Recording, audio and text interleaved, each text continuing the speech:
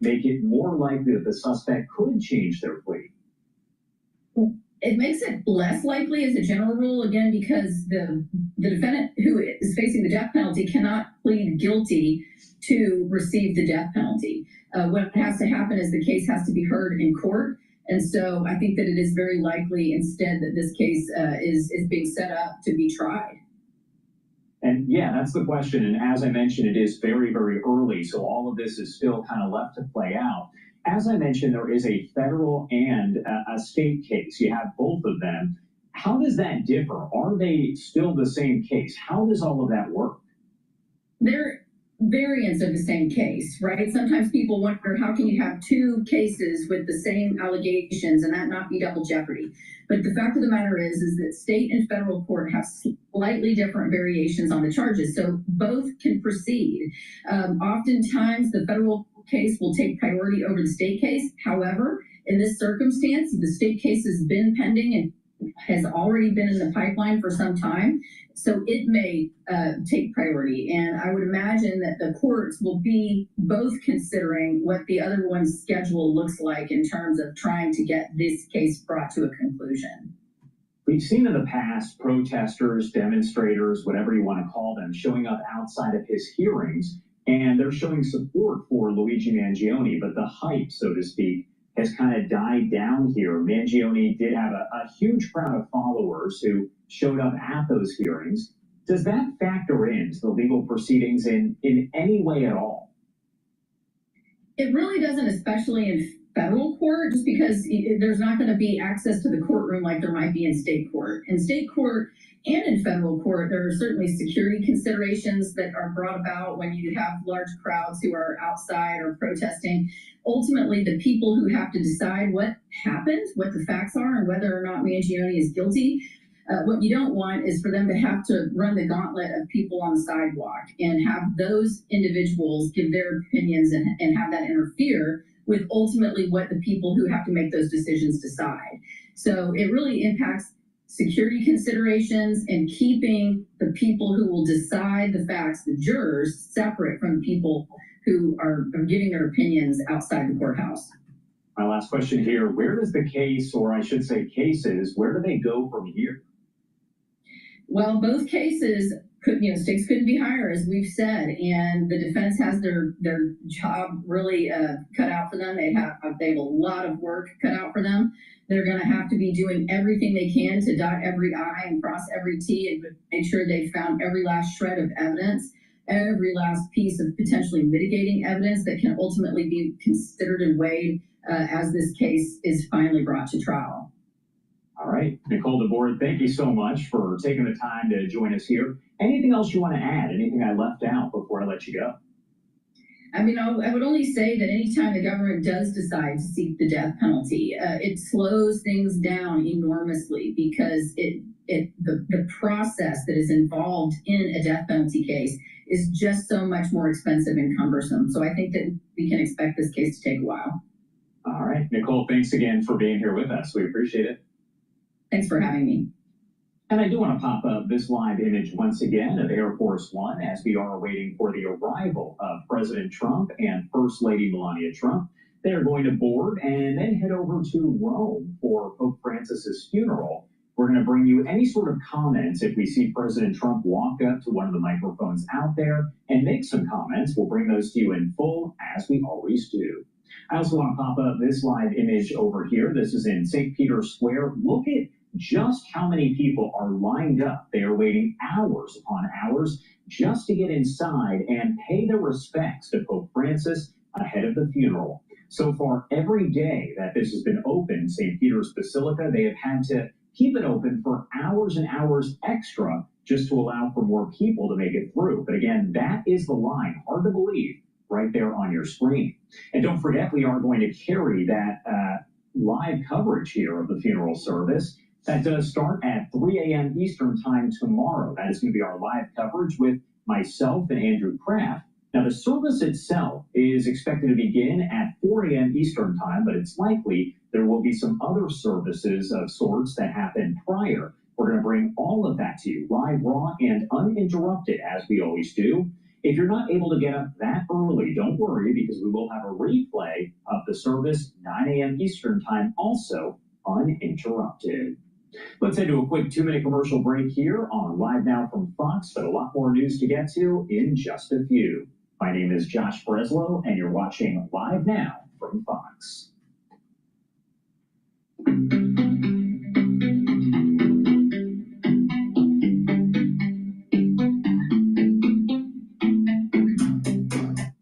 Nothing more important than the health and safety of the kids in your care and your staff. ProCare helps you support the well-being of your... We're 92.9 FM in Boston, as well as in Washington. Face the Nation Sunday at 2 p.m. On Bloomberg Radio. Futures at -12. I turned to them this morning. With the Bloomberg Business Flash, Lisa Mateo. Yeah, we've got futures pointing to a lower open. This with traders kind of losing that optimism that the U.S. will reach crucial deals with top economic partners or trade policies. We have Nasdaq futures down 0.3%, Dow futures off 0.4%, S&P futures off about 0.2%. The 2-year yield 3.79%. That's little changed. The yield on the 10-year 4.27%. That's down about 4 basis points. Commodities, COMEX gold 1.5% lower, $3,292 an ounce. We have Brent crude down about 1%, $65 a barrel. To currencies, the Bloomberg Dollar Spot Index up about 0.2%. On the economic calendar for today, about an hour from now, we read on sentiment from the University of Michigan.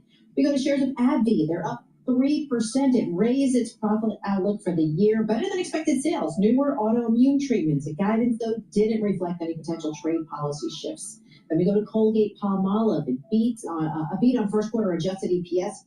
Hello, this is DrPaulCottrell, and we're doing a live stream on Rumble, YouTube, and simulcasting on X Spaces. You can also watch the live streams on my website, the-studio-reykjavik.com, underneath Broadcast Live.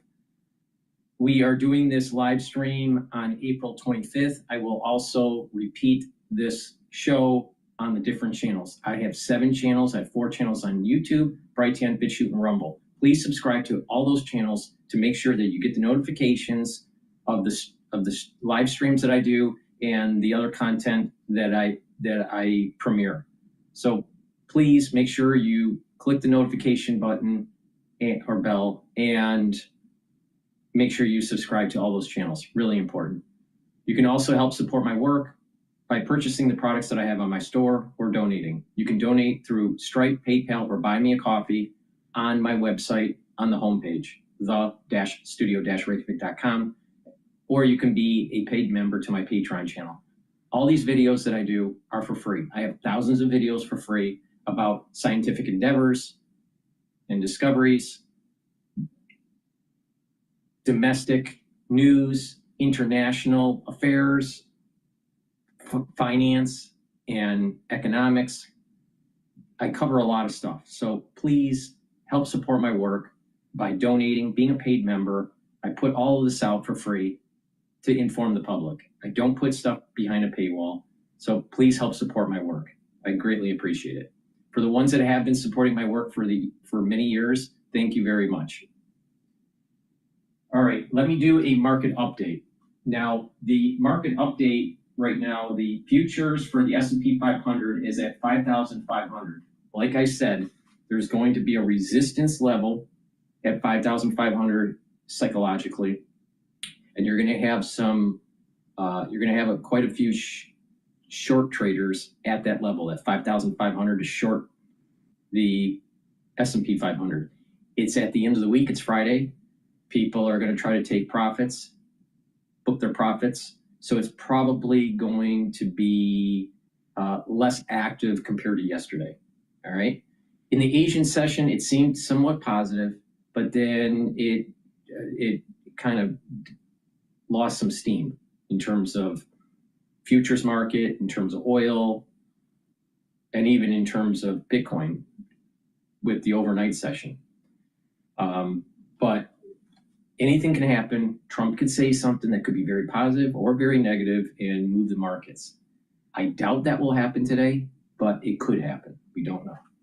All right. So right now, the S&P 500 futures, 5,501. VIX is trading at 26.80, so still elevated. We want to get VIX below 20.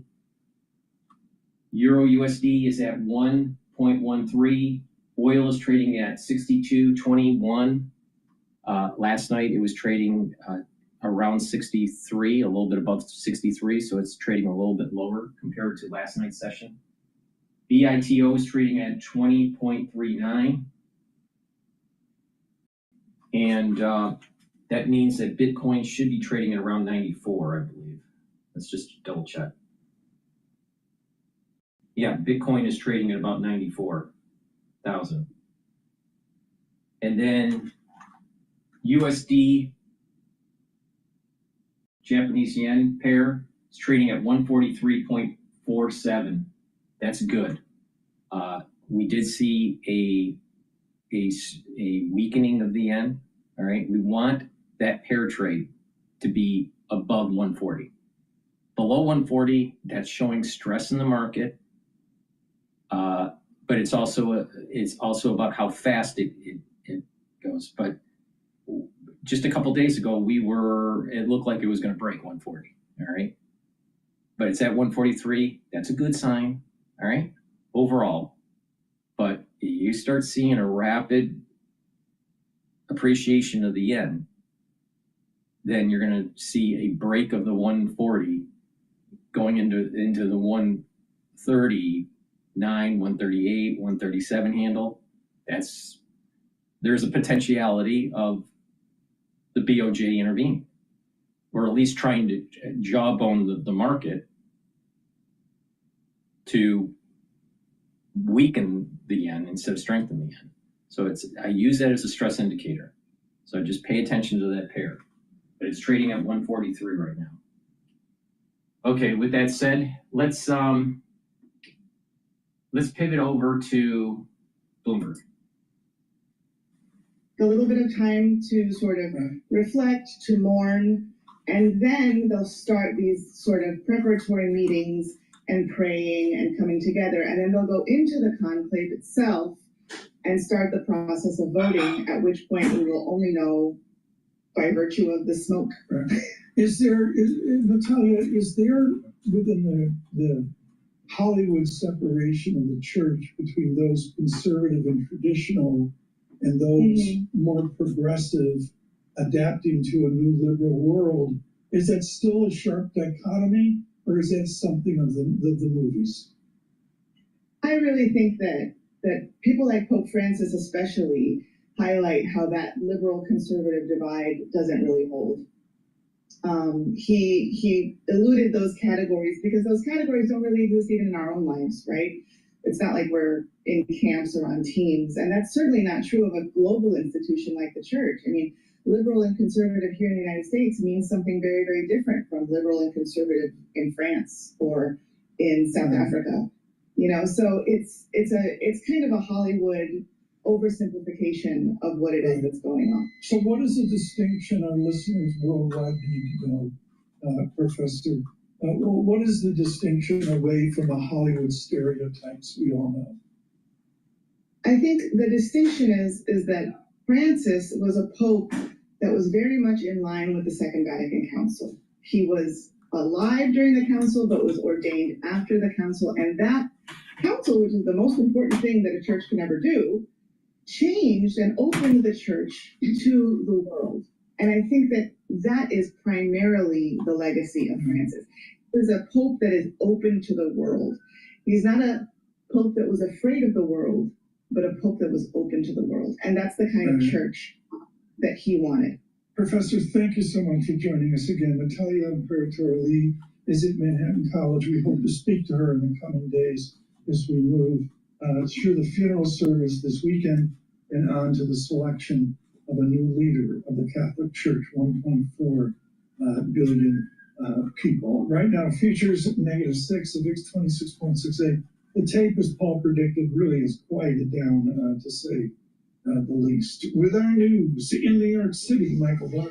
Thank you very much, Tom Ball. Lisa, more now on Pope Francis. Heads of state and royalty will start converging on Rome on today for the funeral of Pope Francis in the Vatican St. Peter's Square. That includes President Donald Trump, former President Biden, and Ukrainian President Volodymyr Zelensky. This is the last day that people have to pay their respects to Pope Francis before his funeral tomorrow. Sister Emily Stout is a nun with the Order Little Sisters of Jesus and was there to say her goodbyes. I think we all feel a little lost.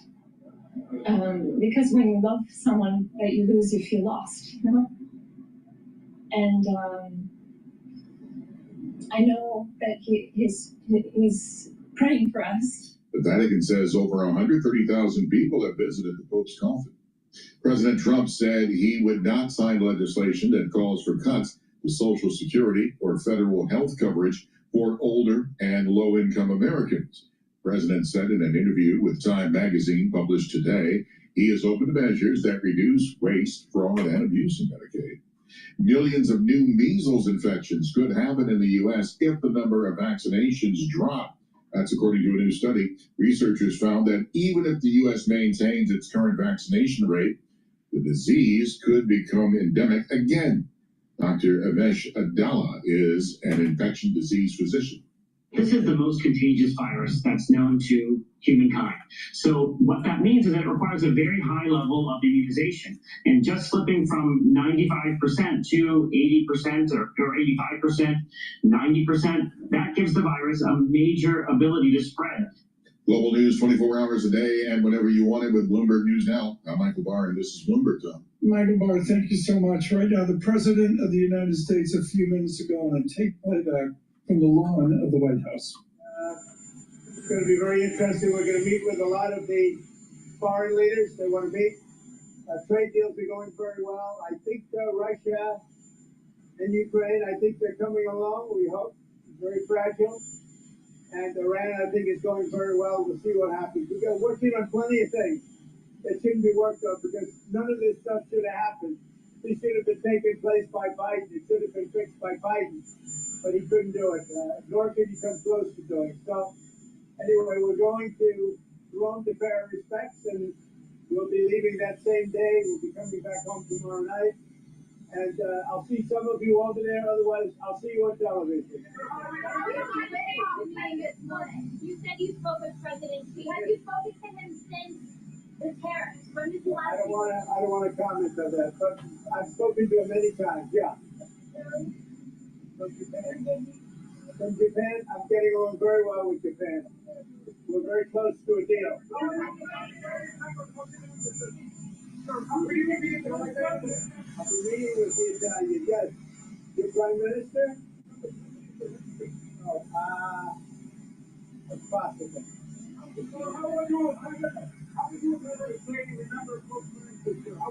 Very well. Good man.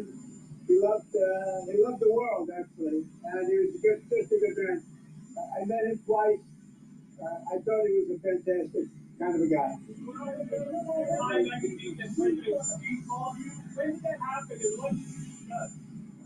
I'll let you know at the appropriate time. Let's see if we can make a deal.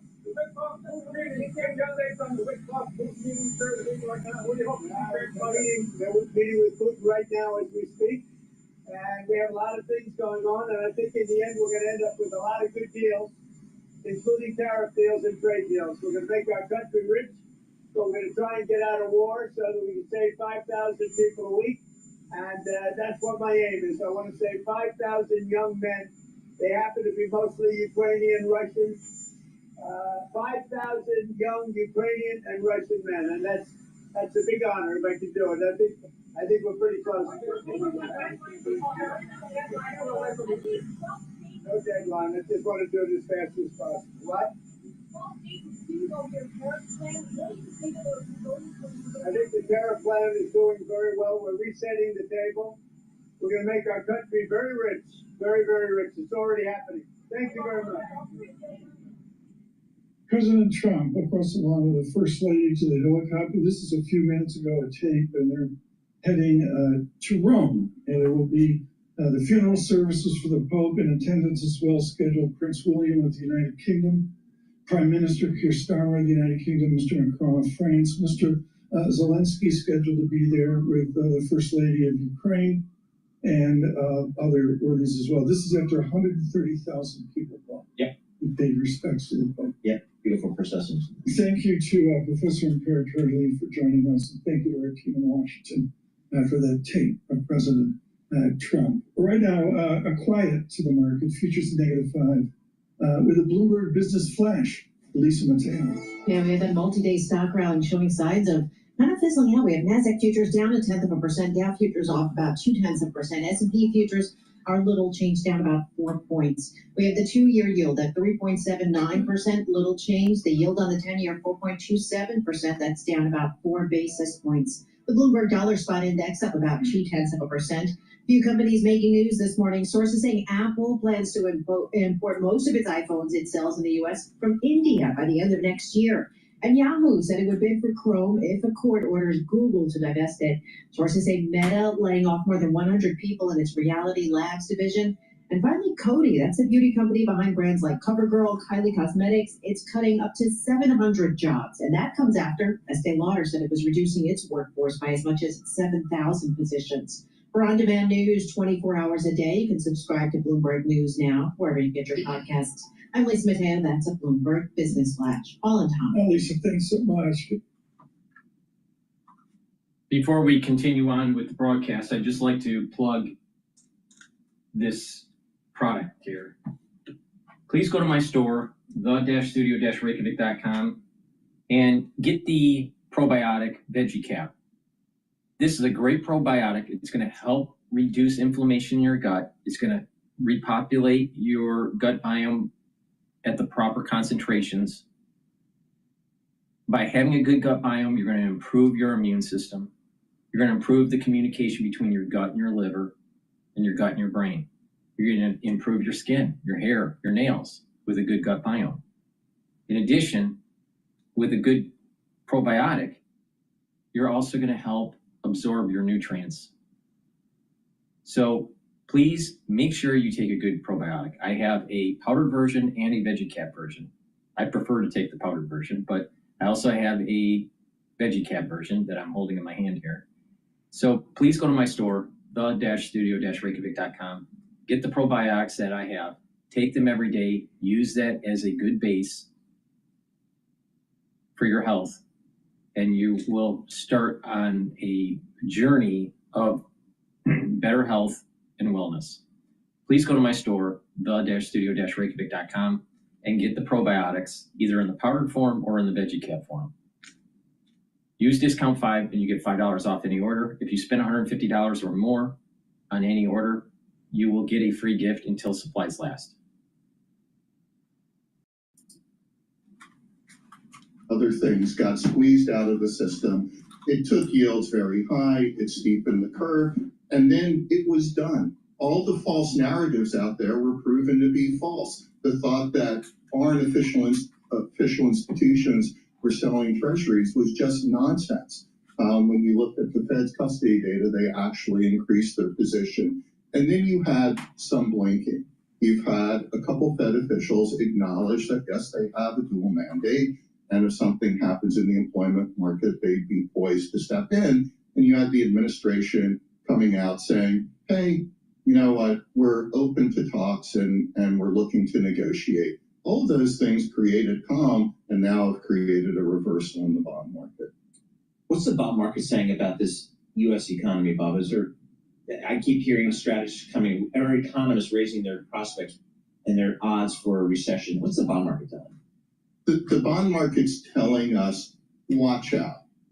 As things stand, if the tariffs go through as they're currently spec'd out, the 90 days passes, and there's only some moderate compromise, the U.S. is going into recession. I think our economist, Mike Paroli, has made that clear. He's got the back half of this year at minus 0.5% real GDP. When you look at things like... For the ones that are watching the market telemetry on YouTube or on my website, the-studio-reykjavik.com, you'll see with the ticker CL, that is the WTI oil futures contract. And you'll see a red line. It has a 23.6%. That's the 23.6% retracement line. All right, from the high to the low in recent trading. And that might be over, I'm not sure if it's over a 1 year or a 10-year period. I think it's over a 10-year period, but I'd have to double check that. But that 23% retracement line that you see, that red line, it's showing that oil is trading and bouncing around intraday and actually for several days, all right, around that 23% retracement line. So that's, when you start seeing that a trade like oil or even the S&P 500, and it's bouncing around a certain retracement line, it's building up energy. It's building up energy, all right? It's kind of like a chaotic system, all right? And you don't know if it's going to break lower or if it's going to break up. It's going to go in price action up or down. But it's building up energy, building up energy. And so that also is confirmation on how important those retracement lines are, especially for technical traders and algorithmic traders. You can see it even in the intraday chart, but it's prevalent in the last 3 or 4 trading sessions in oil for WTI. So pay attention. Right now, we're just slightly above that 23.6% retracement.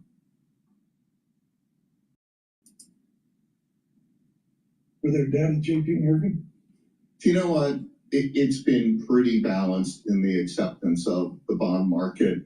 In the last week, among all this furor about the end of dollar exceptionalism and sell America, we saw some enormous flows come in from the APAC region into the U.S. bond market and from the Middle East into the U.S. bond market. And it was a balance of wealth management and institutional. When we look across our own JP Morgan Chase spectrum of affiliates and what they're doing, we're seeing steady flows into the bond market, particularly in the municipal bond market, which is left for dead by the side of the road. It's just too cheap. You didn't mention governments in the OPEC region. Are you able to comment on your knowledge and perspective on what governments are doing with full faith and credit American paper? Well, like the Fed and the Treasury, we're watching the TIC data and we're watching the Fed custody data, and we're not seeing that selling. And it's well known that official institutions, governments tend to buy in the 1 to 5 year part of the curve.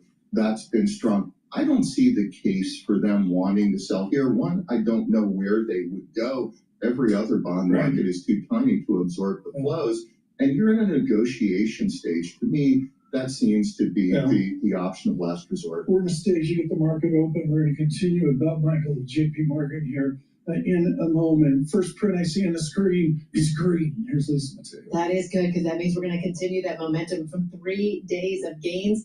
Let's see right now. So we'll start with the S&P 500. We do see green. Some little shifts right now, up about 4 points. We have the Dow down about 1/10%, 54 points. The Nasdaq though up about 1/10%, 18 points. So a mixed picture to start the day right now. We go to the 2-year yield, 3.79%. That's little change, and the yield on the 10-year 4.27%. That's down about 4 basis points.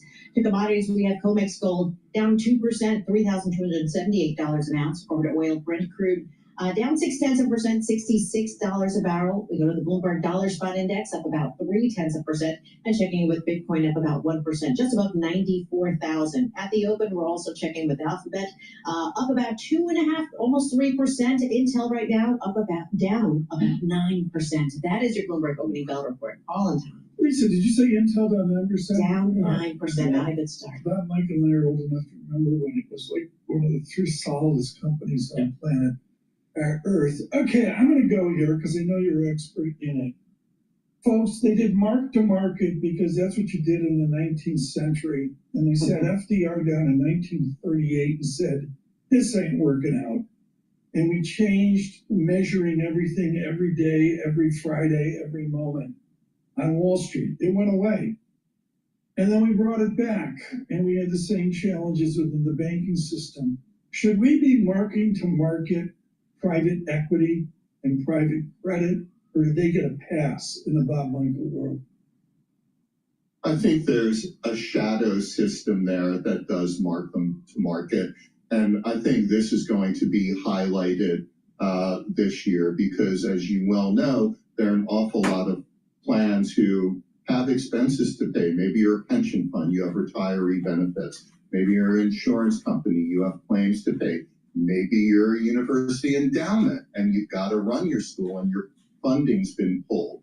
And now you're looking at your portfolio.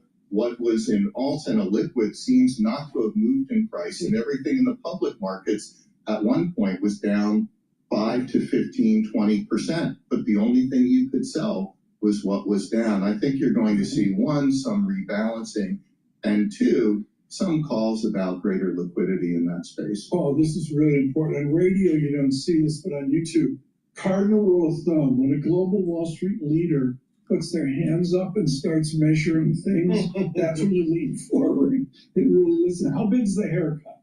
Can you estimate for us, blended private equity, a given institution, how much, what's the hit gonna be?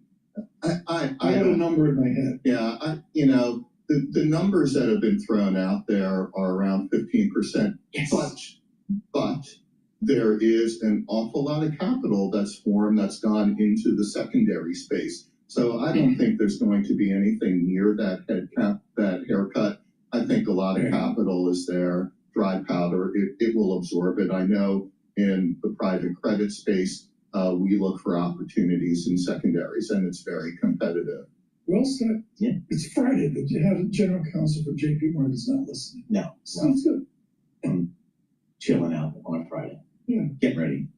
We'll come back with Bob Michael. We need to get the market straightened out here and give that to you. We're thrilled that Mr. Michael continue with us at this incredibly important time. You just heard the president. That was a tape delay on his way to Rome. The president talking about everything is fine out there. And what I can tell you, basically a sleepless Bloomberg News publishing into the weekend. It is 24/7. This morning we released out of, I believe, New York and Tokyo, a really important article on the Japanese and how they see the trade negotiations going. Look for those leadership articles from Bloomberg News here through the weekend. And of course, Bloomberg Opinion with all the thoughts that are out there. We'll see who publishes into Friday and beyond with Tim O'Brien. Red and green on the screen, just to churn the VIX 26.62. Bob Michael demands we do a bond quote, 428 on the 10-year or 380 on the 2-year.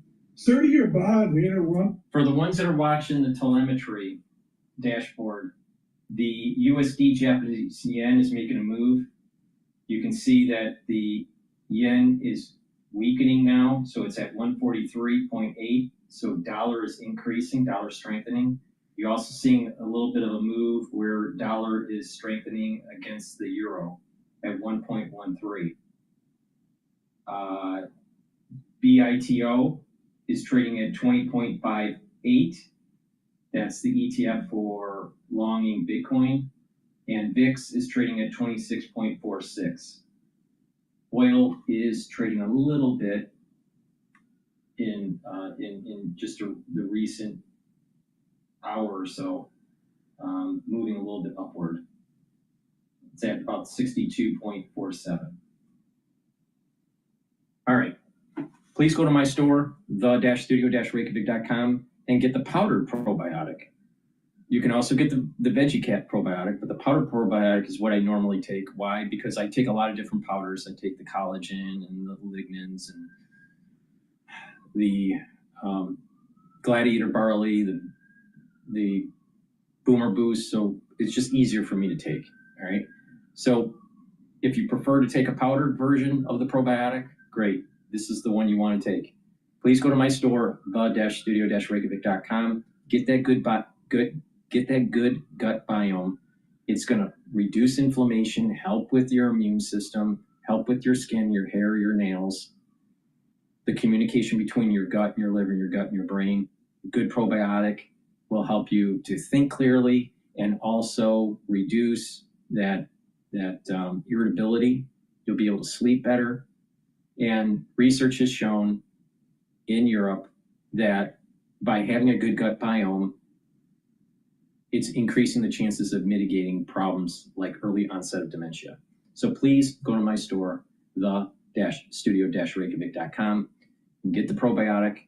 It's very important to have a good foundation for improving your health, and that foundation starts with a multivitamin and starts with a probiotic. Please go to my store, the-studio-reykjavik.com. Make sure you drink filtered water on a regular basis. All right, let's go to Fox Business.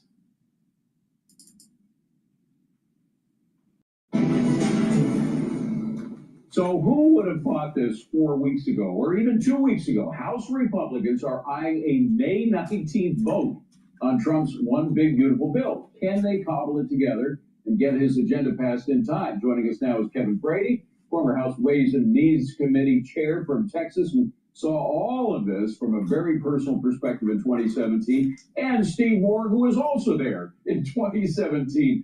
From another side, looking at how the 2017 tax code was put in place. He is host of More Money on WABC Radio and co-author of The Trump Economic Miracle. And the question is whether we're about to get another one of those. Kevin, first of all, let me compare it with 2017. A lot of us were saying 4 weeks ago that, oh my gosh, this is, in 2017, the administration, the first Trump administration was so focused on getting rid of Obamacare and wasted precious political capital for months trying to do so. Of course, in the end, there was one senator, Republican senator holdout, who ruined that effort, and it held back the tax bill. Luckily, it passed before the end of 2017, but just by the hair of my skinny chin, or So I mean, it was really close. Now I look at it and think, maybe they haven't been wasting all this time on tariffs. Maybe, in fact, it's going to be a double whammy. Not only will they get the tax bill through, but they'll also get a decent reorganization of our international trading system. So I think so. Well, first, Dave, let me just say, anytime I'm on a program with Kevin Hassett, Stephen Moore, on a Larry Kudlow program, each of whom played crucial roles in 2017 tax reform, I know, working with them, this is a good day. So secondly, boy, don't underestimate how impressive it was, the speed at which the House and Senate came together on that reconciliation bill. It's incredibly difficult to do, but it's created the runway that you land tax reform on. They've now, the next step, none of these steps are easy, by the way. They're incredibly difficult in a different way. But now they've got the ability to move on actually writing the legislation. I'm really impressed that they've set a super aggressive timetable in the House. I will tell you, I found unrealistic timetables to be very helpful to me in 2017, as Steve knows, to move this quickly to the president's desk. There's still some challenges left, but I'm very confident they're going to get this done in a very pro-growth and very timely way. Steve Moore, how many times over the past 4 weeks have you and I said to each other, both on air and off air, I wish he'd gone for the tax extensions first instead of getting dragged down by this tariff. He's wasting all this political energy, the political capital that he came into the presidency with, on something that has a very slim chance to getting worked out, all these different trade deals, when he could be laser focused on the tax extensions. But could it be that you and I were both wrong on this? Well, first of all, Kevin Brady, I think has the story exactly right, that we could be looking at an historic breakthrough on both trade and taxes even. And, I was telling you off the air, I think if that happens, if we get these trade deals like Kevin Hassett was talking about earlier on your show, and then we get this trade deal, the tax bill done, maybe, I don't know what the date they're looking at. I heard 4th of July. I prefer Memorial Day, but I'll take 4th of July. Yeah. If those two things happens, this is a business show. This is an investor show. I think you're going to see one of the biggest booms in the stock market ever. I really do. I think you're going to see a massive turnaround in the bad stock market we had over the last month or two. And it could be a record high. So I'm feeling very bullish about things. Now, look, there's still things that could go wrong. Yes. I don't know until they have. A lot of moving parts. But right now, it's looking positive. Yeah, a lot of moving parts and a lot of moving supply chains. And it's not, Kevin, it's not easy. I mean, we saw it during the pandemic. We know what happens when you have these massive changes in supply chains. Now, having said that, most of those supply chain problems and screw-ups happened during the Biden administration. So they were people, frankly, who I think were ill-equipped people like Pete Buttigieg, who was, ill-equipped to deal with the transportation aspect of changing supply chains and so forth. So I'm not underestimating the importance of these changes, but I think that people who have been even on our side, some conservatives who were really questioning this whole tariff move of the Trump administration may prove to be wrong. Well, I think that's the hope. And first, I will tell you, President Trump achieved, major reforms that brought back manufacturing jobs to the U.S., brought back $2.5 trillion of investment, new intellectual property, research and development in a way that drove real wages for families to the three highest years on record. So it helped the middle class in a big, big way. I'm hopeful. I know there's big challenges left, on the tax area, on the savings number is going to be huge to unlocking both tax reform and the Senate budget approach that allows the president to make those cuts. And his new proposals permanent, I think that's key. I think economically, having lower trade barriers and rates are key. I'm hopeful there's not a universal tariff. That could be about a $2 trillion tax issue, but giving the president the space to really deliver on these agreements while they're moving tax reform, as Steve said, I think that is a great double good win. I'm going to try to get 2 more questions in, so producers beware. But please help me, gentlemen, in making the answers short. Kevin, one of the things about the 2017 bill that was found to be horrible from the perspective of Republicans in blue states was the limitation on the deductions you could take for state and local taxes. And of course, blue states have huge state and local taxes, and they were limited to $10,000 deductions. They want to raise that. And some of these people, like Congressman Lawler and other Republicans from blue states, are desperate to get that. How would you deal with that? How would you negotiate with them, say, folks, you got to come along with this, but let's make a deal? So I think the key here is to be reasonable in the approach to find that common ground. First, I think even in those blue states, we saw significant tax cuts across the spectrum for most taxpayers in a really positive way. The key here is not to end up with numbers so high that it either creates problems in passing the bill or triggers other, pay-fors. So give us a number, Kevin. Give us a number. Perhaps. It's now 10,000. I don't want to do that. What? No, this is so short answer. But I will tell you this. Says 200, by the way. But go ahead, quickly. No way. So I think the key here is Chairman Smith, Chairman Crapo sitting down at the table, finding the right number, but allowing this bill to go forward. I think is going to be the key. And I know from experience, don't get in the way while they're having these negotiations. All right, Steve. Final question. We still have 7 different tax brackets in our tax code. One of the ideas in 2017 was simplified tax code. It didn't happen. Can we do it this time, or is that asking too much? Look, I love the idea of flattening out the rates even more. Yeah. And only 9%, thanks to Kevin Brady's brilliance, only 9% of Americans itemize their deductions. Hey, Kevin, why don't we just get rid of all the deductions, lower the rates to 18% like Steve Forbes said, and you got a flat tax. Yes. By the way, I want to come on record and just say, look, I was one of those doubting Thomases on the tariffs. I'll admit it, and I will eat my hat when Trump pulls this off, because I'm very seldom wrong, and I hope I'm wrong about this one, because I think it could turn out just fine. Steve Ward, Kevin Brady, wonderful discussion, gentlemen. Thank you so much. Great to see you both. Coming.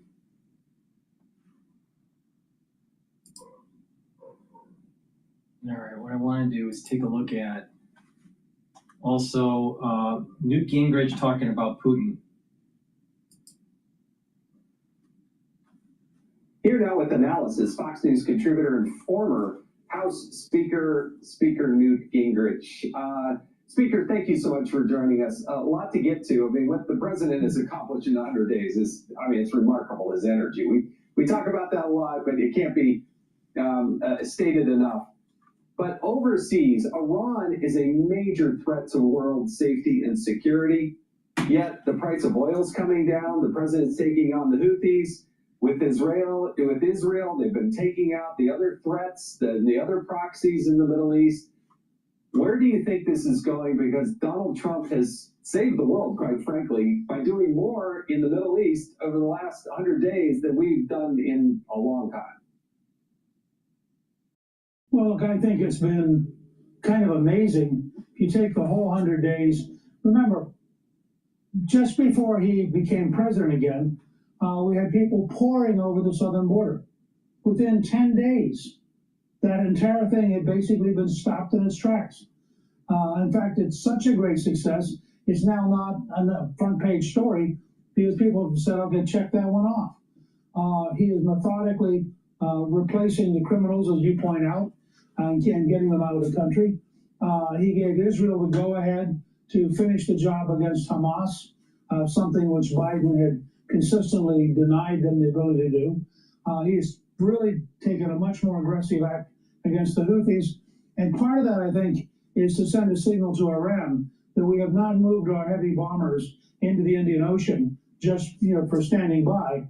And I think the president, although he says it very softly, he's trying to make very clear, either the Iranians are going to give up their nuclear program or we are going to destroy their nuclear program. Obviously, the president very much prefers not to have to use force. He's trying to explain it directly. In the case of Ukraine, I think what's fascinating is, this is just my view, but I believe that Putin has totally misunderstood Donald Trump being patient. And I thought today, when Trump snapped at Putin for having bombed Kiev yesterday, you saw the really beginning of a turn. For a long time, the Trump administration focused on getting Ukraine in line. Now they're starting to discover that actually doesn't matter what Ukraine says. Putin wants to continue the war. Putin lies every day. And we'll see what his conversation's like with Steve Witkoff when he's in Moscow. But frankly, I'm not very optimistic because I think Putin does not yet believe that we will actually get involved in helping the Ukrainians. And he believes he can talk and fight, and will be dumb enough to let him do it. I thought today's statement by the president was a clear sign that that may be a major mistake by Vladimir Putin. Yeah, I think that's right. I think when Donald Trump speaks, his words actually matter because he actually follows through and does what he says he's going to do. And so going back to Iran, this is where I think the Iranians are getting the message, at least I hope they do, because it's not against the Iranian people, but the Iranian government has to understand that the president is going to make the United States energy independent. And when they drive down the cost of oil, guess what? They don't make as much money. They don't have the revenue, nor does Russia. And so when the president talks about drill, baby, drill, that is not just to help Americans, it's to help the world's safety, but it's also to get rid of the biggest threats that the world has against, using their nuclear bombs, whether they be Russia or Iran. Well, as you know, the president now is going to be visiting Saudi Arabia, and I think that that's a clear indication. He and the Saudis are lockstep on this. The Saudis want to stop the Iranian nuclear program in its tracks. The Saudis see their future in alliance with the U.S. and, frankly, in recognition of Israel and working together with the Israelis. And I think you'll see an expansion of the Abraham Accords, which was one of the great achievements of Trump's first term. So in a lot of ways overseas, he is making progress. And we shouldn't underestimate, just because the news coverage is often so biased, there are things happening here at home that are amazing. If you were to look at the total number of investments that are being made here, it's astonishing. As you know, my wife Cliff has been nominated to be the ambassador to Switzerland, and she's been studying in preparation for going to the Senate. And she pointed out to me yesterday, there are two major Swiss pharmaceutical companies that between them have announced $90 billion in investments in new factories in the U.S. That's just two companies. I think there are a dozen or more auto companies that have announced it. We're seeing the leading chip maker in the world has announced a huge investment. I think probably that's really important. You're going to have all kinds of individuals employed in those types of manufacturing for pharmaceuticals. You're going to have chemists. You're going to have chemical engineers. You're going to have manufacturing engineers. You're going to have researchers, lots of people, sales You're going to have accounting, lots of different elements of a company being employed with bringing pharmaceutical manufacturing back to the United States. So when someone young is coming out of college and they have a chemistry degree or a biology degree or a molecular biology degree or something that's tied into the sciences and the pharmaceutical industry and the biotech industry, then you have a great starting career to form family, to buy a home, to have that American dream, right? This is the point that I was making. If you bring back manufacturing, no matter what it is, manufacturing is just not making cars. Manufacturing involves a lot of things, including petrochemical, including pharmaceuticals, lots of different things, right? And when you have more, let's say, the pharmaceutical industry making in the United States, then you're going to have different suppliers. The base chemicals will come in, right? So when they're making a molecule, you have these different. When you're making, it depends on what you're doing, right? But let's just in the traditional chemical manufacturing in pharmaceuticals, you take base material and you manipulate that base material using different reagents, and it binds and creates a molecule, right? Another way is to take it from nature and purify it. That's another way to do it. There's lots of pharmaceuticals that are going into creating new proteins, where you're modifying the protein, growing the protein, purifying the protein, and packaging it in such a way where it's therapeutic. All right. So there's lots of different peripheral industries that will grow around this. For the base materials to make these chemicals, the base materials to grow these cultures to make these proteins, the base materials for machinery that you'll need for quality control, or the big vats or flasks that will allow you to make this in higher production. So there's lots of different industries that will benefit from this. And that was the point that I was making. You've got to bring back manufacturing, and an economic clustering will start to flourish. If you just think, oh, it's cheaper to just get it from China, you're missing all the other variables for your economy. And that is the peripheral industries that are created, the economic clustering that's created, the ability for younger people to get into the workforce with high-paying jobs. The economy would be more vibrant. So stop thinking in the terms of a consumer. You got to start thinking in terms of a producer. And then you start having a robust economy.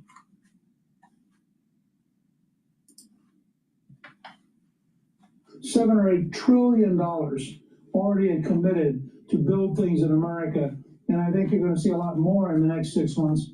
And that's the kind of thing that people are going to, a year from now, people are going to be talking about the Trump boom, as opposed to the nervousness that we're getting out of all the speculators right now. Yeah, they have a hard time seeing, 2 days in front of themselves. But I think you're right. By the time we turn the corner into the fall and into the winter, all of that good hard work is going to be paying off and will help Americans across the board. Speaker Newt Gingrich, thank you so much for joining us on Hannity tonight. Do appreciate it. Hey, Sean Hannity here. Hey, click here to subscribe to Fox News YouTube page and catch our hottest interviews and most compelling analysis. All righty, let's take a look at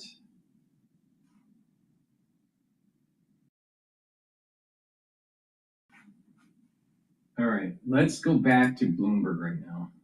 Live Now is on commercial break. Big volatility. How does that, if you start out a term with a lot of volatility, should we assume it's going to be that way for the rest of this president's term, or do things kind of normalize? I mean, from what we've learned so far, it's kind of hard to see how things will normalize here in the short run. And if you go back to this precedence, right, and like politics aside, I also looked, okay, this is kind of crazy. Let me just look at the rolling standard deviation for 3 months in the history of U.S. stocks.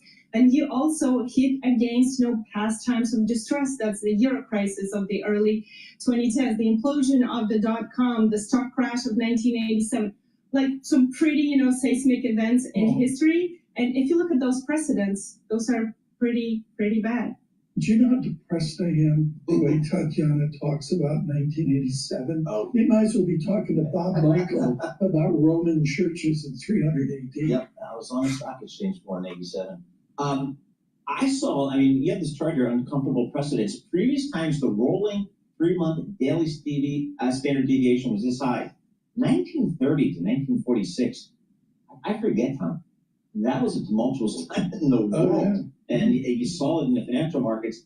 So what's the expectation here for, when you talk to market Paul's looking participants? for a buy signal. You give them a buy signal this morning. What do participants tell you about when you talk to people about the volatility? I mean, if you want to take the contrarian view, you can say, well, this is a gross exaggeration. Back then, things were happening, right? Euro crisis, things were actually happening. Right now, we have the tariff threat. Maybe it will come down, maybe not, but the data is still holding up. So you can take that contrarian view and saying it's going to be all right. He's just negotiating. The end result will be a good one because nobody wants to risk a recession. But then again, that's the market sort of telling you or fearing that this can all end very badly. What are you going to work on this weekend? That's a good question. I was actually looking at Apollo's Torsten Slock chart on cargo shipments dropping from China. You landed at 7 a.m. You didn't hear because you don't get in until 9 o'clock. I do get in at 7, but yeah. So I was about to look at that one. He's forecasting, massive layoffs there in May. So, we're getting job data next week. Let's see. Yeah. She's a killer. She brings it to the system. Right back to 7. Tatiana Derry, I'll try to get that up as best as I can. Do you know who LinkedIn is? I mean, am I that old? No, do you know the band? Do you know the band LinkedIn? Oh, the band. Lincoln Park. Lincoln Park, excuse me. The band Lincoln, I mean fried. The band Lincoln Park. Yeah, I know about it. Oh, thank God. Okay. You're fine. Thank you to our staff for the weekend. Ken Fellow, our global technical director. Giuseppe's fun. All right, please go to my store, the-studio-reykjavik.com. Help support my work by getting the great products that I offer. These videos I do and give you my insight, and I'm telling you exactly where these support levels and resistance levels are in the market. And you're going to make money if you just listen to me. But not only that, if you listen to me, you're actually going to slow down your aging process, and you're going to boost up your immune system and get healthy and have more vitality. Why? Because it's something that I've been doing for a very long time, and obviously it's working. Please go to my store, the-studio-reykjavik.com, and get the great dual-purpose deodorants that I worked with Rainbow Herbals. We partnered up and we created these dual-purpose deodorants. It's for males and females. You can get it in citrus, and you can get it in peppermint, lavender, and tea tree. Why are they dual purpose? Or how are they dual purpose, I should say? They're dual purpose because you're going to use it as a deodorant, but as you use it as a deodorant every day, you're going to slowly help detoxify your body. It's made from essential oils from the Himalayas, very high quality ingredients. No aluminum, no baking soda, all natural. Use it every day. It's for males and females. Get it in citrus, get it in peppermint, lavender, and tea tree. Use it every day, help to heal your body, and you're using it as a deodorant. Please go to my store, the-studio-reykjavik.com. Get a few bars for your household. Use discount 5, you get $5 off any order. And if you spend $150 or more, you get a free gift until supplies last. Please go to my store, the-studio-reykjavik.com. The link is in the description of this video and all my videos. All right, with that, let's go to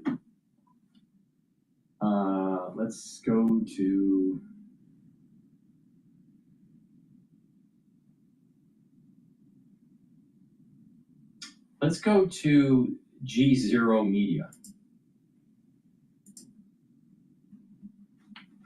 Hi, everybody. Ian Bremmer here, and a quick take. I want to talk about checks and balances in the U.S. political system. I get so many questions about this, of course, because the United States today is the principal driver of geopolitical uncertainty, of global economic uncertainty, and people want to understand, is this the end of globalization? Is it the end of U.S. democracy? Everyone has their knobs politically turned up to 11 on everything, and that's very undifferentiated. So how do we think about this? I want to give you a few thoughts on what is and what isn't a permanent change, what is and what isn't a serious threat and concern. Particularly big picture on the nature of the U.S. political system. I've said a number of times that I consider the U.S. to be by far the most kleptocratic and dysfunctional political system among all of the advanced industrial democracies. I've said that not just in the last few months, but for years now. And that predates Trump. Trump has sped up the kleptocratic impulses in the United States, the second most powerful person in the White House on President Trump, at least for now with an official position, is also the wealthiest person on the planet who continues to own and run 6 companies. Obviously, it's kleptocratic. All right, breaking news.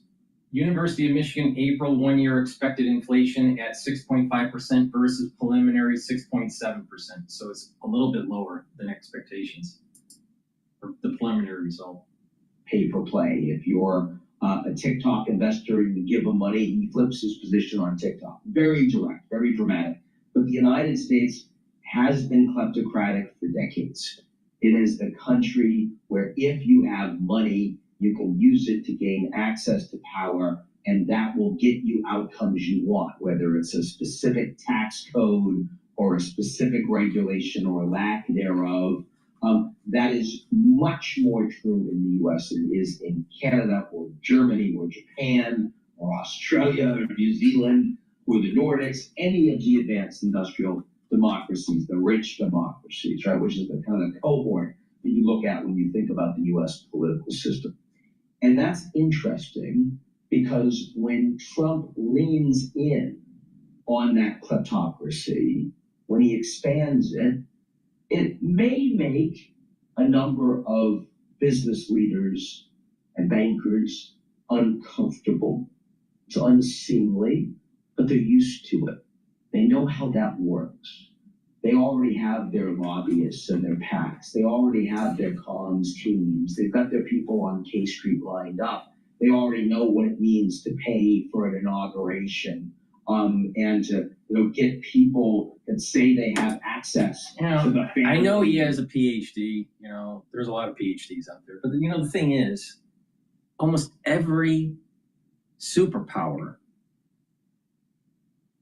or empire or country that has lots of hegemonic power is going to be a kleptocracy based on his definition. So what is he saying that's anything new?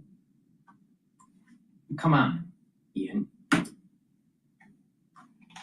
The administration, and they can help you as a consequence, and they're willing to spend money on that and to make favors for that. All of the offering internships for that, all of those things, right? And as a consequence, you don't get pushback on that, right? If Trump is going to shake down a corporation or else, they'll pay. And that's true across the board. We don't see a lot of... Didn't the British Empire do that with their colonies? Didn't the United States do that in the 1800s with Asia? I mean, nothing has changed, Ian. This is not, all you're doing is repackaging world history into a newer term or a more modern term and branding it as a new thought. Come on, Ian. You're a Ph.D. Dr. Ian. courage as a consequence from the business environment in the U.S. The U.S. does not have a long-standing policy of authoritarianism. The U.S. is not used to dictatorship. And so when Trump engages in things that feel like a direct threat to the rule of law on, say, the ability of law firms to conduct their core business, which is representing anyone vigorously that deserves defense, yeah, a couple of firms will bend the knee, but there'll be a lot of internal pushback. And most won't, because that's something that is beyond the pale. And I think the same thing is true about academic freedom, is when the Trump administration says, whether you like the politics or not, they're going to cut off funding if you don't eschew some of the independence that you have exerted and you have as your right, as you do as a public institution, as a university. And maybe they should take away your tax-free status, all that kind of stuff. Then you see a couple of universities will bend the knee, but most won't. And there'll be very strong pushback on that. And so what I think so Ian, you're saying that in United States history, not only did we use negotiating tactics to get what we want, especially with ones that would benefit economically, but that's also happening domestically. You know, so you're doing this internationally, right? And many world powers have done this for hundreds of years, where they use their hegemonic power, project it out, and if they don't get what they want, they find means to be able to get what they want. In modern day terms, especially post-World War II, that's what the World Bank and the IMF is about, with their conditionality. Countries that need to borrow money, well, they use the IMF and the World Bank to restructure those third world nations, or those nations that are in trouble, to adopt liberal policies to open up markets.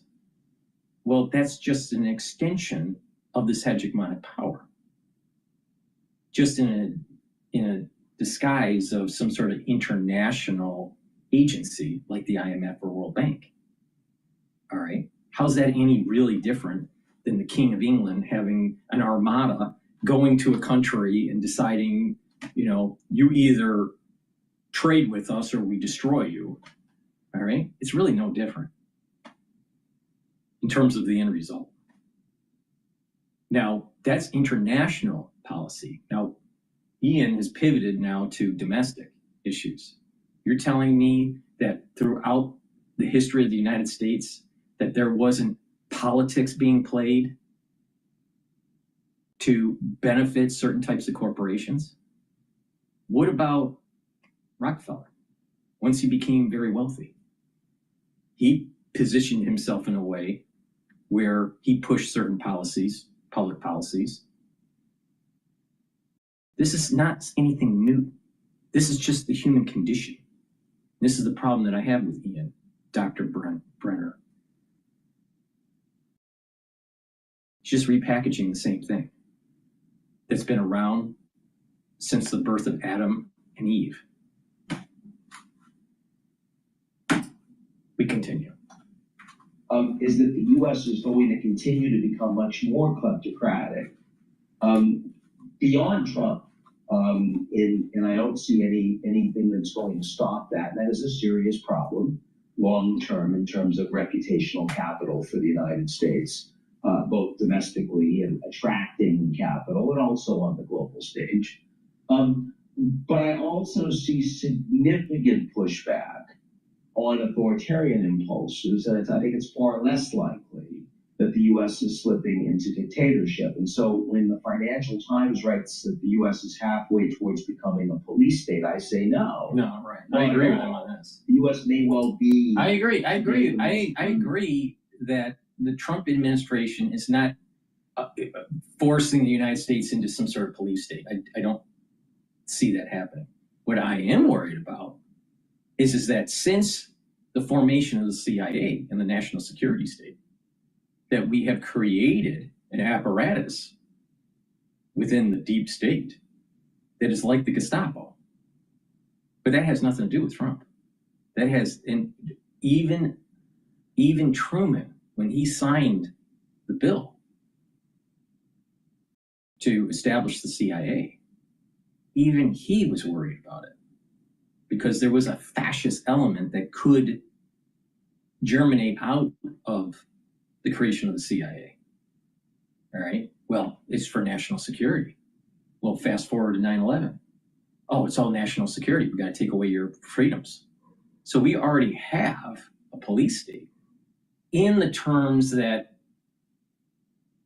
would be in 1984, quote the novel, which is not a novel. It's the real thing.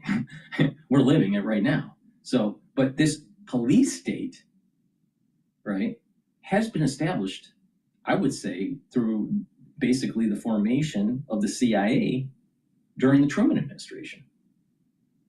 Dr. Brenner. But we'll continue.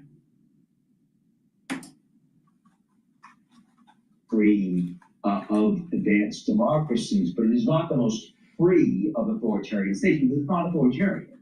You still have an opposition party that you can vote for and that says whatever they want. I don't feel in any way like I am. Now, let's not worry about Trump, because I agree that Trump isn't causing this issue.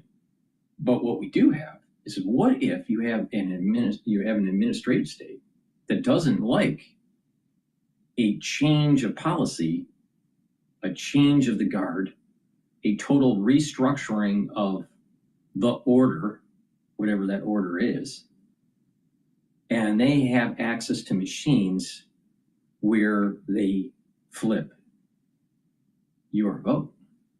Well, when that police state, that administrative state, that national security state does that, then they have become authoritarian. It's just quiet. It's not loud.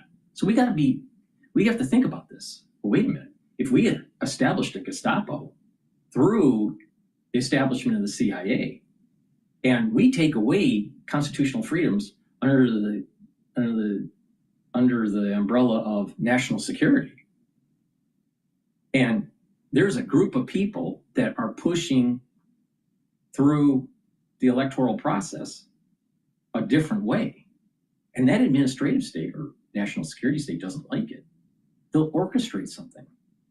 They'll either flip the vote, or what they'll do, which is even more nefarious, create an event that gives them more power, such as 9/11. So it's a lot more complex, Dr. Brenner.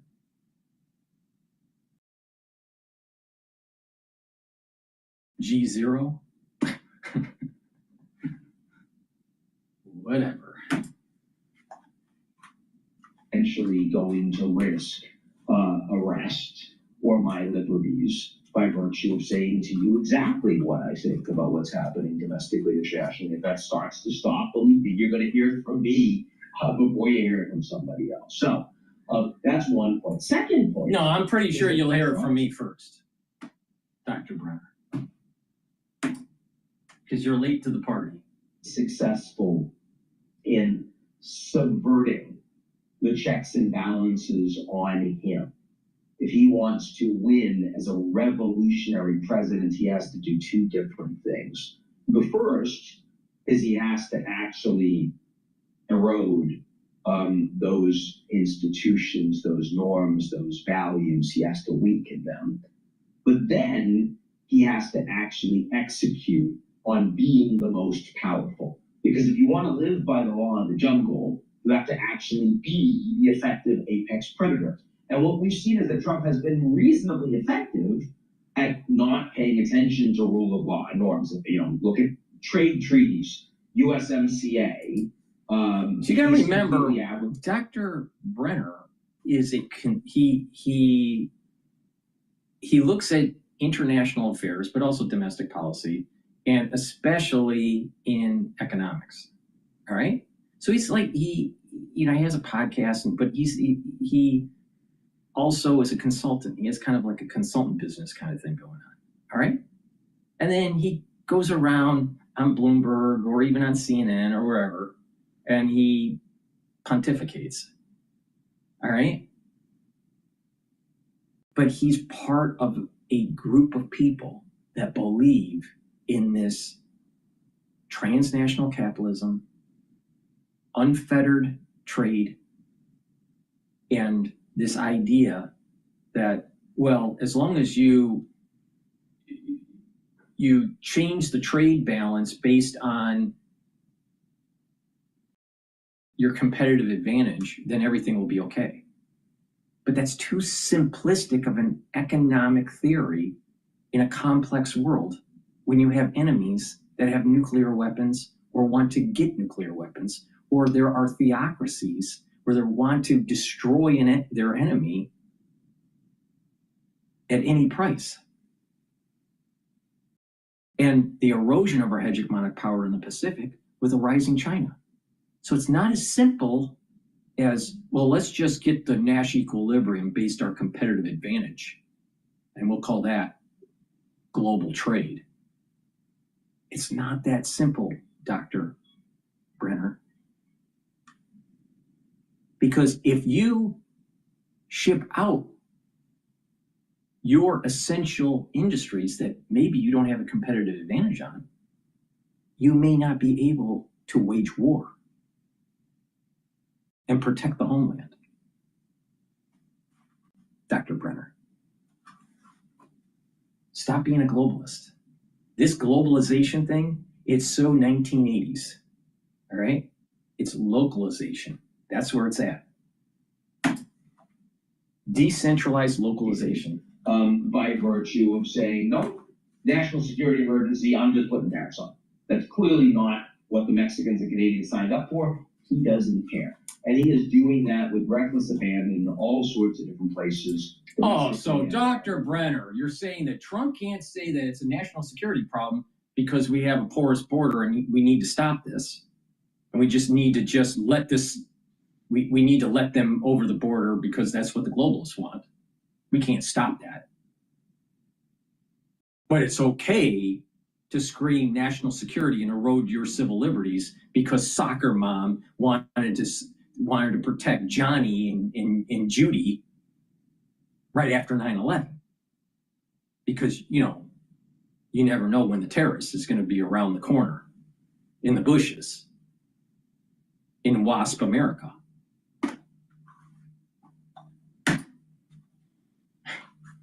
But to be the effective apex predator, you have to not only erode the norms and values, but then you have to actually perform. And what we're seeing is that, having a fight with literally everyone simultaneously, your adversaries and your allies, internationally and domestically, turns out to be really hard.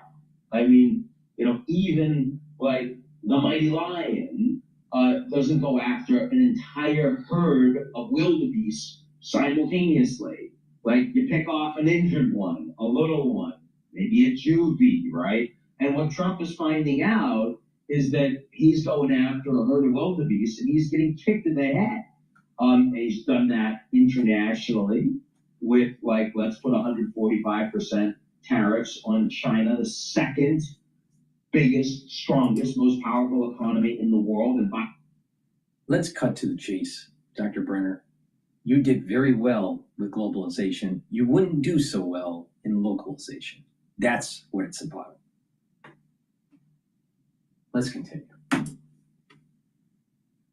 With a political system that's much more capable of waiting out and taking pain than the Americans are, because it's an actual authoritarian regime with a multi-generational rule from a communist party that is very consolidated. So the Chinese are saying, oh yeah, we'll hit you back. And now Trump is saying, oh, maybe bad idea. And he's also seeing that, for example, with his decision to go after Fed. Yeah, but the multinational corporations with their lobbying isn't some sort of cabal that is kleptocratic. Is that what you're saying, Dr. Brenner? That we don't need to worry about the transnational capitalists or the global corporations that are poisoning the well of a constitutional republic? No, they're not theocratic, or not theocratic, not authoritarian. You know, these transnational capitalists, no, they're not authoritarian. They don't like what's going on. What do? They try to change the opinion of the population through their marketing power by advertising on mainstream media. Multinational corporations are authoritative.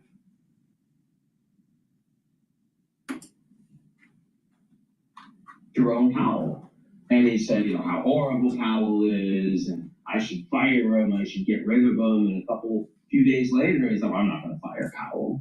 Well, it's not like Powell's done anything differently. He's not behaving in any way that Trump would want. But Trump has recognized that trying to kick Powell in the head is a really bad idea because the markets are throwing up all over it, the business community in other countries, and his own advisors. It's harder to get that feedback to Trump because he has a group of advisors, some of whom are very capable, some of whom are completely incompetent, but all of whom are far more loyal and therefore far less willing to give him information he does not like.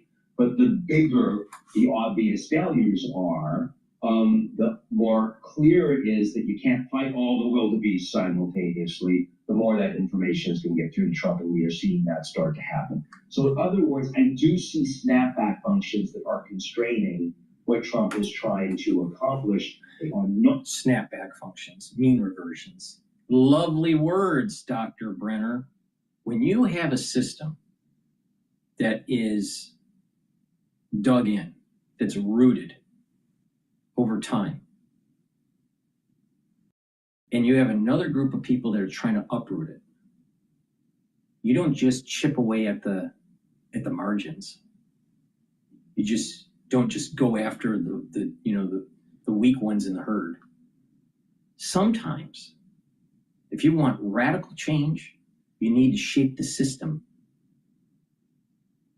and hit at multiple vectors, not just chip away at the periphery.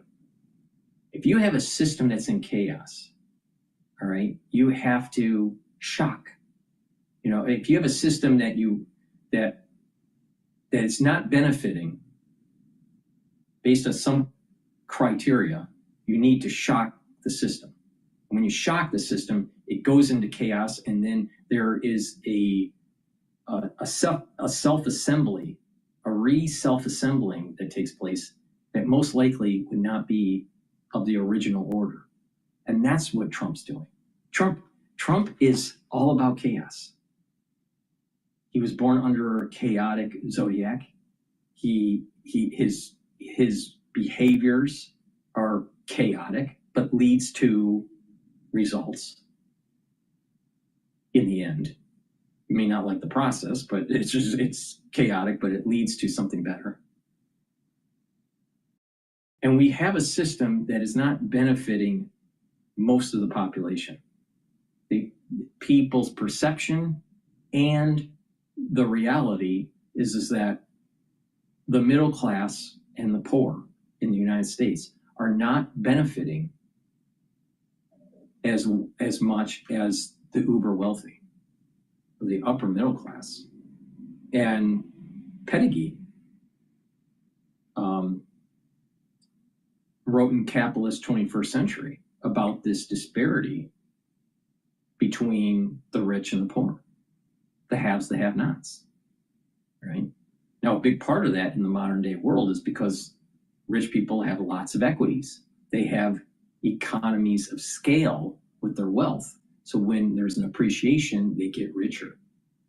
This is the reason why you hear, the uber wealthy losing billions of dollars one day and making billions of dollars the next day, because they have so much of their wealth tied into the financial markets. So it's a big problem. So we have to like shock the system. All right. So let me give you an example. Let me give you an example. All right. Let's say someone is their EKG, all right, is stable. All right. And then all of a sudden something's happening and they go into AFib. All right.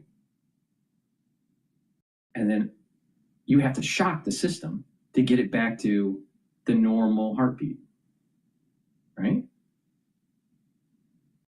Now, if they have some sort of pathology problem, they may go back into AFib.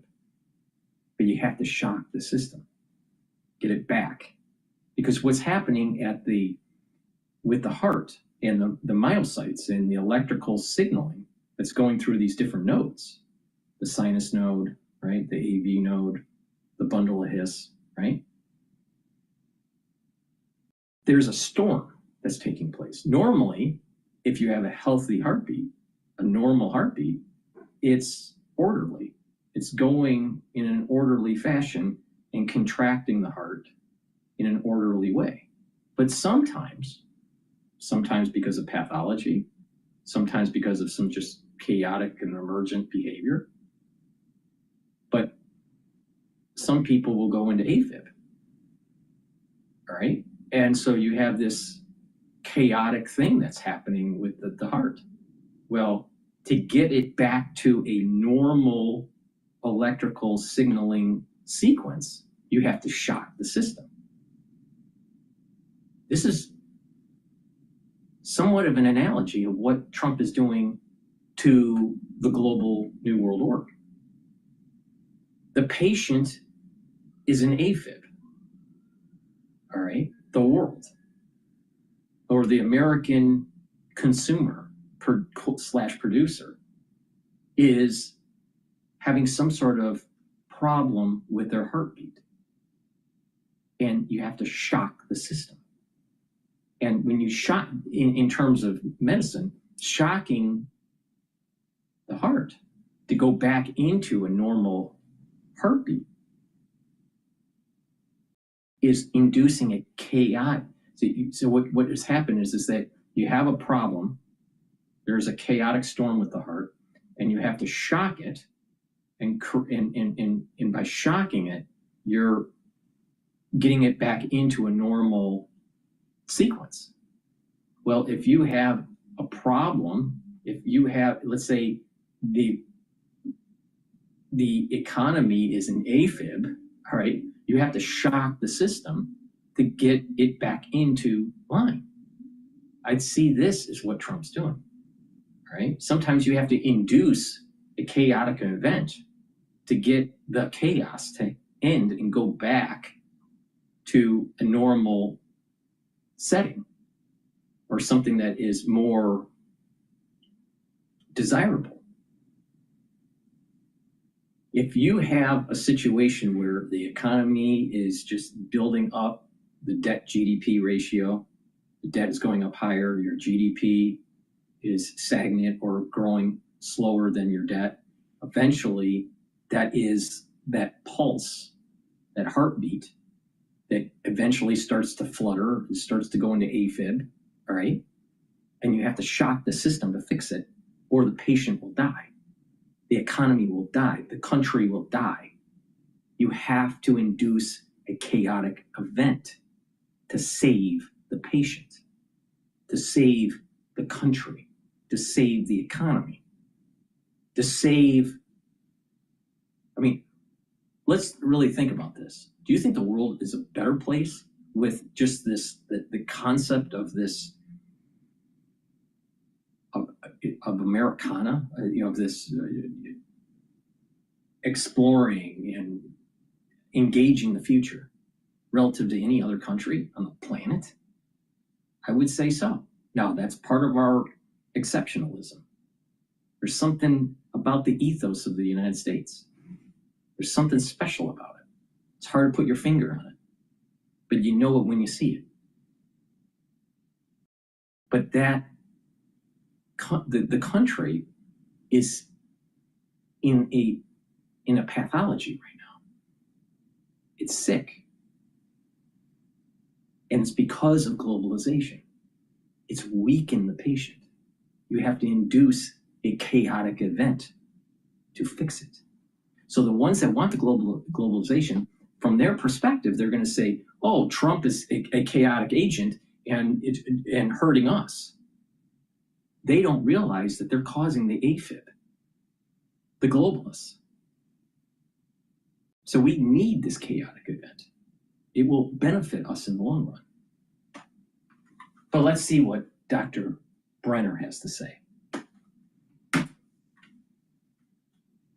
Coming from rule of law. They're not coming from the established institutions, which turn out to be a lot weaker than a lot of people had hoped or believed. But they are coming from other powerful forces domestically and internationally that are capable of standing up and saying, no, we're not going to take that. And you all know coverage is contagious. You suddenly see some big guns that are coming out and saying, no, we're not going to take it. And that actually provides space for other people to do it too.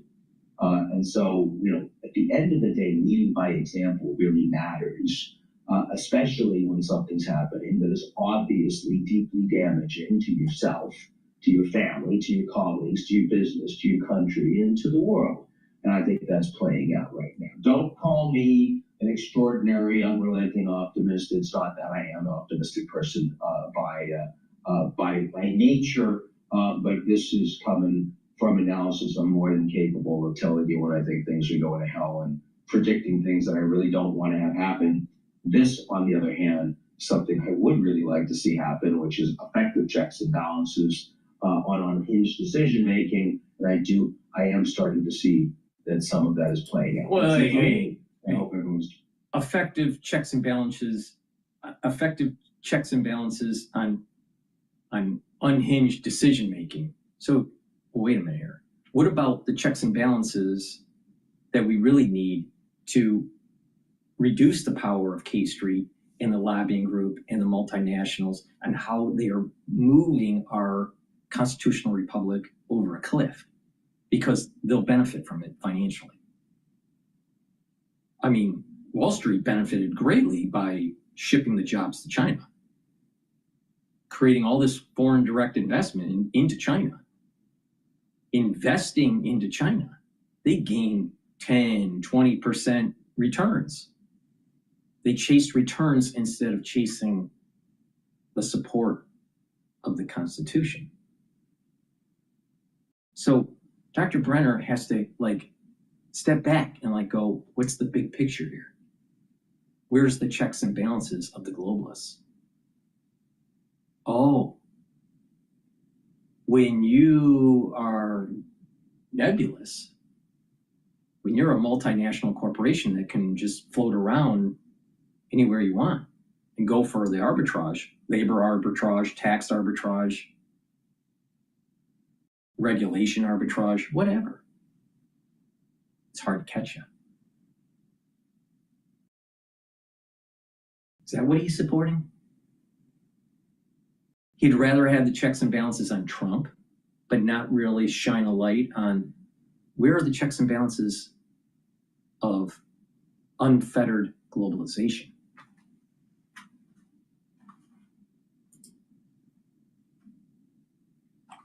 All right. Please go to my store, the-studio-reykjavik.com, and get the multivitamin. This multivitamin is easy to digest, and it has the vitamins that you need for proper enzymatic activity. Enzymes in your cell need cofactors, most of them. All right. And you'll get those cofactors that you need in this multivitamin. By having those cofactors, the enzyme in the cell will perform better. If you don't have those multivitamins at the right concentration levels, your cells perform subpar. So it's very important to take a multivitamin, and that's a foundation, just like the probiotics are a foundation. Take this multivitamin. It has the multivitamins that you need to start that foundation. Now, I have lots of other vitamins that you should be stacking on top of this. All right, that's what I do. I take a lot of stuff. Now I know that not everybody can afford what I do. All right, I get that. That's why I'm telling you how to stack this stuff in a cheap way, so a less expensive way, so you can get on this health journey. You can do it if you just pay attention. So this multivitamin, take it every day, drink it with filtered water, get that proper enzymatic activity, and it's easy to digest. Many multivitamins are not easy to digest. This one is. Now, take vitamin C with magnesium. Why? Vitamin C will help with your skin. It will help with your immune system. It soaks up free radicals. And this has magnesium in it. So that will help with your brain function. It's been found that brain function improves when you take magnesium. So please go to my store, the-studio-reykjavik.com, and get the vitamin C and magnesium. Also get the magnesium and zinc that I have, and get those magnesium levels up. Also, the Boomer Boost that I have has magnesium in it. So you can get magnesium from my store multiple ways. Now, vitamin C and magnesium is really important to take every day. Drink it with filtered water. It helps with your immune system. And again, it helps with your skin and your brain function. Soaks up free radicals. If you're not feeling well, take a double dose. Make sure you drink it with filtered water. You can stack this together. It's a great stack. Please go to my store, the-studio-reykjavik.com. Use discount 5. You get $5 off. It's all caps, discount number 5, $5 off. If you spend $150 or more, you get a free gift until the supplies last. Please go to my store, the-studio-reykjavik.com. Get the vitamin C and magnesium and get the multivitamin. Make sure you are taking more magnesium to improve your brain function.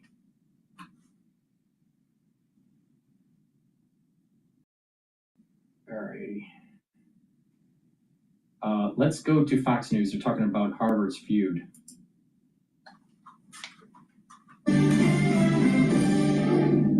Welcome back to the special edition of Hannity. The feud between Harvard and the Trump administration, it's continuing. Harvard President Alan Gerber said the school will not compromise on its rights during an interview with Lester Holt that aired last night. Have a look. You're taking on the most powerful man in the world. We are defending what I believe is one of the most important linchpins. To answer Amber's question, what water filter do I use? I use a zero water filtration system. It's a 5-level filtration system that you can get on Amazon. An economy and way of life, our universities. How much pain can Harvard absorb here? We don't know how much we can actually absorb, but what we do know is that we cannot compromise on basic principles.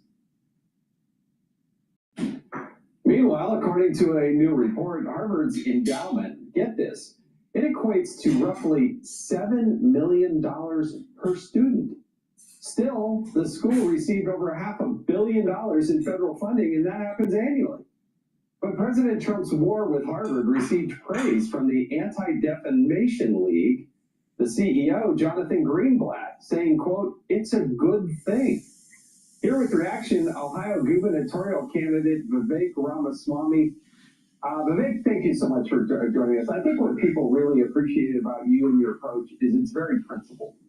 So when you hear the Harvard president talk about we can't compromise because these are the things we stand for, there's a huge disconnect when I see that, because it begs the question, what is it that you really stand for? Look, I speak as somebody who graduated from Harvard back in 2007. The university always leaned left. It leaned left when I was there. But back then, it was an institution that at least cared about free speech and open debate, the pursuit of truth. Veritas is the school's slogan. And so now I think their embrace of free speech is really selective based on which cause they're espousing. My own view is that they need to get out of the business, and so many of these universities need to get out of the business of indoctrinating. It's even more simple than that. Where's the money flowing from? There are so many donors, either internationally or even domestically, that are pushing certain types of agendas. And these universities need the money. They want the money. They're like on crack, all right? They're like addicted to the money from China or Doha or wherever, or these liberal donors, all right? Now, there are many conservative donors also that give to Harvard. So here's the rub. There's enough conservative donors that are pulling back that's causing huge problems. But it's not about it's not that the university believes in some sort of higher cause, higher purpose. It's who's funding at the particular time. Harvard, in its whole history, for almost 400 years, has always been on the wrong side at the beginning. Always. And eventually they're pushed to being on the right side of history. They were for the King of England. They were not for George Washington. They were not for civil liberties. They were against civil liberties, for civil rights. They were against civil rights. They weren't for it at the beginning. They weren't even for labor unions. They were against labor unions. They have always been on the wrong side at the beginning. Always. Pursuit of truth. And I predict this could be the beginning of a trend that we see in our country of private universities decoupling themselves from federal funding. Frankly, a lot of these universities have had a lot of mandates rammed down their throat by the Obama administration, by the Biden administration, in the era of Title IX.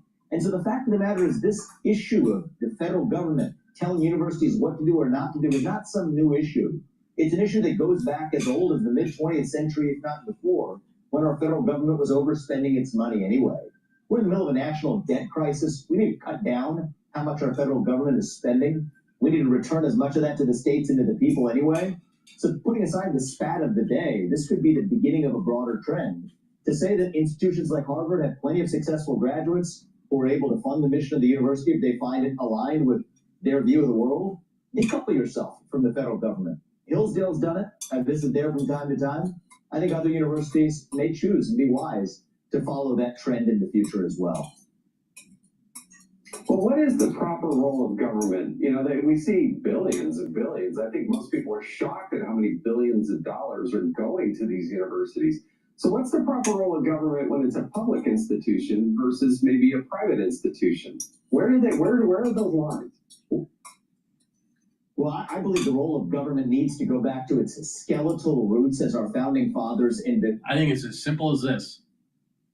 There are more original research coming out of universities that are not Ivy League or Ivy League Plus, that are stellar research, cutting edge research. And what should happen is more funding should go to them. And that if you're a private institution, you need to have a higher bar to get public funds. That's how I feel.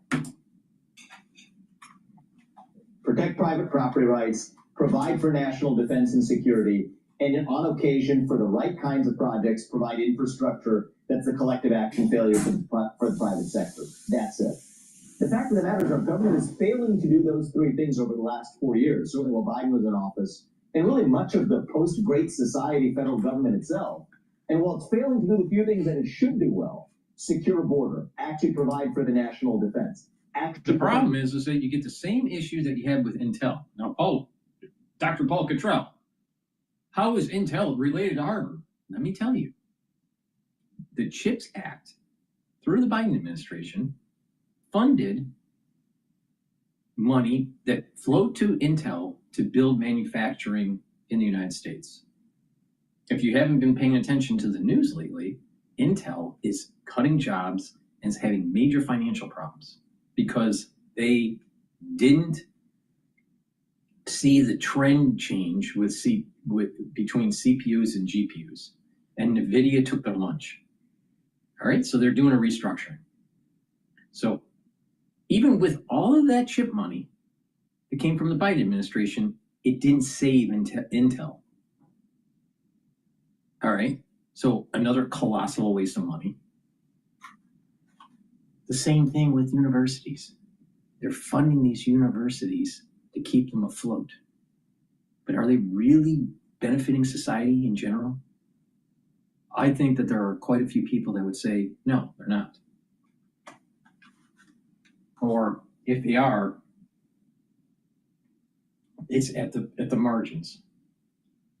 Don't fall into this trap that all these elite institutions are creating the most cutting edge research. Sometimes they do, but many times they don't. You got to look at the details. And sometimes when the well-heeled, the well-connected talk, then funds come from government into their institutions or into their companies. And if there are money that's given, it's not necessarily spent wisely. Like, how much does a research grant go to a university compared to the principal investigator for the research? You'd be surprised that in some cases it's 40% just shaved off and goes to the university for administrative expenses. Well, are you really paying for the research? Are you paying for propping up woke ideology? That's the problem. I mean, not to talk down to Vivek, but I am so tired of looking at people that are this next generation of political leaders or politicians or even business leaders. I just find that we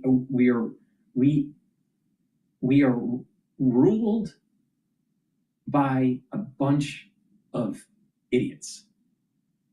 I mean, just listen to how he's talking. All right? Yeah, many things that he's saying I agree with. He's not getting to the core of the problem. It's as if he's missing something in his soul. What it is, I'm not sure, but there's something missing. We need real leaders, not people that can slick their hair back and talk, but real leaders. This is not a real leader. Finds all kinds of other things to do in the first place. So Jason, this is a deeper conversation we got to have in our country about what is the proper role of the federal government. And we've created this entitlement state where really everybody, from the individuals, even to institutions, to corporations, to nonprofits, to universities, are suckling at the teat of the taxpayer. I think it's time to end that culture of dependence. Next year, we're celebrating the 250th anniversary of the Declaration of Independence. The real Declaration of Independence in the modern day is this. You know what it is? I just indeed. feel as though, because of his education, I feel as though he's trying to sell you something. He's trying to sell you something so he has a political platform to build off of in the future. That's what I'm picking up. He's missing something. He's missing something like in the soul. It's like, how do you save the country? Instead of how do you position yourself based on the zeitgeist of the politics so you can become a governor or a senator or a cabinet head or maybe the president of the United States or an ambassador. See, everyone's trying to position themselves instead of like saving the country. That's what I'm picking up. There's a little bit of a selfishness to him. From the government rather than greater dependence on it. I was in Clyde, Ohio earlier today. I had a great conversation with great Ohioans there. I think people are hungry for that culture of independence, to go back to that founding culture in America. If we do that, our country's best days are ahead of us. Our national debt crisis can be behind us. And we actually have a government that allows individuals to flourish in their own private lives instead of trying to socially engineer the way we run our country. That's what I think we need to see from our government. Go back to skeletal, bare bones roots as our founders envisioned, and we're going to be in a much better place as a country if we do. Yeah, independence brings You know, freedom he's and sitting in freedom that chair when he's being interviewed on Fox, and he's thinking in his mind, boy, I sounded smart.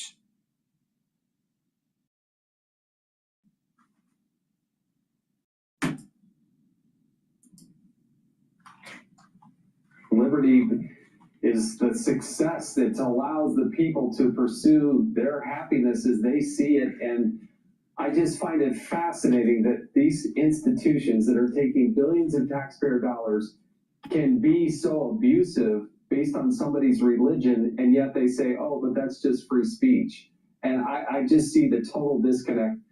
You're one of the better thinkers on this, Vivek. Thank you so much for joining us tonight on Hannity. Really do appreciate it. Hey, Sean Hannity here. Hey, Really? He's one of the better thinkers? Like he's like some Christopher Hitchens of the Constitution. I mean, shit. I'd say everyone is just patting the back of people that shouldn't be, just, I don't know. Very, very, it's crazy. It's absolutely crazy. All right, let's see what's going on here. Sean Duffy shares what might happen to states if they defy admin policies. All right, let's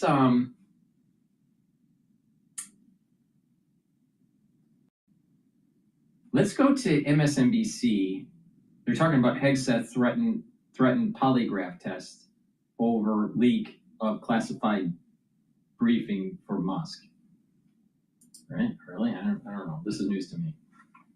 $1,000 to the first person to make an SLP for the new hire. 1 hour, go. An hour? Environment in the Pentagon, with disputes and even yelling among Hegseth's senior staff. This comes amid a slew of controversies. The White House has dismissed all of this. 2 U.S. officials say President Trump spoke to Hegseth over the phone after the New York Times revealed the secretary disclosed military plans in 2 different Signal group chats, one of which included his wife and his brother. The sources say the president made clear to Hegseth he did not approve, calling his use of Signal, quote, childish. One official says the phone call ended with Trump telling Hegseth to keep fighting. According to the Wall Street Journal, when news broke about Elon Musk possibly attending a classified briefing on China, Hegseth reportedly accused several people of the leak, including his then acting chairman of the Joint Chiefs of Staff. 2 sources tell the Journal Hegseth shouted at Admiral Christopher Grady, threatening to, quote, hook him up to a polygraph, marking what the Journal calls a turning point in an already rocky tenure. Let's bring one of the reporters on that Wall Street Journal piece, national security correspondent for the Wall Street Journal, Nancy Youssef. Nancy, good morning. Great to have you back with us. So a lot of rich detail in your piece this morning for the Journal. I guess the question is, how long can this go on? Pete Hegseth clearly scrambling, trying to save his reputation, save his image, save his job, sending signals to the president with notable media appearances, including a long interview a couple of days ago on Fox News. How long is he for this job? Well, he so far continues to have the support of the president, who has said that he's backed him. He's called these charges a waste of time to discuss, and that he still has the president's backing, because I think the president sees someone who is really focused on how the president receives him. He's focused on the warfighter, getting rid of DEI, some of the things that the president's interested in. But there are other constituencies, including the Hill. We will find out more next week in terms of where he stands on Capitol Hill, because the legislators were out this week. It'll be particularly interesting what Senator Wicker, the chairman of the Senate Armed Services Committee, has to say, as he was key to Hegseth's confirmation. And then within the building itself is a constituency, in that there's a real climate of dysfunction, frankly, as people are trying to navigate a building in which they're seeing a frequent turnover among their leadership. This is what I'm worried about. There's chaos in the Pentagon, right? Because of what Hegseth did. He shouldn't have done it, but I don't think it's grounds for dismissal. But it's created an environment that opens up the door for a potential 9/11 orchestrated inside job. Thank you very much, Pete Hegseth, for opening up the door for the national security state to fuck us up. fear about what they can and can't do, and an uncertainty about how to conduct themselves in such a way that doesn't cross wires with the secretary. And it sounds like the planned briefing, as I mentioned, of Elon Musk, on China, really infuriated the president and was maybe a turning point here. That's right, because one of the most important people that Hegseth is looking at is the president, and that was the first time he had really sort of drawn the ire of the White House. And so, in pursuit of figuring out who was behind that leak, he made a lot of accusations in the building, went up to senior military officers, including the then acting chairman of the Joint Chiefs of Staff. Remember that the chairman, C.Q. Brown, had been fired a few weeks earlier, and threatened to polygraph them. To be clear, he did not polygraph them, but you can imagine the kind of climate that creates when we're threatening senior military officers with polygraph that shows a sort of level of distrust. And from there, we started to see the problem is that we have a lot of military brass that's been elevated, not wearing a war ever in their life, and just keeps on being elevated, failing forward. And they are promoting the national security state that doesn't want to be beholden to the will of the people. They don't want to be beholden to Congress. I mean, Congress can't even get the receipts of how the Pentagon spends its money. They can't pass an audit, but they ask for more money all the time.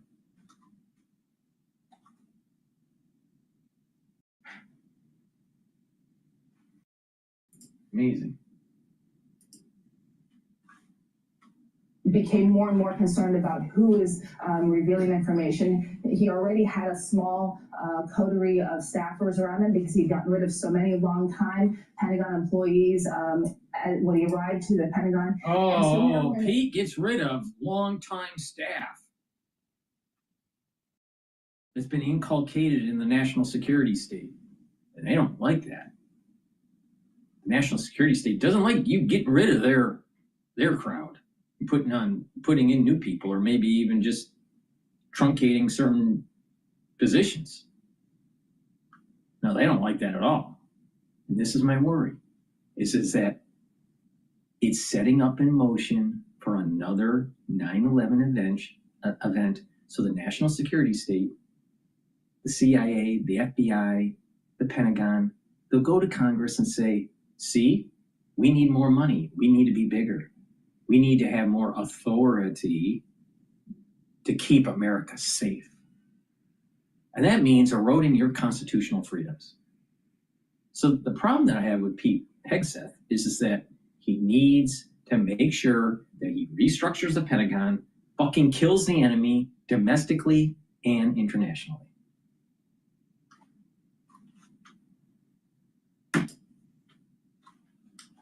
We're in a building where the staffing is quite small, and this, because of it, you're seeing a secretary who appears to almost be isolated from the rest of the building. And I think we're at a point now where we'll start to see a rebuild of that staff, what it looks like, and whether he can sort of reset the relationship within the building is yet to be seen. But that March 21st meeting and with Elon Musk and the reports that was happening really sort of started to unravel the relationship between the secretary and the higher ranking military officers and even some of his own staff who he brought in to the building. Nancy, it's Richard Haas here. Amidst all this turbulence and all this theater, or whatever you want to call it, the purging of the generals and admirals, the unraveling of the staff, what's actually going on in terms of policy? This guy's been in the job for nearly 100 days. What has he done? What has he done about pivoting to Asia? What has he done about U.S. forces, about the budget, about new technologies? What if any impact has he had substantively on U.S. defense policy and national security?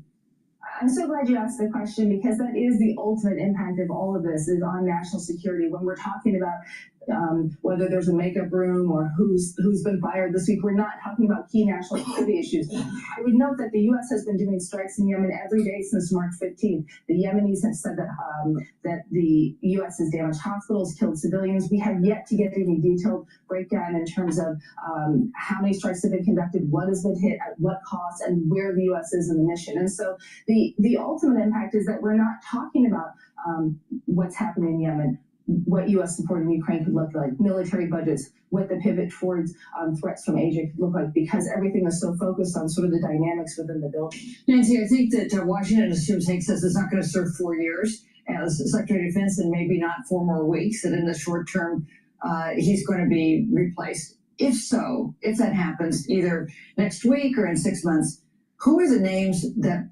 would Trump like to place with? Who could also get through Senate confirmation, which was no easy task the last time around? It's sort of the parlor talk within the building. How long does he last and who comes in next? You're absolutely right. And we're starting to hear rumored names. I wouldn't say anything confirmed. I think among the names we've heard are, to your point, people like Secretary of Army Dan Driscoll, because he's already been confirmed. We've heard names like Bridge Colby, who was just confirmed as Undersecretary for Defense Policy. So those are sort of internal names. But we've also heard talk about looking at industry and other parts of the sort of national security apparatus to find names. I think what will be interesting too is this someone who is more loyal to sort of the MAGA message as Hegseth has been, or more sort of hawkish in terms of defense policy? Will they make a shift there too, or is the president really looking at someone who's above all loyal to the MAGA message? National security correspondent for the Wall Street Journal, Nancy Youssef, her new piece you can read this morning at the Journal's website. Nancy, thanks so much. Appreciate it. Still ahead on. All right. All right, that's good there. Let me just do a product plug, and then we're going to go back to Bloomberg. Please go to my store, the-studio-reykjavik.com. Get the structural nano silver soaps that I have. They're very high quality soaps. Help support my work and help support your health. It's a win-win situation. You can get it in lavender, in peppermint, and the other 2 varieties that I have are charcoal tea tree and lemongrass. Please go to my store, the-studio-reykjavik.com. Get the structural nano silver soaps. Get a few bars for your household. Help support my work. Help support your health. Use discount 5 to get $5 off any order. If you spend $150 or more on your order, you get a free gift until supplies last.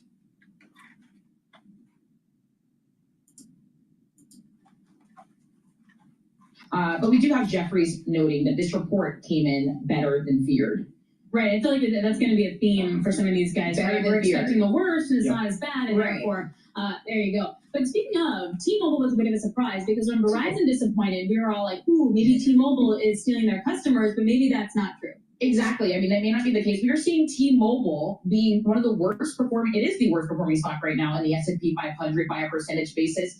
Shares are down as much as 11% in trading. This is the worst intraday fall since the start of the pandemic. That was back in March 2020. Wow. So pretty brutal as we're looking at the pressure here that T-Mobile is seeing. But this is due to some rising competition.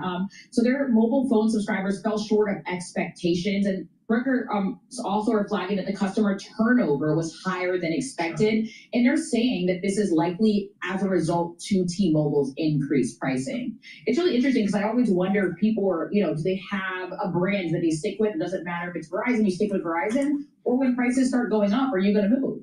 Well, I'm a Verizon person. Haven't moved since the beginning of the whole mobile thing back in the day. Try as hell it sings the praises of T-Mobile. I'm a T-Mus. You're a T-Mus? Mm-hmm. Tom Keene is at AT&T. And have you changed? I went from Verizon to T-Mus a few years ago. Hey, I got free Wi-Fi from T-Mus on American Airlines yesterday. Okay. And you guys have T-Mobile Tuesdays, where you can get all these free food.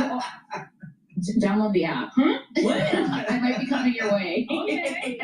All right, so there we go. So everybody's got their brand. Right. It's a competitive marketplace. AT&T did well with their subscribers. Verizon and T-Mobile not so well. So who knows? What else you got? I mean, another name that's not doing well, I'm looking at Intel, down as much as 10% today. And of course, people are really looking at this company to see whether or not they can have this turnaround story that this new CEO is really putting out there and saying that he wants to do. He's saying that the company needs a cultural shakeup. plans to cut jobs, remove layers of management, and require employees to work in person 4 days a week. But I mean, this company has released one of the worst performing stocks as well in the S&P 500 this morning. It's saying that it plans to reduce operating costs to $17 billion this year and $16 billion next year. But it's really this bleak outlook that they have given that's really making Wall Street a bit apprehensive. All right, Nora, great stuff. Always appreciate having you here. Always appreciate the roundup that you give us. Norma Linda joining us from Bloomberg News equity reporter there. Okay, let's get more information here. Craig Trudell, Bloomberg Global Autos editor, is joining us to recap BYD earnings. First quarter profit soared here. What's really driving them, and how does that then compare to Tesla? Yeah, I think the knock against BYD a month ago when they reported that they had passed Tesla in terms of annual revenue was, oh yeah, but this company doesn't out-earn Tesla. I think this is, of course, just one quarter, but we saw in the first quarter that the company handily also out-earned, Tesla.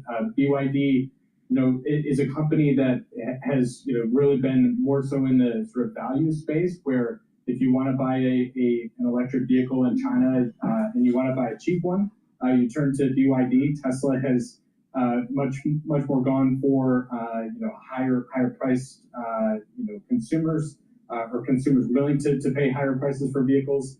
But BYD I think is not only continuing to grow at this extremely impressive pace, but is also moving up market. So we saw this also at the Shanghai Auto Show this week.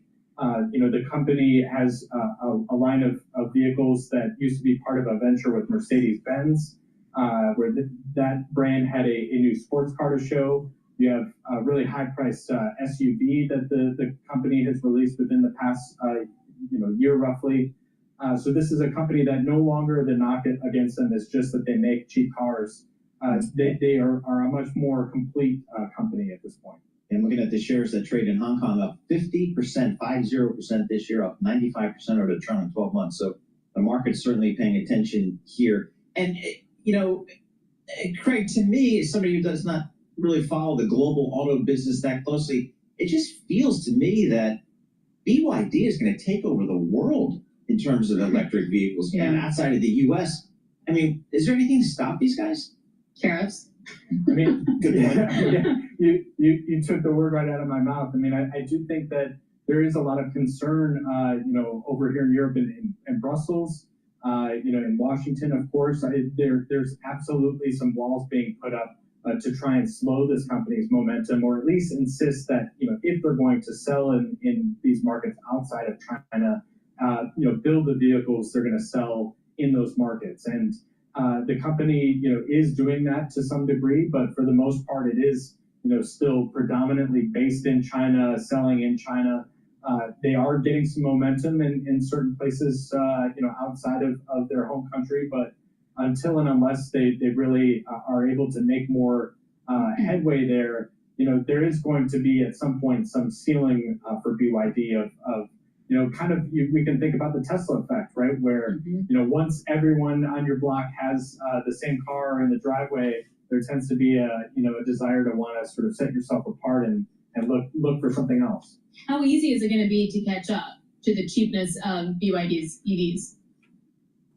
I think, that's the key for me is that, there has not been any sort of, sign or indication that international car makers or even, battery companies outside of China have an answer for BYD or, in the batteries realm, CATL. You have just in the last few weeks, these companies, BYD and CATL, sort of, slugging it out over who can, bring a battery to market that charges in 5 minutes and how much range they can get out of, just quick 5-minute charges.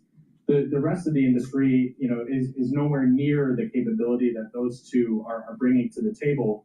And, as long as that's the case where the technology is so much better and importantly, the price is so much more competitive, it's going to be really difficult for the rest of the world to keep up with these companies. Craig, what's the feeling in the industry these days about ultimate demand for electric vehicles? I just bought a new car and I bought a, what's it called?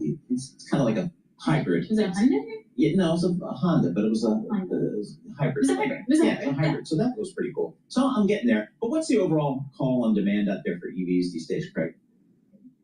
I think a lot of consumers like you are opting for hybrids in the U.S. market. It's something that's more familiar, does get you in the direction of electrifying, saves you at the gas pump, but you're not concerned about being left in the lurch with a battery that is out of juice and desperately searching for a charging station where sometimes you may spend 30 minutes, an hour and a half either waiting for a charge or waiting for the charge to take place once you do find just use common sense. Just step back whenever you have a big problem. Just step back and look at the common sense. All right, look at how people act with cell phones or iPads, all right, or even their laptop. And you're in an organization like at work or in school or just out in the society.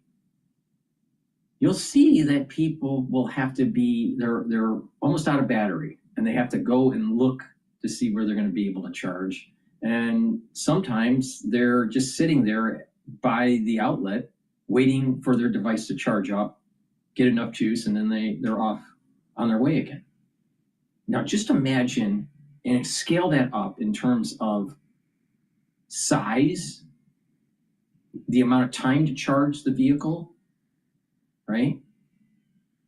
And the number of people that would need to plug their car into a very low supply of charging stations. And you have a problem. Just look at how people act with a cell phone, all right? How people act with a cell phone and when they're trying to charge their battery. Especially when it gets older, the cell phone gets older. Just imagine what it would be with your car. Do you really want an EV? Or would you prefer to have either a hybrid or a combustion engine to get you to where you need to go? See my point?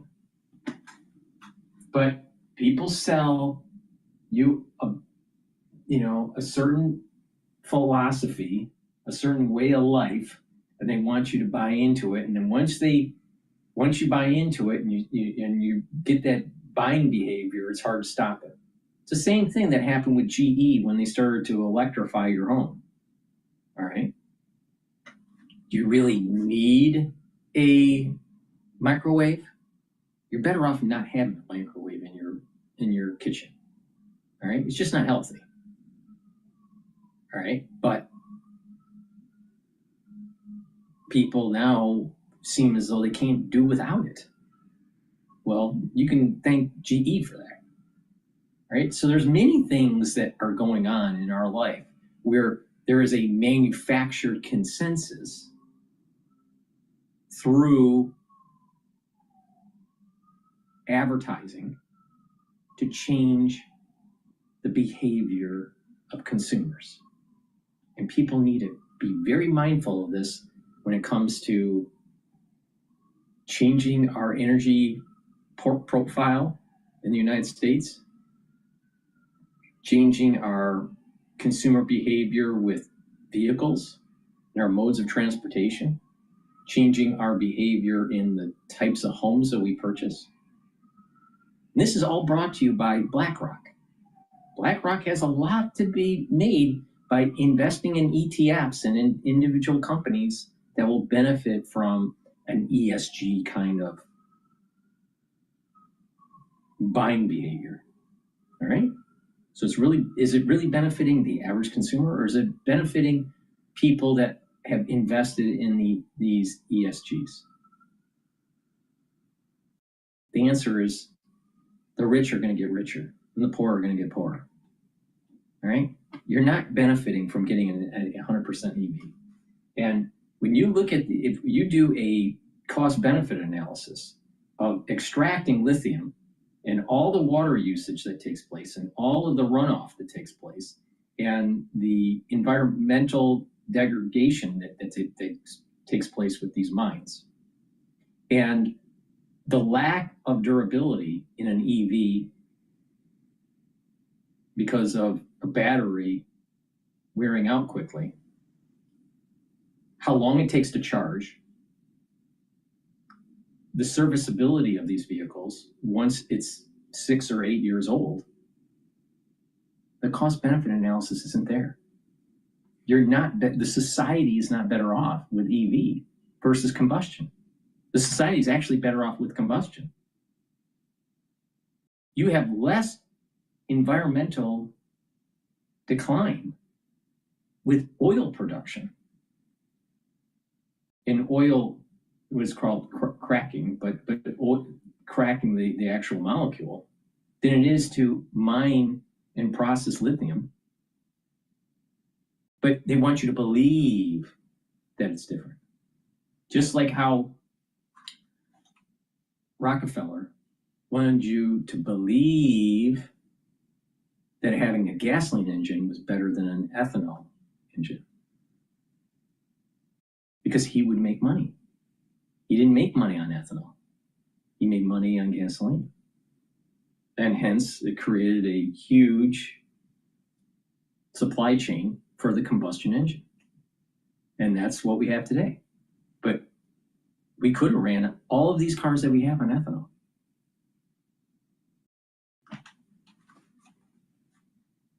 Beware of the marketer.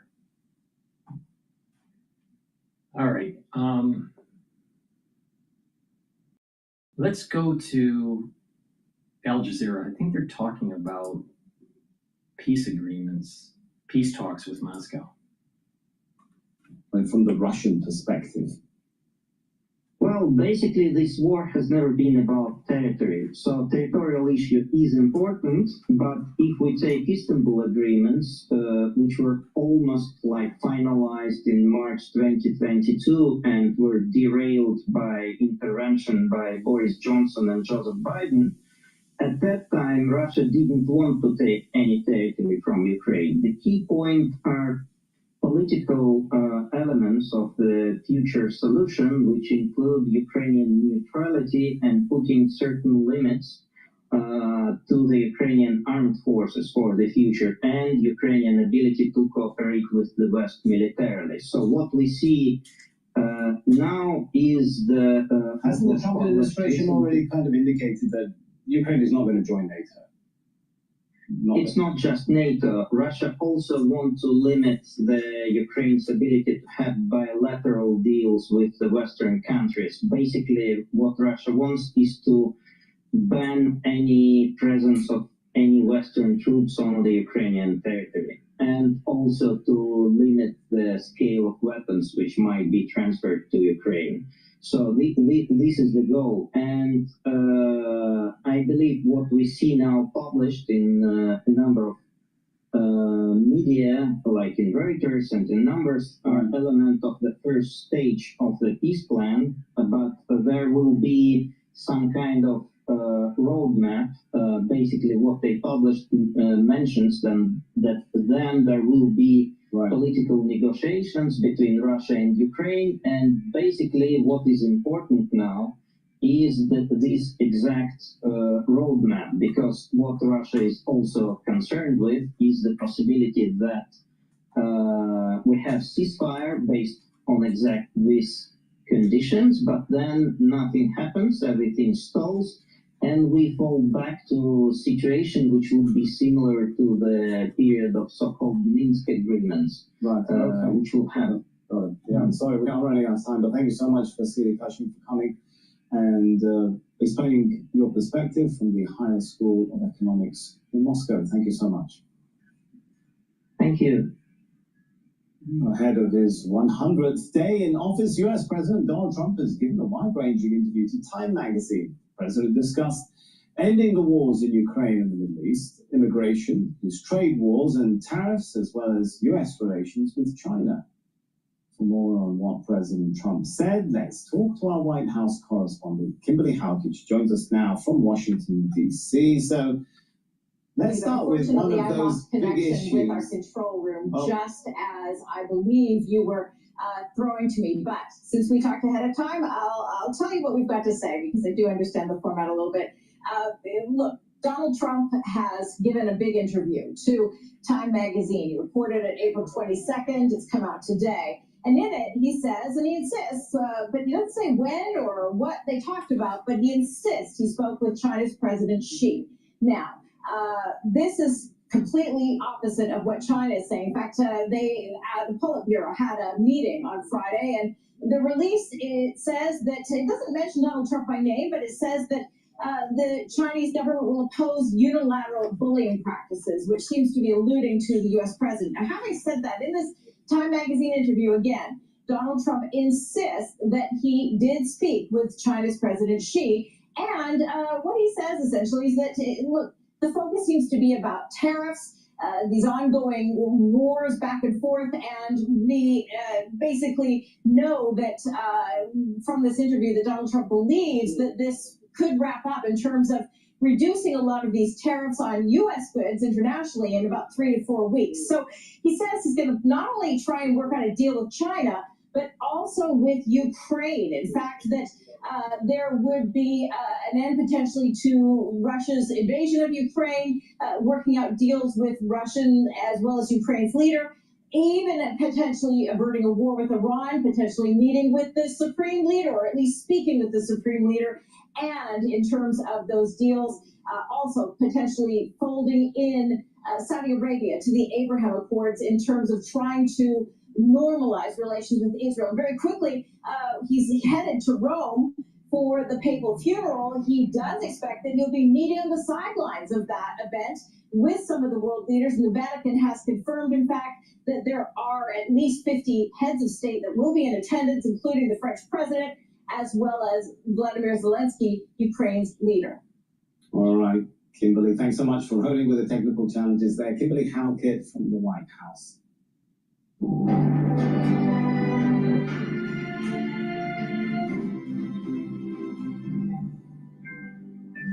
Now, the Vatican says more than 150,000 people have paid their respects to Pope Francis, who's lying in state ahead of his funeral on Saturday.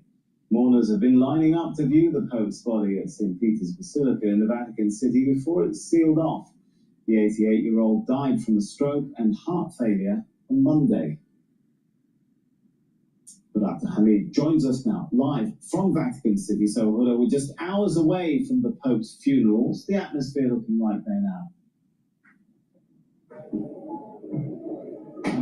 Well, now the St. Peter's Square is closed. Only those who have already been queuing will still be allowed for the next hour, a little bit longer, to go into the Basilica and give their final farewell to the Pope. But apart from that, no one else is allowed to come in. Then, in about 2 hours, the Basilica itself will shut down, and then at around 18 GMT, the coffin of the Pope will be sealed. Now, there are 2 coffins. First, a zinc coffin that will be sort of soldiered in, and then the wooden coffin. Inside the coffin, they will place 12 coins, 12 minted coins, each representing a year of Pope Francis' papacy, and they will also put a metal tube inside with the history, with a paper with the history of his papacy and his legacy, and a white cloth will be put on his face.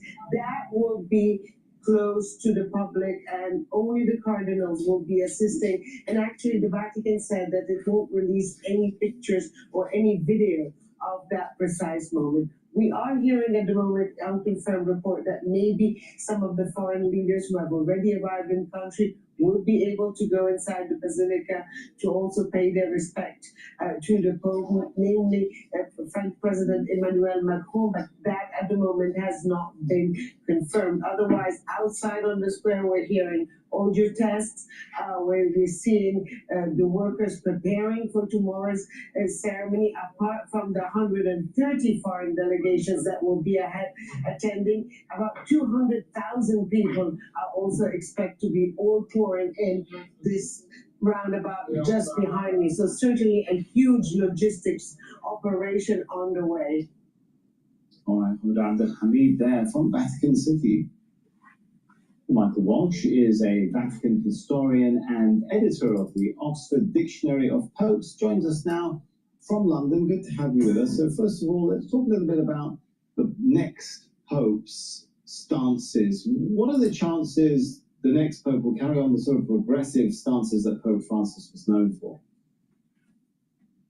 Well, as everybody is pointing out, there are 135 cardinals, which is more than there's ever been before in a conclave. It's the largest number ever. So it's a bit difficult more difficult to decide which of them is going to emerge as Pope. But the odds are, I think, that since the Pope as the late Pope, and Pope Francis has appointed most of these cardinals, greater majority of these cardinals, that they will choose someone in his image and likeness, I suspect so. So there will be a sort of continuity. All right. Do we have any indication at this point of who the front runners are that the conclave is looking at? No, absolutely not. There's a lot of speculation, of course. I mean, what are journalists for except to speculate on these things? It's all speculation. They don't know. I personally think that it's going to be the Black Pope from Africa. Please go to my store, the-studio-reykjavik.com, and get the elderberry zinc lozenges. It's in a 21 count. It's made from structural nanosilver. Or you can get the drops, which are a little bit smaller, in 100 count in each package. You can get it in cherry flavor, in blueberry, and also in honey and lemon. Please go to my store, the-studio-reykjavik.com. Get the drops and the lozenges. Make sure you have some at work, at home. You never know when you need them. For example, this morning, the air quality in New York is still very poor. It's at about the low 50s now. It was as high as 105 a couple days ago, but that's because of the fires that are taking place in New Jersey. So if you're around people that aren't feeling well, you want to take the lozenges and mitigate the problem. If you're getting allergies and it's the allergy season, you want to mitigate that right away. Take the lozenges or the drops. And if you're in an environment where there's particulate matter in the air and you're breathing it in, you need to mitigate the problem and prevent irritation with the epithelial lining that's in your oral cavity and your oropharynx. Really important. Because if you don't, you're going to weaken your immune system. So please go to my store, the-studio-reykjavik.com, get the lozenges and the drops, and mitigate any irritant that you might come in contact with. So please get the drops or the lozenges, get a few bags for your household. Use discount 5, you get $5 off. If you spend $150 or more on any order, you get a free gift until supplies last.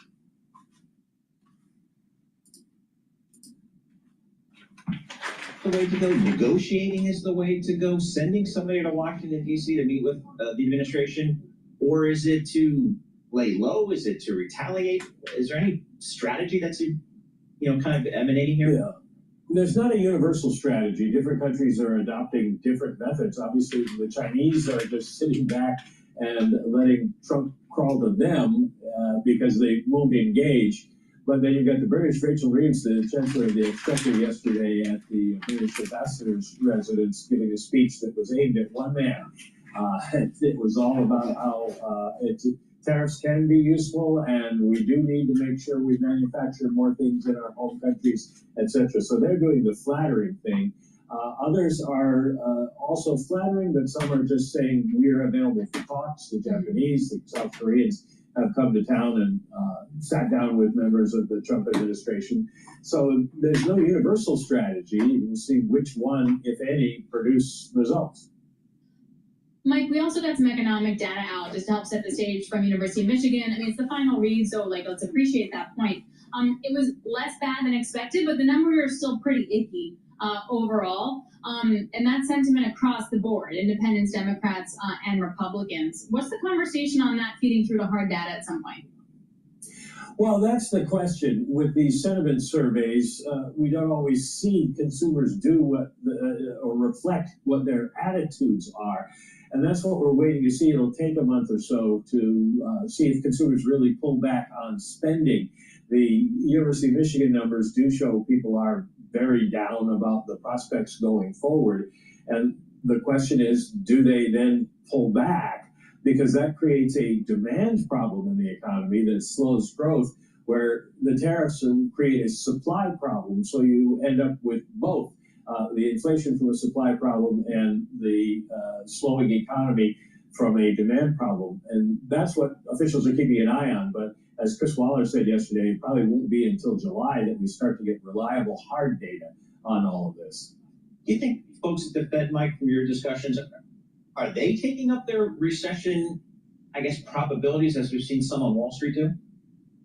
I think they've ticked up their recession probabilities, but their view is we can't, predicting a recession isn't going to do us any good. Yeah. We have to see what the actual path of the economy is, because it could be that we get a demand shock and the economy falls off some, but because it slows down, inflation doesn't go up as much as they thought it would. So there's not a clear-cut way of thinking about it. They just have to wait and see what the data will tell them.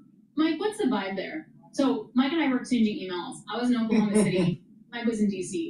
The vibes are very different. Despite the fact that oil is in, the 60, 62 area, the vibe was just different. It was about deregulation. It was about more freedom to do stuff rather than constraints, and that really affecting sentiment.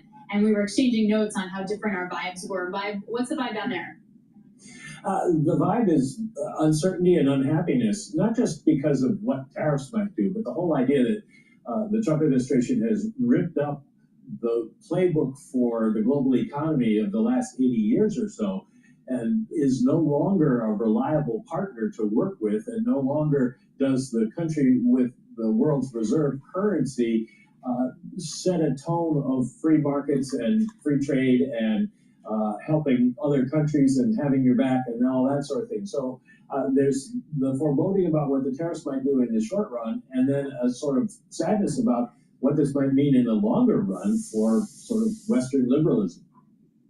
Yeah, and I guess the question I have is that kind of where we want to be? I mean, I don't know. I kind of grew up in a world where globalization was kind of a positive thing and resulted in some pretty high standards of living and strong economic growth. But I know there's downsides to it, certainly, as well. So maybe we're just dealing with that. Michael McKee, thank you so much for joining us. Michael McKee is the international economics and policy correspondent for Bloomberg News, and he will make the fateful travel decision to fly back to New York today, as opposed to take the Acela train back. I know. But These are the choices he makes. These are the choices he makes. These are the choices he makes. He's no longer even listening to us, so it doesn't. No. Yeah. All right, well, coming up, we're going to break down how to position with these markets, particularly as next week is the biggest earnings season Okay, let me try that one more time. Next week is the busiest earnings week of the season. Boom, I got it. Yeah. $20 trillion worth of market cap. Of kind of what do you do in that environment? Clark Jenneran is chief market strategist at Calvé Investments. We'll talk to him about it. This is Bloomberg.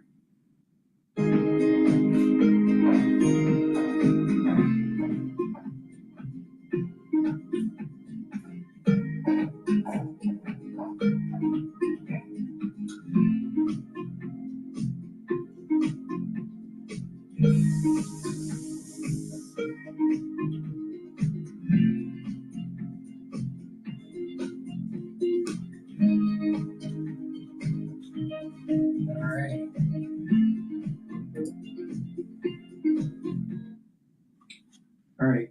Before we go to another video, please go to my store, the-studio-reykjavik.com. Get the C60. C60 is a very potent antioxidant. It's going to soak up free radicals. Take a teaspoon a day, every day. Take it on an empty stomach for best absorption. If you work out, take it before your workout. They'll soak up free radicals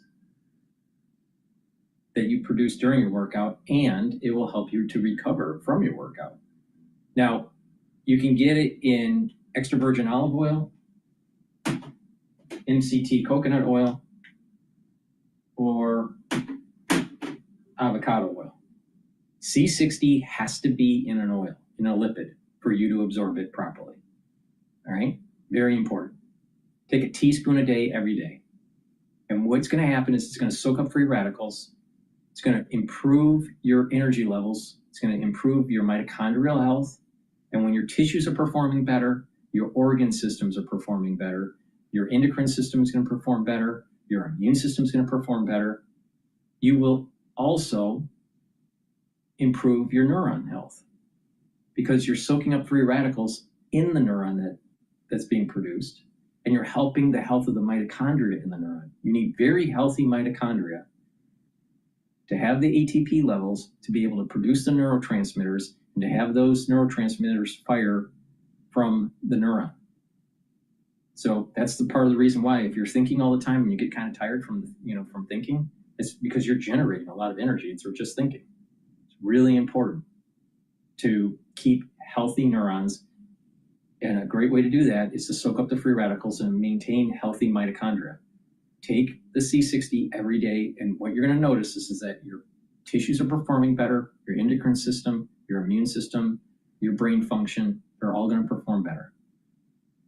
In addition, you do this on a regular basis, a teaspoon a day, every day, that compound effect, you will notice that you are aging slower. So please go to my store, the-studio-reykjavik.com, get the C60, take a teaspoon a day. Also, if you soak up free radicals that are in your bloodstream, you're reducing the chances of plaque buildup, because plaque buildup is based on a cascade of events: inflammation, lipid LDL being oxidized, and that getting into your media of the blood vessel and having macrophages going in and eating that up. And when the macrophages eat up oxidized LDL, it turns into a foam cell that turns into plaque. You don't want that. So you need to bring down inflammation, bring down those LDL levels, increase your HDL levels, reduce free radicals. And when you reduce free radicals with C60, you're reducing the oxidation of LDL. That means you're reducing plaque buildup. So please go to my store, the-studio-reykjavik.com, get the C60 and improve your health. Very important. It's a major pillar of my core protocol. Please go to my store, the-studio-reykjavik.com. You can get it in a 2-ounce, a 4-ounce, or an 8-ounce configuration. Very important to take this every day.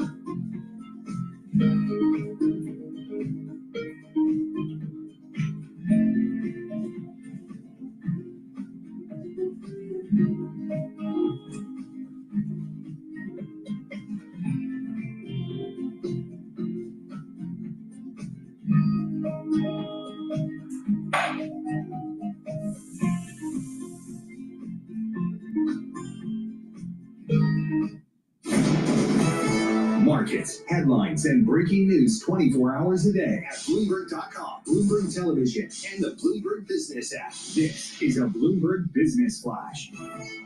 It's 11:40 on Wall Street. We do check markets all day long here at Bloomberg, and this Bloomberg Business Flash is brought to you by BAM Mutual. Put America's strength to work in your portfolio with BAM Insured Municipal Bonds. Protect your investments with an added layer of security and guaranteed income. Invest with strength. Build a stronger tomorrow with BAM Mutual. The Dow lower now by 243 points. We've got the S&P 500 index a little change, but back in the red. Last update, we told you stocks were higher. Right now, the S&P down 2 points. The key takeaway, little movement there. We've got the Dow lower by 0.6%. NASDAQ is holding on to a gain of 58 points now, up by about 0.3%. The 10-year 4.27%, with the 2-year currently yielding 3.78%. Spot gold down $72 the ounce, $32.77, down 2.2%. And West Texas Intermediate crude oil up 0.2%, $62.89 a barrel. Bitcoin, meanwhile, now up 1.7%, 95,064 on Bitcoin. Economists are warning of rough seas for America's economy, slashing the outlook for 2025 and 2026. Now, with that story, here's Bloomberg's Vinny Del Giudice. American families are in the crosshairs. Forecasters see the White House trade war zapping the economy and putting a dent in household spending. GDP is set to expand 1.4% this year and 1.5% next year, based on a monthly Bloomberg survey. That's below prior estimates. Meantime, financial chiefs at the International Monetary Fund's spring meetings are downplaying prospects for a financial crisis, but not ruling it out. Uncertainty reigns, not good news for Main Street. Bloomberg Radio. Skechers USA shares lower by 5% after the footwear company said it is not providing financial guidance and withdrawing its previous annual outlook due to macroeconomic uncertainty stemming from global trade policies. Again, Skechers now down by 5%. Consumer products maker Colgate-Palmolive is cutting its growth and profit outlooks as tariffs are expected to add $200 million in costs this year. Colgate-Palmolive trading higher now by 1.1%. Rival Procter & Gamble down 0.1%. For on-demand news 24 hours a day, subscribe to Bloomberg News Now wherever you get your podcasts. I'm Charlie Pellet. That is a Bloomberg Business Flash. All right, Charlie Pellet, thank you so much. We appreciate that. Alex Steele, Paul Sweeney. We are live here in our Bloomberg Interactive Broker Studio in New York City. And we are streaming live on YouTube as well. So head over to youtube.com, search Bloomberg Podcast Live, and that's where you'll find us. We got the Bloomberg Magnificent 7 Total Return Index. The bad news, it's down 20% from the beginning of the year high. The good news is it's up about 13% from the lows just a couple of weeks ago. The question is, what do you do with some of those Mag 7 names? Or what do you do with just technology and growth in general? Can that continue to be a leader for a market that's facing a lot of economic uncertainties out there? Our next guest might have some thoughts. Clark Garanon, he is a chief market strategist at Cow Bay Investments. They did a little Googling. Cow Bay Investments is in Danville, California, just a little bit east of Oakland, beautiful part of the country. Clark, I guess just given who your neighbors are, you got to think about technology out there. How do you view the tech sector at this point, given some of the economic uncertainties that we do have? We really like the large cap tech space. After we saw the pullback so far this year, we are really looking at it as a great opportunity. We haven't seen valuations like this in years. So we're really telling our clients with any dry powder that they have, or potentially after a rebalance, that these are great names to look at as we're moving forward. What are the worry parts though? Like they've re-rated for a reason. Because they're exposed to tariffs, because they're worried about growth, etc., CapEx spend. So where does the discount actually, though, make sense? So what we're thinking is a lot of these tariffs are going to be pulled back. And I know that the administration promised 90 deals in 90 days. We haven't seen one happen. But we think right now that a lot of this is baked into the markets, and we are going to see this continue to move forward. I mean, we were at a 24 times multiple at the end of the year, which is what prompted us to do a rebalance, knowing that we were going to see some of this uncertainty moving forward. And I think we're in a good position right now to move forward into the tech. We had one of the bellwethers report earnings yesterday at Google. What did you take away from the Google earnings as it relates to maybe just tech spending in general, digital advertising in general? So while I can't speak to an individual company, I will say that a lot of the CapEx numbers have stayed the same. That being said, we also see a lot of companies now coming out and not providing guidance for 2025. Yeah. And I think really they're in the same boat that we are, where they're just trying to underpromise and hopefully over-deliver based on the current environment. We don't know what's going to happen, but we're all hopeful that we will get some deals done over the next 90 days. What would give you confidence in terms of market calm? Would it be an actual deal? Or would it just be like less negative headlines? What would it indicate that for you? Sure. So although we don't like trading on tone, we have seen some positive data come out this week. Production numbers, manufacturing, and new home sales, which have all been a positive.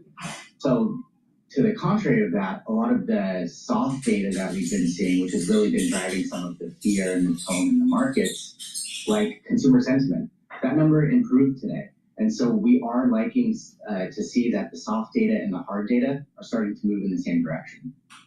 What are the kind of conversations you're having with your clients here, Clark, over the last 2, 3, 4 months when the volatility has kind of spiked? We've gotten a lot of uncertainty now into the economic outlook as it relates to tariffs. What are the conversations that you're having most commonly with your clients? So a lot of them are concerned.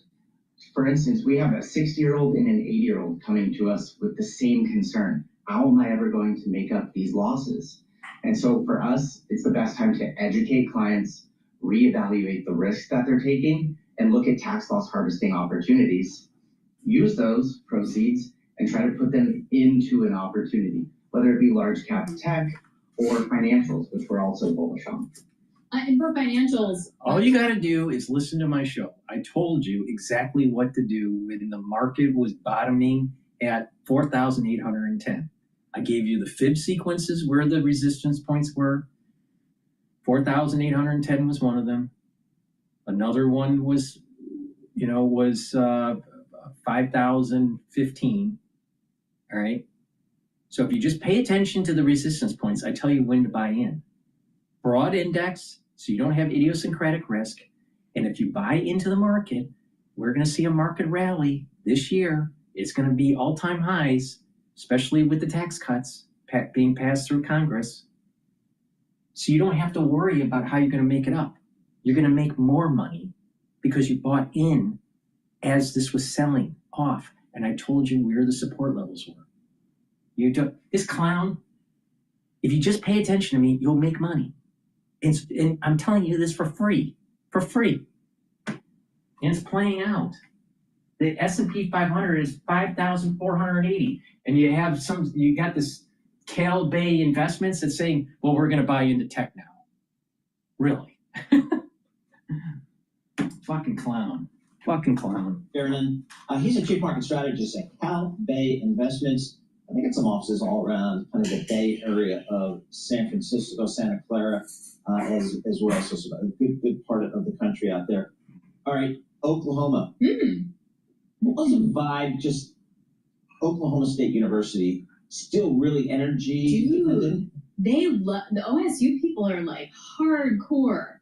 I guess their color is orange. Yes. Did we know yes. that? Okay. So me, the non-sports person. Right. I get into one of the Ubers and the guy's wearing all orange and he talks about OSU and being orange and I'm like, cool. I had like very little to participate in that, but it's still definitely apparently. And the energy really folks, as you mentioned, I mean, notwithstanding the fact that WTI crude oil was at 62, they were offered at 76. Yes, I watched Landman. That's the number. That's amazing. That was true. Yeah. 75 maybe, but yeah. Okay, so the vibe again is turning more to deregulation, and we'll get to this more in a second with Harold Hamm. But looking on the bright side of life, very life of Brian kind of situation. But the idea is that you're going to have deregulation that's going to be huge, and that's going to be very helpful. It's also a factor of AI demand is going to be so prevalent that really is going to help support the sector. The problem is there's so many bottlenecks, from supply chain issues to permitting to part issues, that it's not an easy or quick line to fix. But that's where perhaps this new administration, Trump administration, can help. That is the hope, and that was the point of the summit at the Harold Hamm Institute, which we'll get more into. I also get to speak with him on the side of that conference, more on his take on the market coming up next. This is Bloomberg.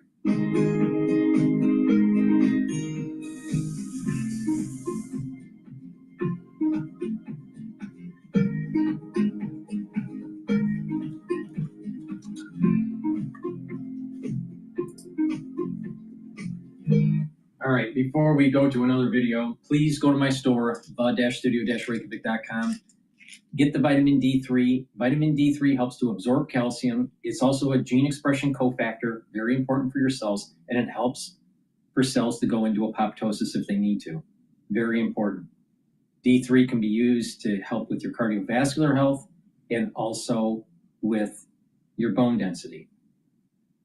Take vitamin D3 with magnesium in your diet or with a supplement. Magnesium is important. It increases the efficacy of D3.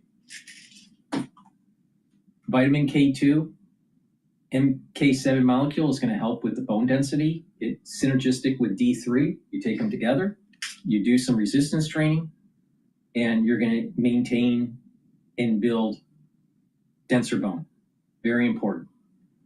Taking D3 and K2 together also helps the cardiovascular system because it helps to pull the calcium deposits around plaque formation and reduce new calcium deposits. Really important.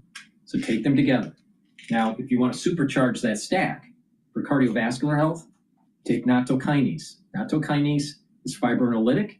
It breaks up clots, very important, and it helps to bring down LDL levels and increase HDL levels. So that's going to help with your cardiovascular health.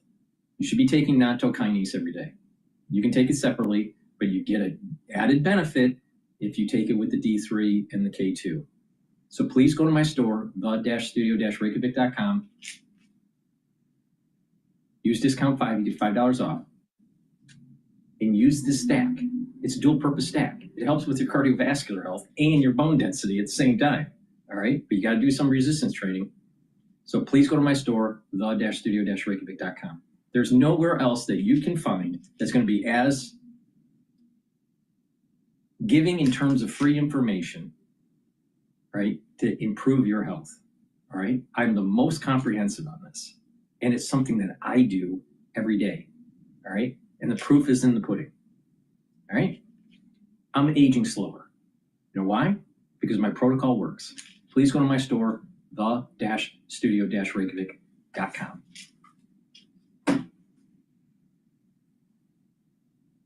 All right, let's see what's happening in some of the other news that's taking place.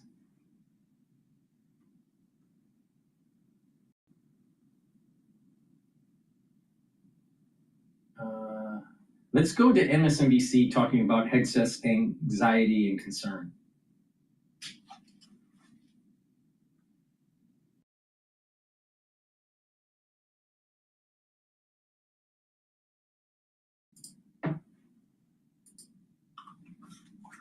Situation telling NBC News that Defense Secretary Pete Hegseth has become, quote, erratic, and he seems increasingly insecure about his job. I don't have time for leakers. The Pentagon's senior staff also facing turmoil.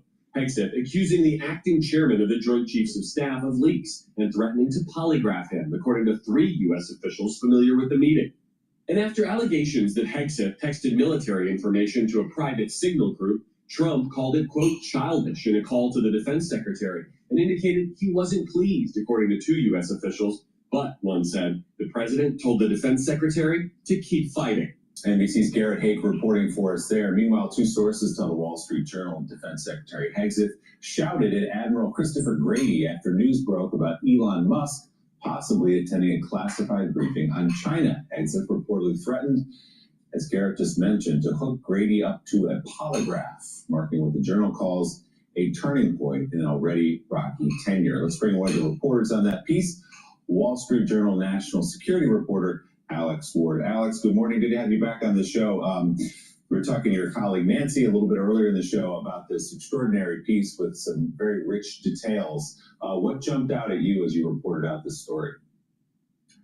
I think the main thing was just how truly, anxious and concerned Hegseth is for the future of his job. As much as President Trump and the team around him says Hegseth is safe, that they trust him, that may all well be true, but Hegseth seems to believe that he needs to basically fight, not only in the public domain, but within his own Pentagon in order to stay in charge. And that includes threatening even top military advisors to take polygraph tests. And now that he has a pretty bare bones front office, the sort of irony of all of this is by firing a bunch of people, by releasing a bunch of people believed to be leakers, that actually makes it even harder for him to do the job of the Pentagon and the job of the Defense Department and the military, which could then, of course, spiral and then look badly upon him down the line. So he's in a pretty tight spot. He may not lose his job. We don't know. He may not. But clearly it's just not looking good for him, and he's not doing anything to make the situation really any better. And by the way, those people he fired were his own people. They weren't like they were Biden deep staters that were turning on him. Those were his own guys. Does he feel, because he at least for now and publicly anyway has the support of the president, like his job is secure, or is he really concerned that his days are numbered? I think it's a bit of both, right? I mean, President Trump has been pretty staunch in his support for Hegseth, but we also know the president's history is that you could be safe today and gone tomorrow. So if you are Pete Hegseth, you're trying to prove yourself literally on camera by combating the media, by being strong in the president's parlance, and by going after alleged leakers. I mean, he's trying to do both a PR campaign in order to keep Trump on his side, and at the same time try to clean house at the Pentagon, because he believes truly that he is doing some sort of large mission here that hasn't been done at the Pentagon forever, and that he's facing immense resistance. And so he will, it seems, move anyone out of his way that could be going against that own agenda. And that includes, as you mentioned, people that he literally brought in, his own aides and loyalists for many years. Alex, the Secretary of Defense, the President's Secretary of Defense, has a fondness for the phrase war fighters. He's doing everything every day in order to help the war fighters. But the everyday function of the Defense Department, thankfully, has less to do with wars right now than it has to do with administering defense and defense of America around the world. Where does he stand with not the top echelon, not the generals, but the colonels, the majors, the master sergeants who are around the ring in the Pentagon, who make that place run every day? Where does he stand with them? Do you know? It's hard to know, right?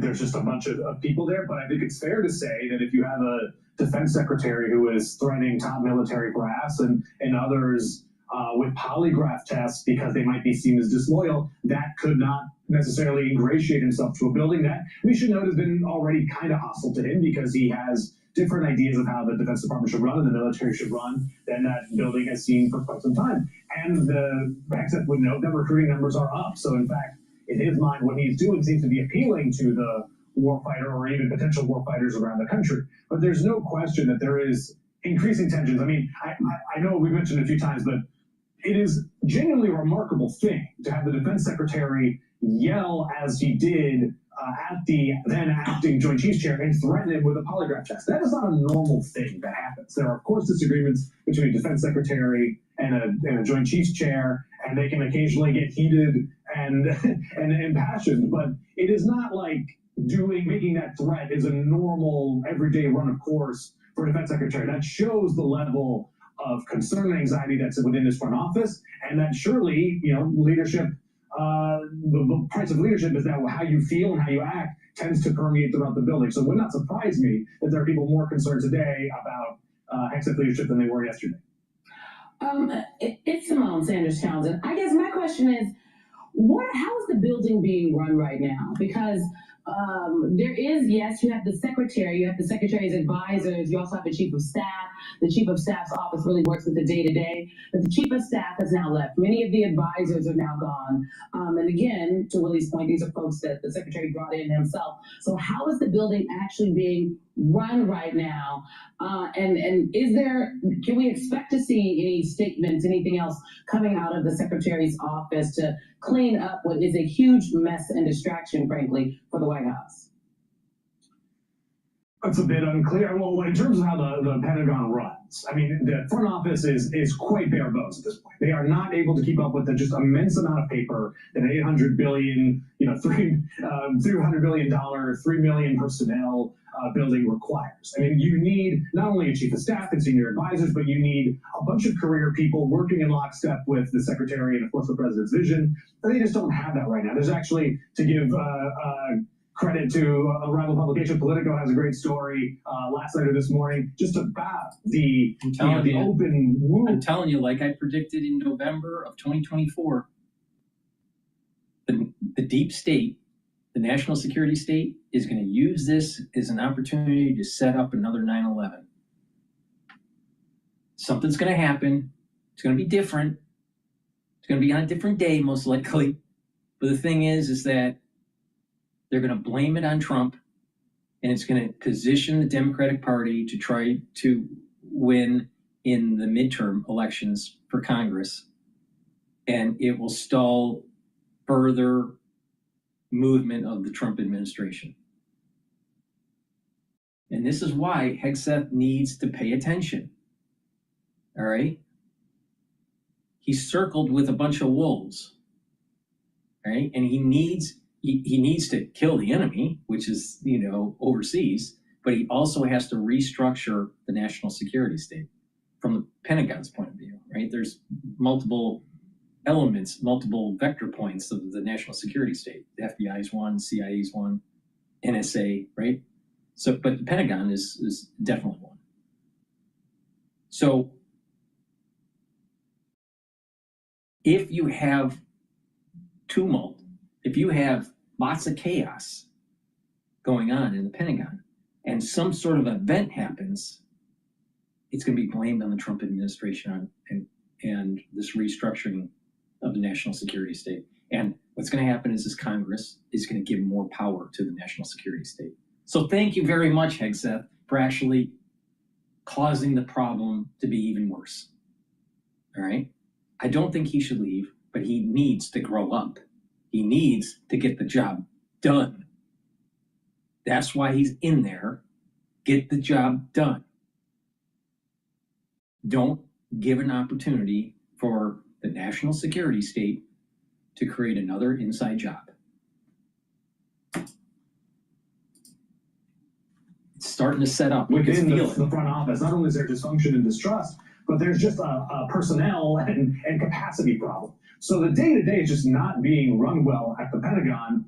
And so what's going to happen here is things are going to fall through the cracks. Now, if you're Pete Hegseth, then you don't think that matters necessarily because, you'll eventually hire more people and you'll figure this out. But in the meantime, he has to show not only to President Trump, but to the people in the building that he can still run the Pentagon happily, that he's the right guy for the job. And if more were to leak out, if more damaging information were to come out, that not only imperils, of course, the Pentagon's own mission, but Hegseth's own employment. So it's again, a very tense time to be Pete Hegseth. But he's clinging on to his job because he loves it, and he's doing everything he can to save it. Yeah, and this preoccupation with perceived leakers, everything else, the signal scandal, and being on TV to protect himself means he's not actually doing a very, very difficult job of running the Department of Defense. National security reporter for the Wall Street Journal, Alex Ward. Alex, thanks so much. The sad thing is that you have the media that is gleefully, watching the self-implosion of Hegseth. Meanwhile, you can feel that 9/11 inside job creeping up.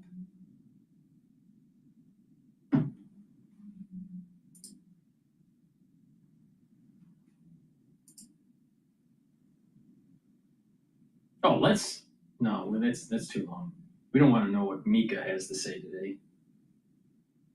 Let's go to home sales. This was a publication from Live Now, about 6 hours ago. Finance is boring, right? Good. And with Monday Sales CRM, we can keep it that way. All right, welcome back in Live Now. I'm Austin Westfall. Well, lots and lots of economic headlines that we've been tracking over recent weeks. One of the big headlines of the day is sales of previously owned homes retreating sharply in March. Let's send things out to Fox Business's Jerry Willis. She gives us the latest on what we need to know about the housing market. The housing market gets underway. The National Association of Realtors reporting existing home sales plummeted in March. Here are the numbers. March sales falling 5.9% month to month and even down year over year by 2.4%. The move even surprising NAR Chief Economist Lawrence Yun, who said he had expected building inventories to boost sales, but it was not to be. Barbara Corcoran, founder of Corcoran Group, said economic uncertainty and Trump's tariffs are undermining confidence among potential buyers. Though Trump's announcement of tariffs didn't occur until April 2nd, he vowed to raise tariffs as early as his first day in office. It's the main card. People don't like to buy in uncertain times. People worry. People at home are worried about their futures and nervous about everything. And the last thing they do is want to make a large commitment to anything. They hesitate. Meanwhile, Realtor.com noting that Don't worry. Don't bet against America in the long term. I know it seems a little fearful and people may be concerned about their jobs, and especially with AI and all this stuff, but just stay educated, stack your skills, upgrade your skills. You don't have to go and get a new degree or anything. You can just do these, many ways to upgrade your skills. There's lots of videos online or whatever, right? You can learn new skill sets, stack them onto the current skill sets that you have. Take care of your health. That's really important. Don't let your health decline. And don't be fearful. Just buy into the market, all right? Stay invested. You will do fine in the long run. Trust me. Trust me on this. I told you how to navigate through 2020 crisis. I got you through it. I'll help you navigate through this too.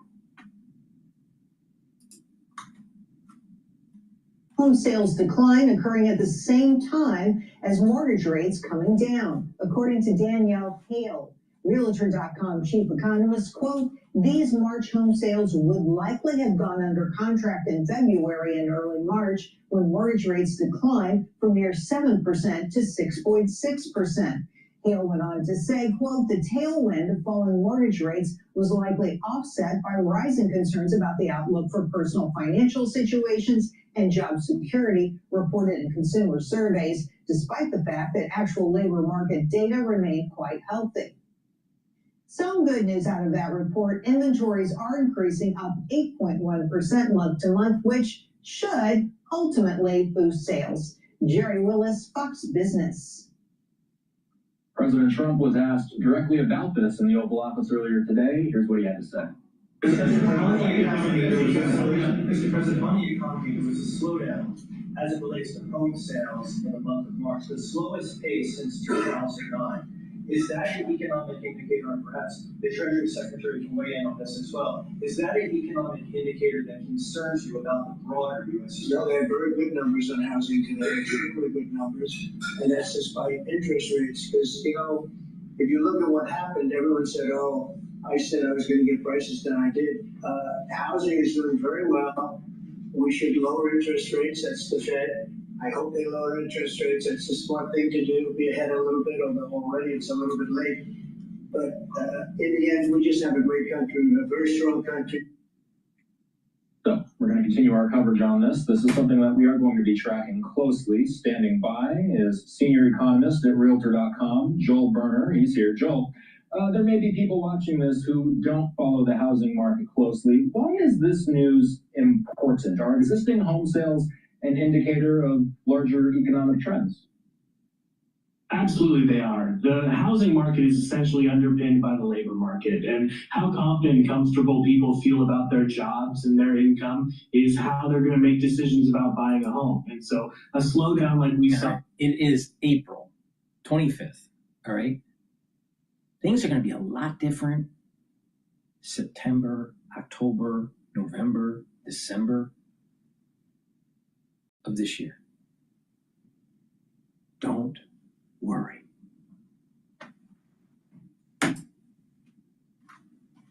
March is concerning, and I think that on top of mortgage rates, consumer confidence is really what was driving that decline in home sales in March. So did sales fall hardest in any particular part of the country?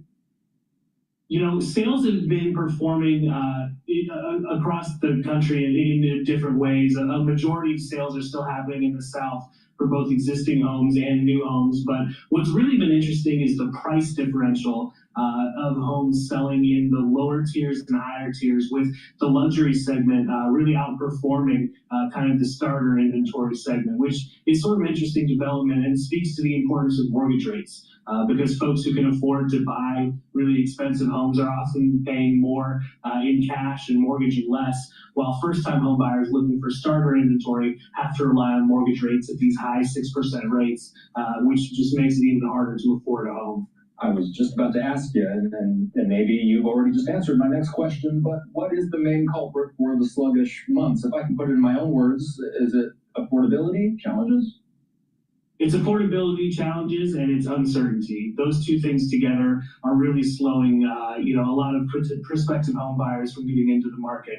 People just aren't feeling certain about their own economic prospects, and they're looking around at homes and seeing that there are very few, even though there's more inventory, not as much that meets their budget. Springtime. Why is it the most popular time for people to buy or sell a home?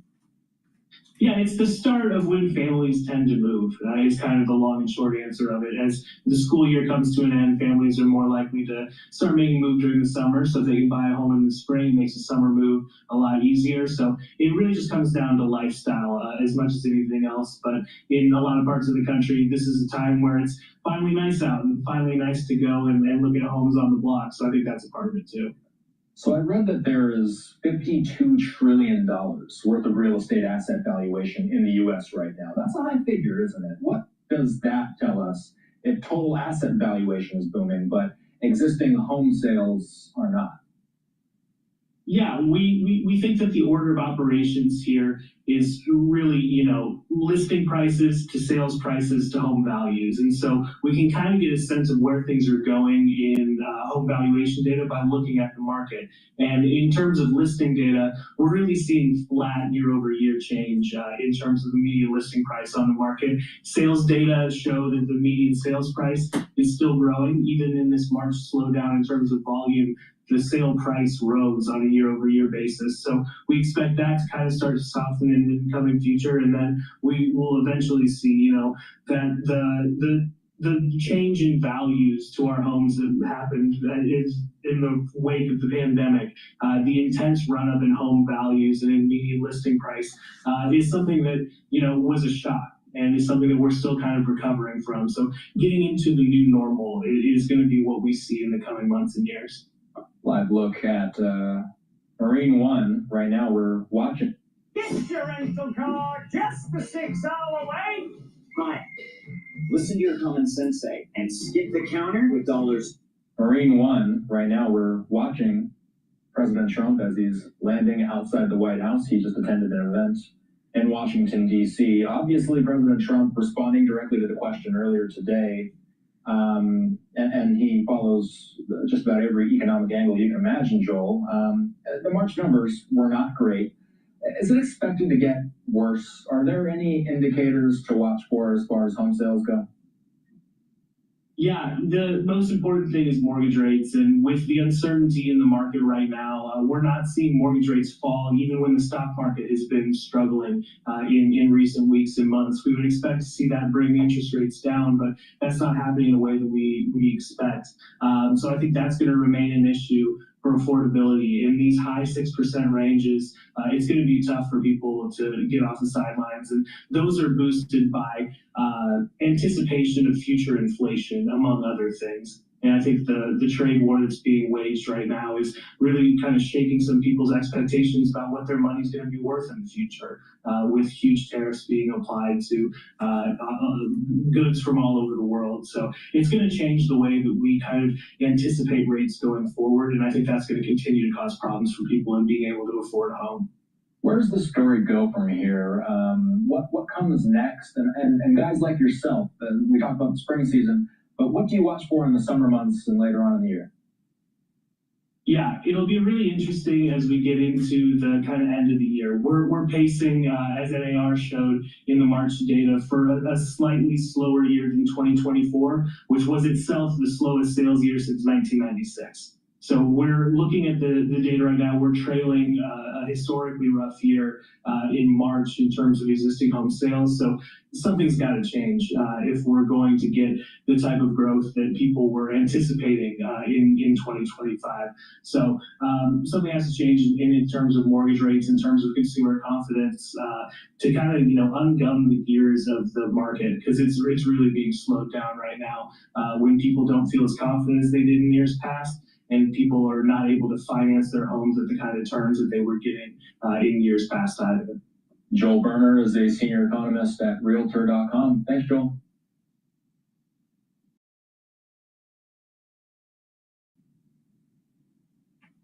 All righty.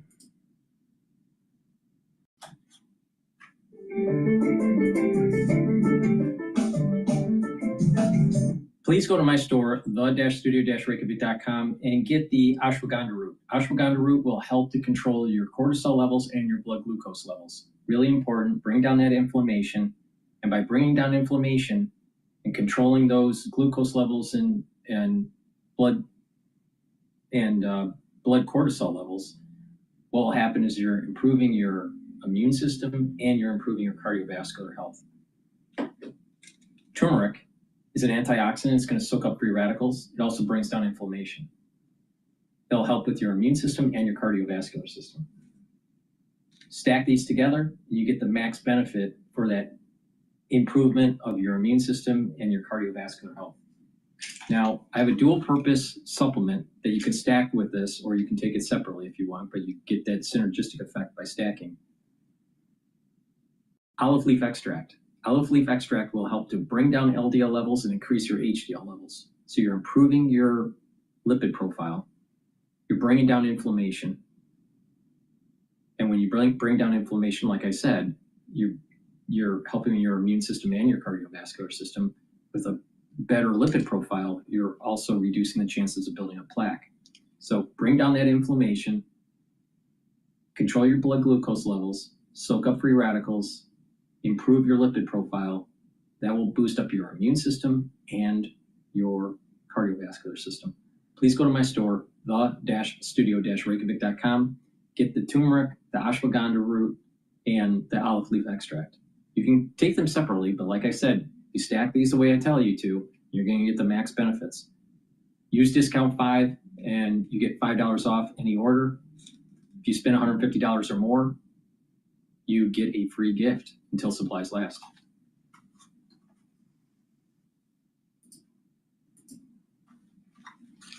Markets, even if the news flow itself isn't altogether different. Wendy Benjaminson, great to have you help us distill the week, as always. Bloomberg senior editor with us here in the nation's capital. I'm Joe Matthew, of course, in Washington, where this program comes from every day. We'll have a lot more straight ahead on the fastest show in politics, IMF Week. All right, so he's, let's go to Alan Dershowitz. What does he have to say about Trump and Harvard here?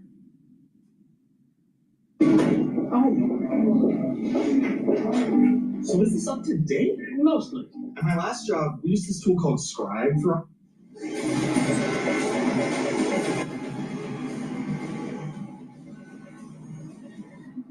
The Dirt Show.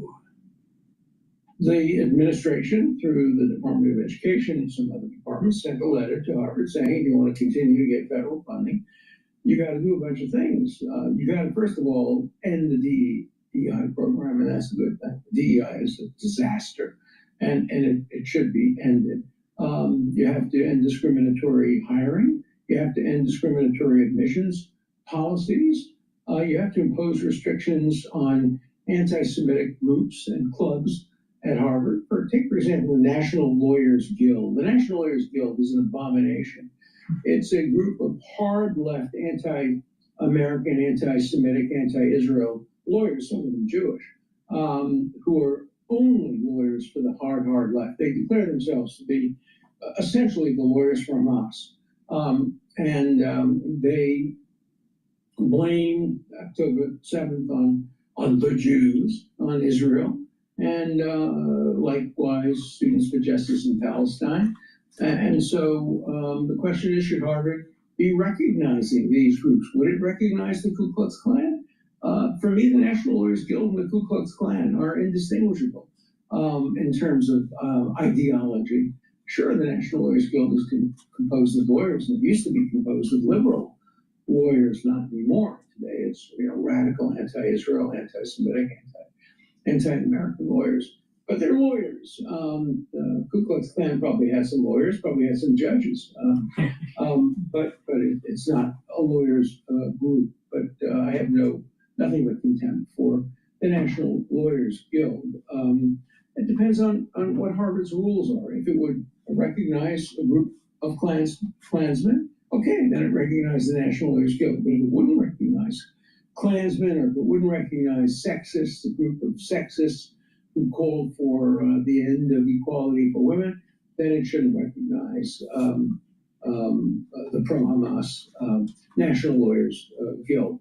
So, we're seeing this letter comes from the Department of Education saying to Harvard, we want you to do these 14 things. I read it very carefully. About 7 of them are perfectly reasonable.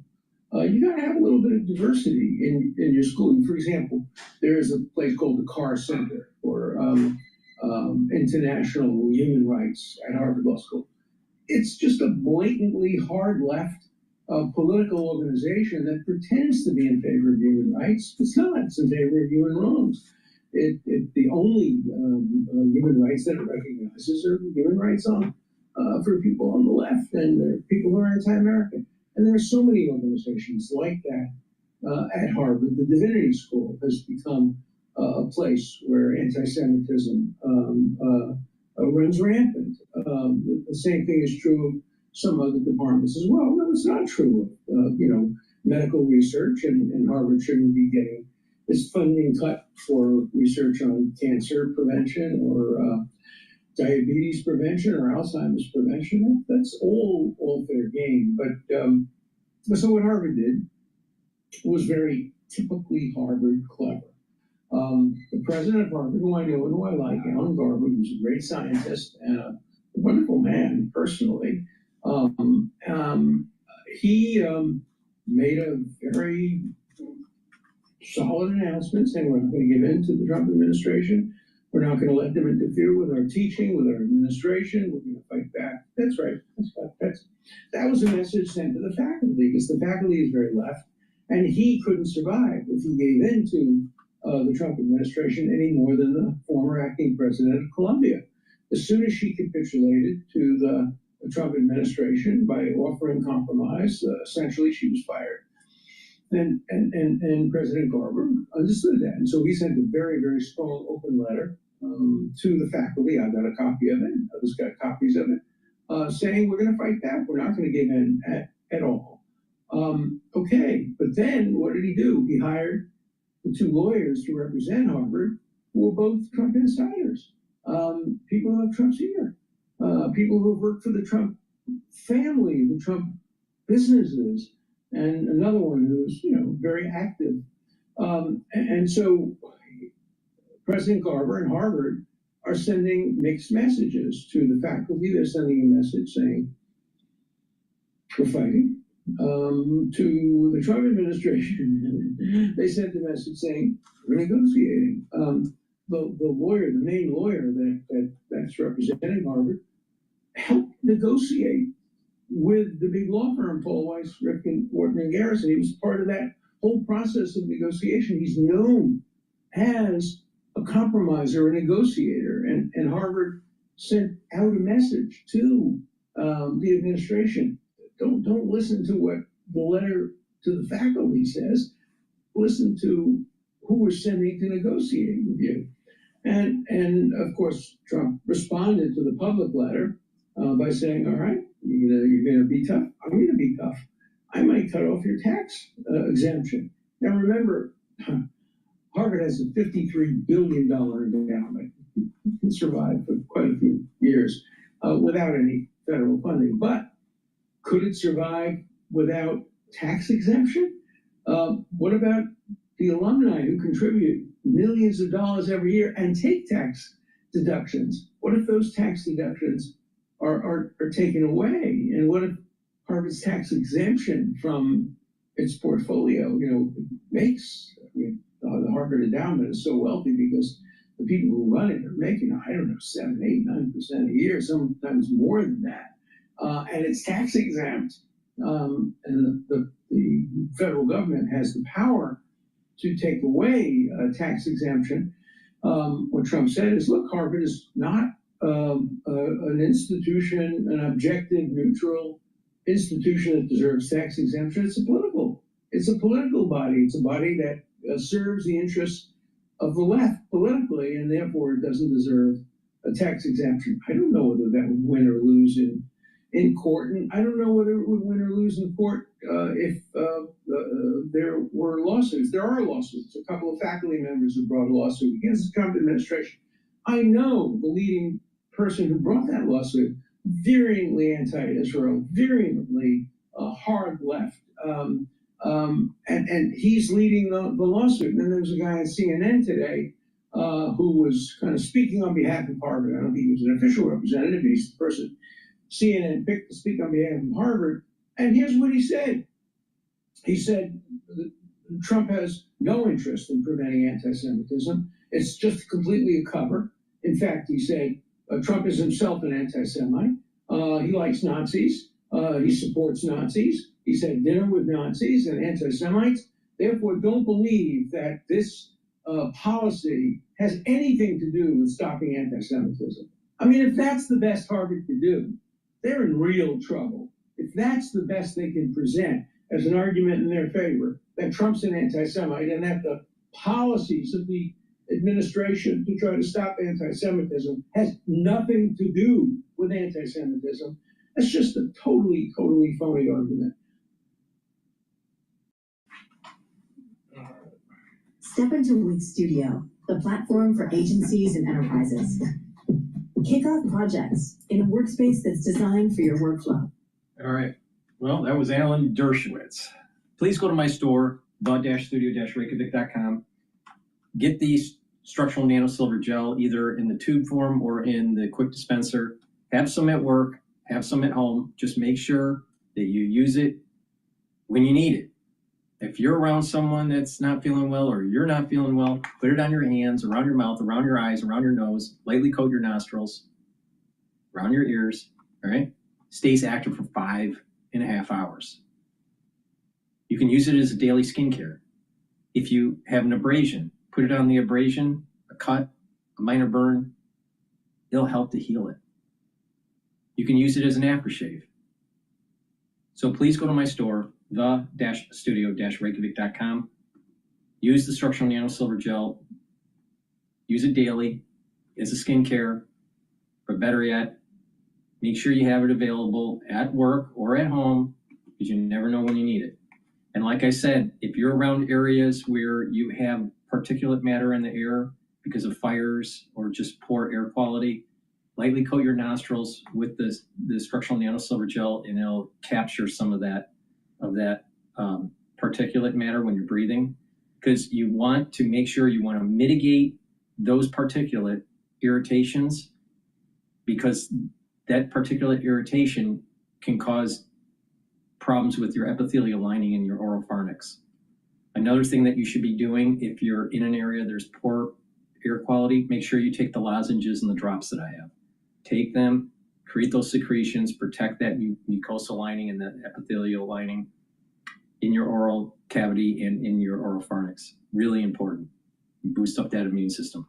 Please go to my store, the-studio-reykjavik.com. Use discount 5 and you get $5 off any order.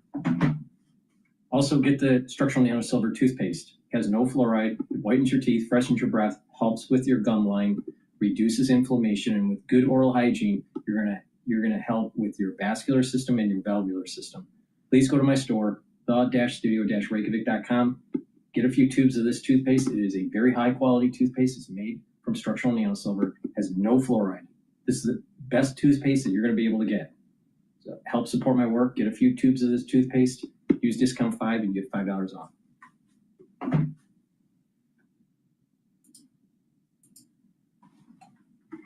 Actually, I want you to take a listen here. He was in the Oval Office yesterday, and he said that South Korea in particular was moving much faster than he expected, and said that we could get some technical deals on a framework sometime next week. We had a very successful bilateral meeting with the Republic of South Korea today. We may be moving faster than I thought, and we will be talking technical terms as early as next week, as we reach an agreement on understanding as soon as next week. So South Koreans came early, they came with their A game, and we will see if they follow through on that. So, still details on what a framework of an agreement means. I was actually talking about this with Kaylee Lines out by our desk before. I thought she had a good example. It's like a letter of intent, perhaps, you know, sure, right. An agreement to have a deal, right? But we still do know some things potentially that could be in a deal. We know, the U.S. wants to see these countries boost their imports, particularly when it comes to U.S. LNG. They want to curb those non-tariff barriers that we hear a lot about. Take Japan, for example. President Trump saying a lot of progress has been made on Japan. He's feeling very positive about Japan. We know he wants to see them curb their standards when it comes to U.S. auto imports that he alleges is hurting U.S. automakers' market access to Japan. So things like that. So perhaps maybe we would get some sort of firmer commitments, but at the moment they're trying to show progress towards towards a broader deal to signal that these talks are indeed happening, particularly with those countries that are geographically close to China.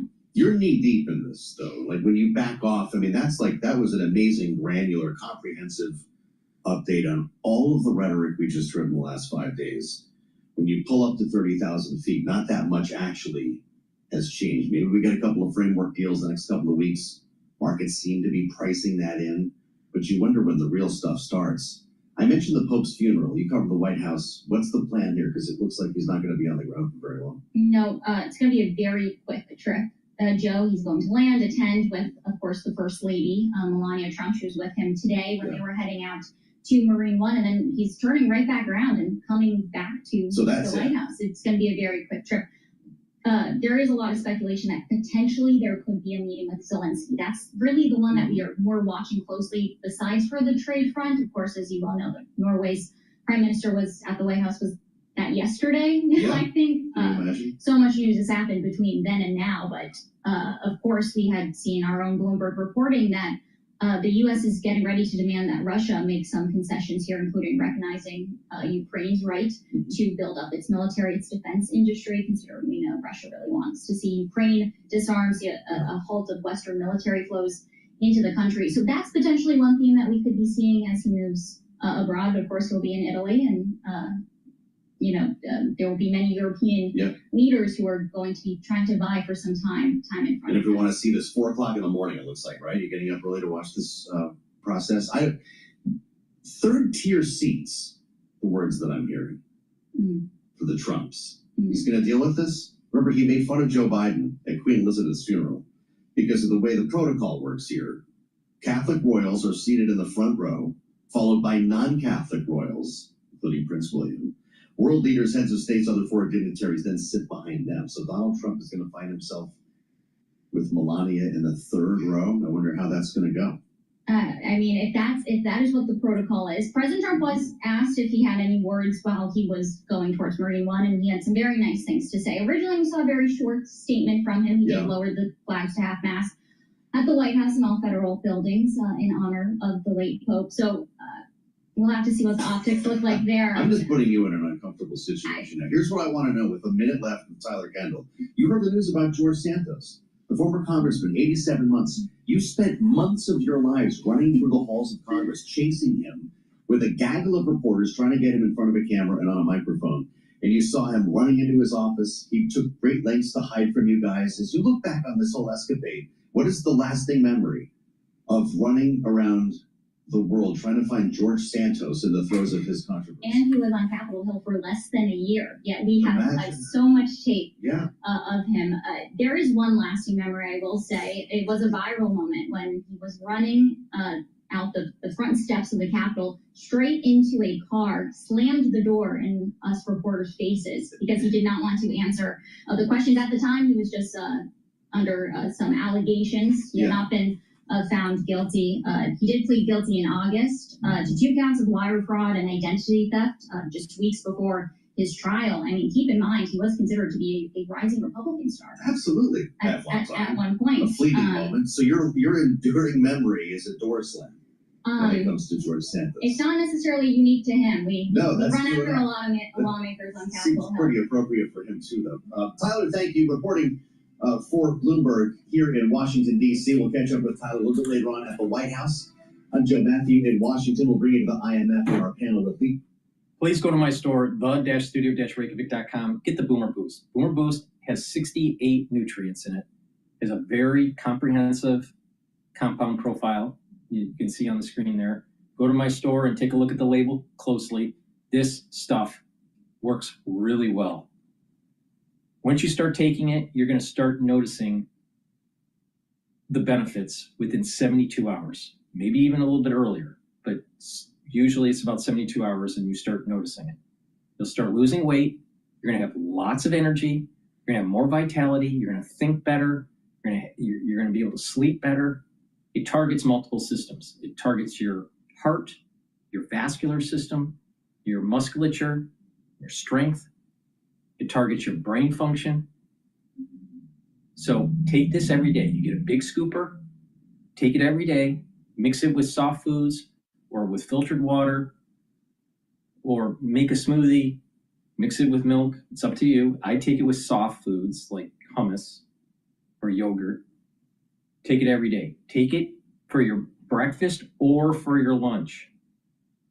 Not both, but breakfast or for your lunch. You're going to start losing weight. You're going to have lots of energy throughout the whole day. Your energies won't, it's not going to be a spike and then a crash. A steady burn of energy. You're going to be able to sleep better, and you're going to be able to concentrate. You're going to have that extra energy level where you're going to want to move around, and you're going to want to be an active person. Now, what I also noticed for me was that by taking Boomer Boost, it alleviated my migraine headaches. All right. For the ones that know, I've been suffering from migraine headaches ever since I was like 8 years old. All right. I'm a lot older than 8 years old now. So throughout my whole life, or almost my whole life, I suffered from migraines, and I just learned on how to deal with it. So how I adapted was, if I had a migraine, I couldn't like really do schoolwork or anything like that and concentrate well. But when I didn't have a migraine, I used to be able to do lots of stuff, and then I'd have another migraine again. All right. And it would last 1 or 2 days, and then I'd be fine. And then so what I did was I chunked all my schoolwork in those periods of time when I didn't have a migraine. That's how I learned to learn stuff quickly. All right. Now, and I have a lot of degrees. All right. So, but the point here is that I adapted because of that issue. Now, by taking Boomer Boost, and I don't know what the compounds that are in here that actually allow to mitigate migraines. I don't know. All right. I'm still looking into it. You know, it's probably several of these compounds that mixed together are beneficial to me. The point I'm making is that when you take this, you're going to start noticing something else that will be beneficial with your body. Maybe an ache or a pain, or, you know, just something that you've had most of your life, and then all of a sudden it kind of like is a lot better, you know, such as headaches, you know, right, whatever, right?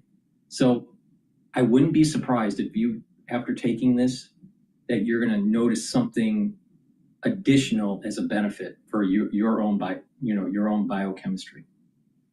All right, everyone's slightly different with their biochemistry. No one is the same. All right, unless maybe you're twins or a triplet or whatever. But the point here is that most people's biochemistry is slightly different, right?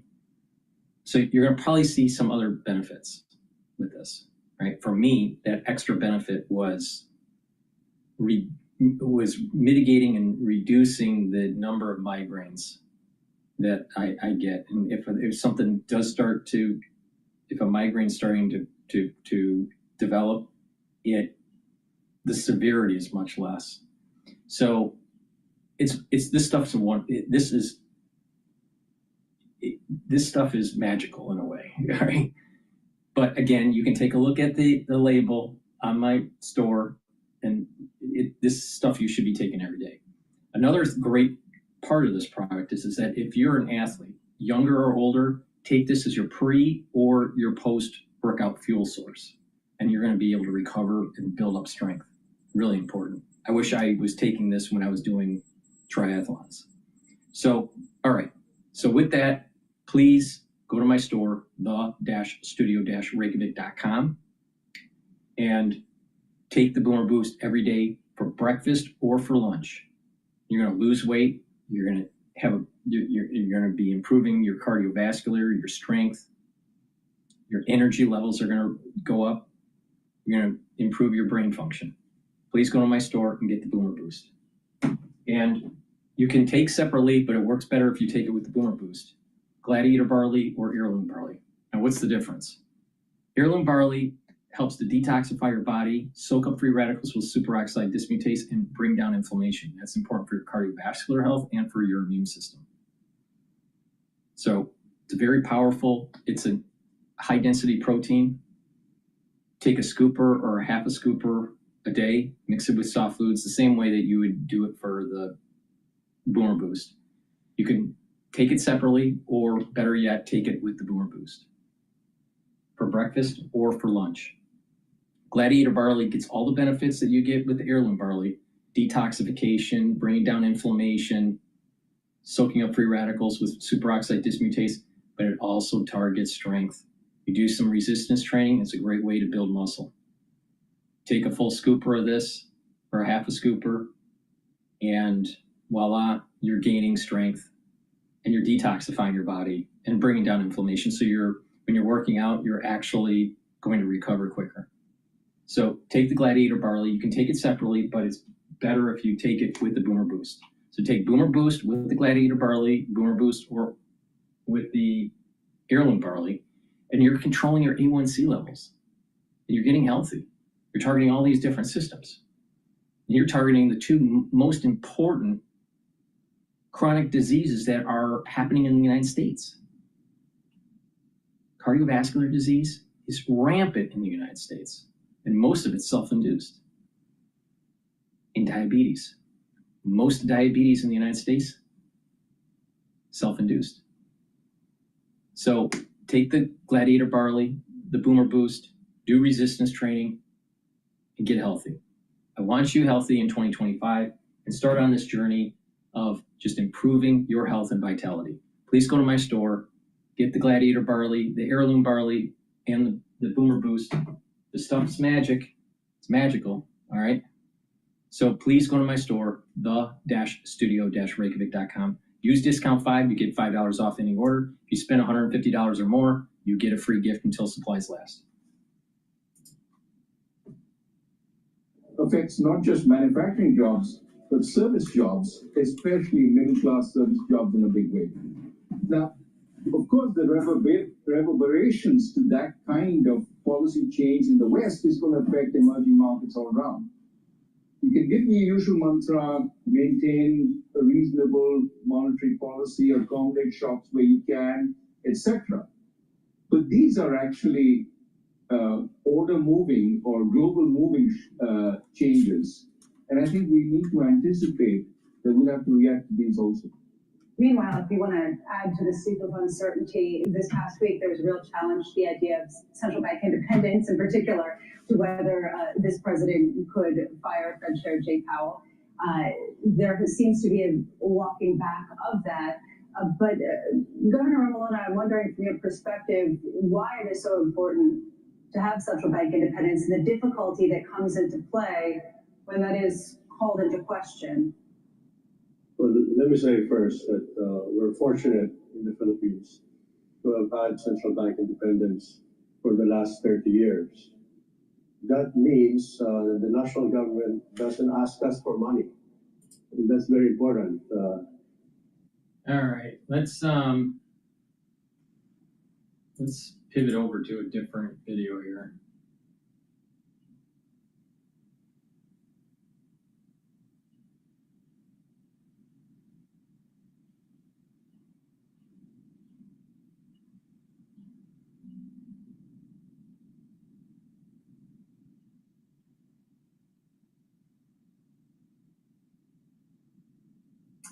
Let's go to the Hill. And I haven't seen anything from the Hill today, I don't think.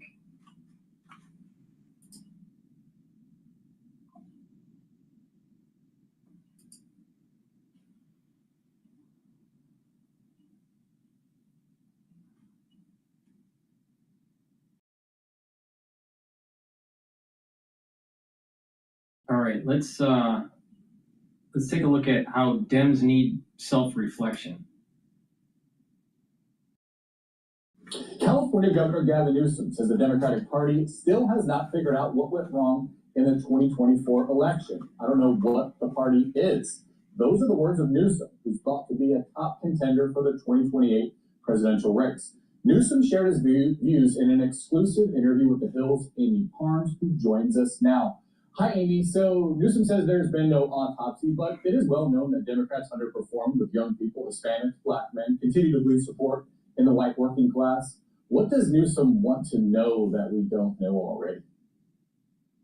I think there needs to be, and he's talking about this, a really formal kind of investigation, if you will, of what went wrong, looking into the campaign, kicking the tires, looking at the engine, where did they go wrong? What did they miss? There's a lot more than the actual demographics, I think. There's messaging, there's the ground game.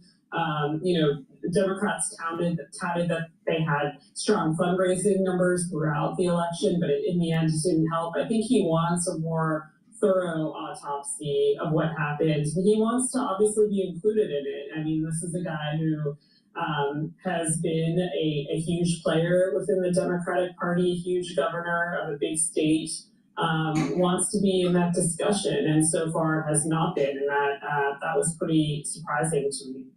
Does he think there needs to be a purge of consultants, officials, maybe from like the Biden era? Reading your book, one of the big takeaways that I got from it was just the level of dysfunction inside the Biden camp, and the conversations that weren't had about possibly having someone else on the ticket.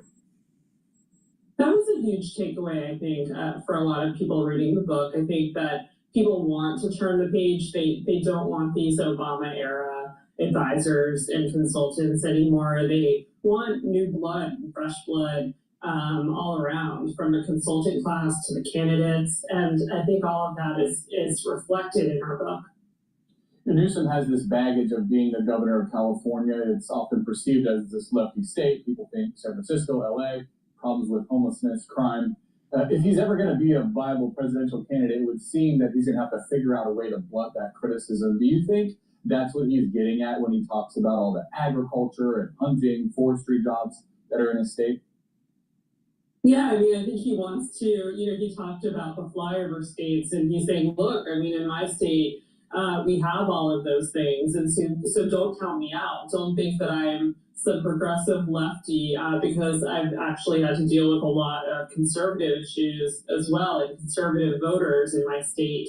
And I would assume that he would continue to play up that line in the coming months if he's looking at running. It's certainly kind of a cue that he wants to appeal to a broader swath of voters than these Hollywood Silicon Valley types. Newsom has this podcast where he's been interviewing a bunch of right-wingers. It's not just right-wingers. I know you're going to be on here coming up soon to talk about, I assume, your book, which is Fights about the 2024 election. Incredible read, must read for political junkies. But anyway, Steve Bannon, Michael Savage was on there. Those were some of his first guests. But then he got a little bit of criticism for not offering enough pushback against them. Has he given up on that kind of let's hear them out attitude? It's been all kind of anti-Trump guests since then. No, I think, he wants to do everyone. And that was sort of his point to me, that he doesn't want to ignore the right. He wants to include them in conversation because he's saying, look, they did something right. They won this election. So why wouldn't we hear from them? And that is sort of an anomaly right now in the Democratic Party. I think people want to speak amongst themselves, but there are Democrats like Newsom who think that he needs to appeal to more voters and listen to people on both sides to hear what they're saying, to hear, glean what strategies he might be able to get from these people who are speaking to him. And, I think there's some people who think that's a smart approach, especially if he wants to move out of California and talk to voters in these swing states and start appealing to them. So I think he's trying to lay the groundwork for that kind of thing. All right, we'll leave it at that. It'll be interesting to watch and see what happens with the California governor, Amy Parnes. Thanks so much for your time. Thank you. Let's see what France 24 has to say here. When you hire a local registered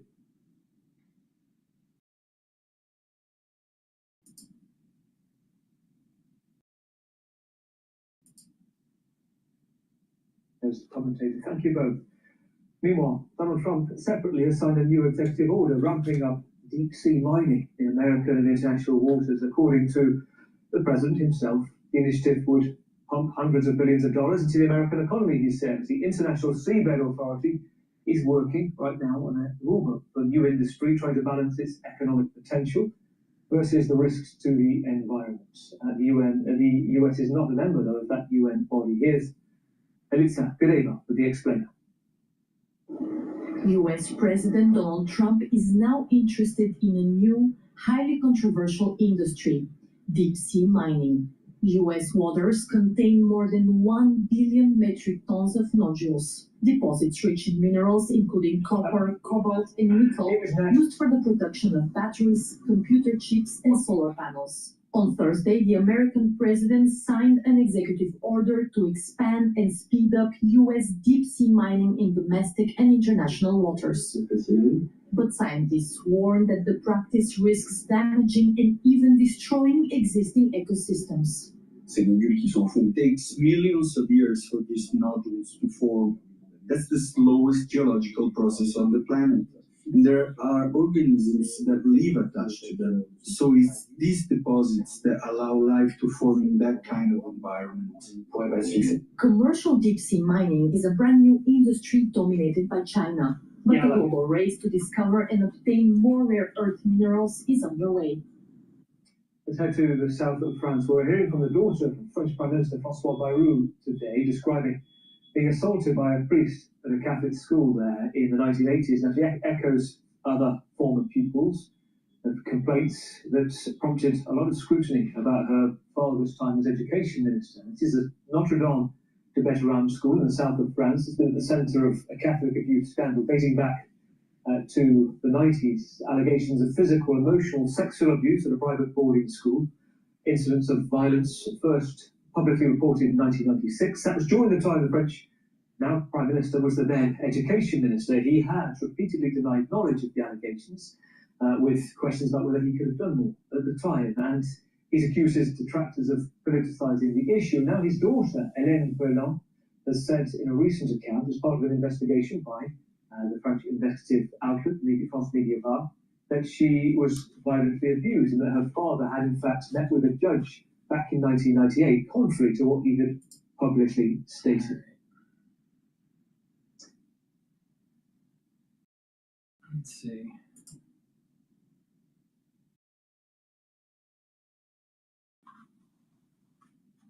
Might go to Time to Radio about Putin here. Please go to my store, the-studio-reykjavik.com, and get the Max 35 or the Max 14. Max 35 is 35 parts per million. Max 14 is 14 parts per million.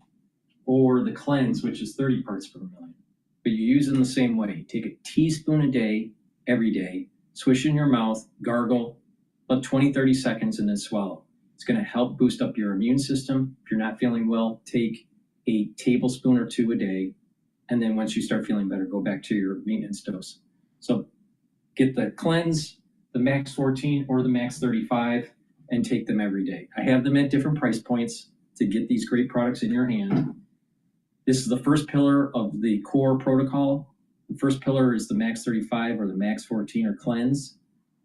The second pillar is C60, soak up those free radicals. The third pillar is the turmeric, ashwagandha, and lignans to boost up that immune system and help with your cardiovascular system. And the fourth pillar is the Boomer Boost that boosts up your energy levels and your metabolism. So please go to my store, use discount 5, you get $5 off. If you spend $150 or more, you get a free gift until supplies last.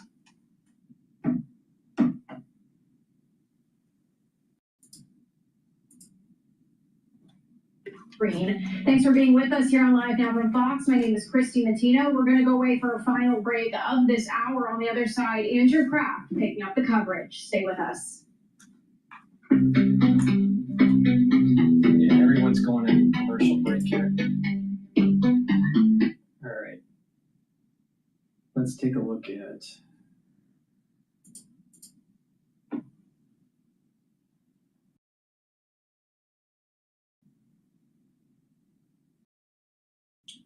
well, this is interesting.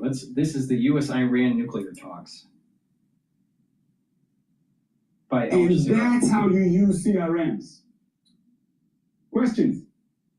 Or you can just move to Monday CRM. Let's talk about Iran, its nuclear program, and why it's back in the news. With the region on edge and Tehran closer than ever to a nuclear weapon. High-stakes nuclear talks between the U.S. and Iran. It's all happening after U.S. President Donald Trump threatened Iran to make a deal or face war. Did you need military action now if they don't agree? Or if necessary? Absolutely. Yeah. So what does each side want from these talks? Why are they happening now? And how close is Iran to getting a nuclear weapon? Let's start with that last one. Iran's had a nuclear program for about 50 years, but has always insisted it's only for peaceful civilian use, i.e. for things like nuclear energy. In fact, Iran's supreme leader has said pursuing a nuclear weapon goes against Islamic rules. هم ساختنش غلطه، هم نگه داشتنش غلطه، چون به کار بردنش حرامه. But since the early 2000s, Iran has been accused of secretly trying to develop nuclear weapons. And in the following years, the UN, the US, and others targeted Iran with all sorts of sanctions, which devastated Iran's economy. It's a total disaster. It can't be described by words. We've got nothing left. Then, in 2015, back when Barack Obama was president, Iran signed a deal with 6 world powers, including the US, to limit its nuclear program. The EU was also involved. This is the deal's official name, but it's usually just known by its acronym, the JCPOA. In it, Iran agreed not to seek, develop, or acquire any nuclear weapons, and to allow investigators to monitor its nuclear activities. In return, UN sanctions on Iran would be lifted. For the next couple of years, the deal broadly worked, but it had some big critics, including Donald Trump. What a man did was one of the worst and most one-sided transactions the United States has ever entered into. So he ended U.S. participation and reimposed sanctions. Basically, the U.S. broke the deal, and that pretty much killed it, although technically all the other countries are still signed up. Soon, Iran was ramping up its nuclear program again. It started making it harder for investigators to monitor nuclear sites. And last year, the world's nuclear watchdog said Iran has been dramatically accelerating uranium enrichment. Strengthening of their capacities is underway. To get weapons-grade uranium, which you need to make a nuclear bomb, you've got to get to 90% enrichment of the uranium. Now, Iran's got to 60% right now. That seems like there's quite a little bit of a gap there. Actually, there's not. It's a terribly small technical step, I'm told, to get from 60 to 90%. Iran is very, very close, and the experts think they could, if they wanted, do it in just over a week or so. Now that would be a major step, but Iran would still have to build an actual weapon to carry a nuclear device. And there are various estimates about how long that could take, from a few months to a couple of years.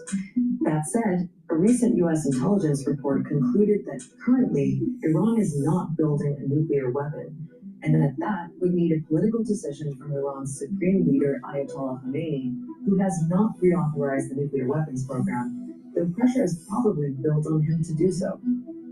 Well, the Iranians still contend that their nuclear program is purely for peaceful purposes. But there are increasingly loud and louder voices in Tehran talking about the fact that they have to consider weaponizing their nuclear program. It is no secret that we have become a nuclear threshold state, and this is a reality. It is also no secret that we have the technical capabilities required to manufacture a nuclear bomb.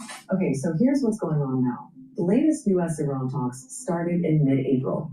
The U.S. side is led by Steve Witkoff. He is a former real estate developer and a close friend of Trump. The Iranian side is led by Foreign Minister Abbas Araghchi. He was also involved in the JCPOA negotiations. The Gulf state of Oman is mediating. But in between the high-level meetings, then, there are the technical negotiations. And these are very detailed subjects. You're not just talking about high-level diplomacy, you're talking about nuclear physics. But what explains all the momentum we're seeing at the moment? And who wants what? Well, first, look at the current backdrop in the Middle East. We've seen some big shifts in the balance of power in the last year or so since Israel's war on Gaza. We've seen Israel, a major U.S. ally, go after Hezbollah, a major Iranian ally in Lebanon. We've even seen direct attacks by Israel and Iran on each other for the first time ever. Some analysts think all this has left Iran in a weaker position and more keen to strike a deal. Iran wants the threat of war lifted. The military threat against their nuclear program and against their country is now much more palpable and credible than it has been in years. Remember, Iran is also struggling with the impact of sanctions, especially the ones which were imposed by the US when it pulled out of the JCPOA. Iran's economy is in really bad shape. They're literally struggling to keep the lights on. There are frequent blackouts in Iran. Okay, so what about the US side? Donald Trump was the person who backed out of or ripped up the previous nuclear deal with Iran. Why is he so keen on getting this done in this second term? I think one of the things you have to do is listen to exactly what President Trump said. And I may be picking up on what seems like a small detail, but repeatedly, numerous times, the president has said he wants to win the Nobel Peace Prize. And I think he feels that this is a place that he can do that. It also looks like Trump may have softened his demands. When he pulled out of the JCPOA, Trump's position was that Iran shouldn't be allowed to have a nuclear program at all, not even for civilian use. But that may have changed. The Trump administration this time around has taken the same position on that as the Obama administration. The negotiations with Mr. Witkoff, it seems, and we're not in the room, but it seems right now that they are saying to Iran, yes, you can continue with a nuclear program, but capped at a certain level of enrichment. There's something else hanging over all of $1,000 to the first person to make an SOP for the new hire. 1 hour, go. an hour. There's something else hanging over all of this, which could also explain Trump's apparent urgency to strike a deal now. A crucial part of the JCPOA expires later this year, in October. It's called the snapback mechanism. Basically, any of the 5 countries that are still signed up to the deal can call on the UN to reimpose or snap back all the old UN sanctions if they think Iran is not complying with the limits on its nuclear program. It's kind of like the last remaining bit of leverage they have over Iran. That's how the UK, France, and Germany see it anyway. And they've said they are willing to trigger the snapback to stop Iran getting a nuclear weapon. To the US, even though they can't do it themselves, they can call on their friends, they have in this negotiations, which is one of the reasons why Donald Trump wants to get this moving as fast as possible, because he's going to reach a point where he won't have that snapback, that extra pressure on Iran. So what are the chances of the US and Iran actually getting a deal? Well, it's probably going to be a long and drawn-out process.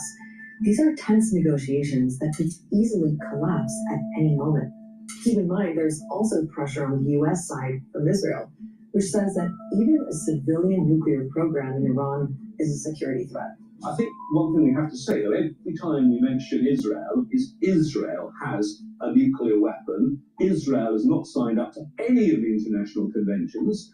Israel doesn't let IAEA, that's the UN body that covers these things, it doesn't let them look at its nuclear program and its nuclear weapons. It doesn't admit it has a nuclear weapon, but everyone knows that it does.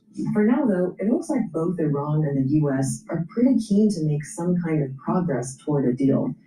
The fact that they're actually talking is more than we've seen for the last few years. I think it is more likely that they would reach some kind of an interim agreement, not a full deal, but a partial agreement that would freeze or roll back some elements of Iran's nuclear program for some partial sanctions relief. And by pursuing this kind of arrangement, both sides will be able to buy time and space for diplomacy and to negotiate a more durable solution.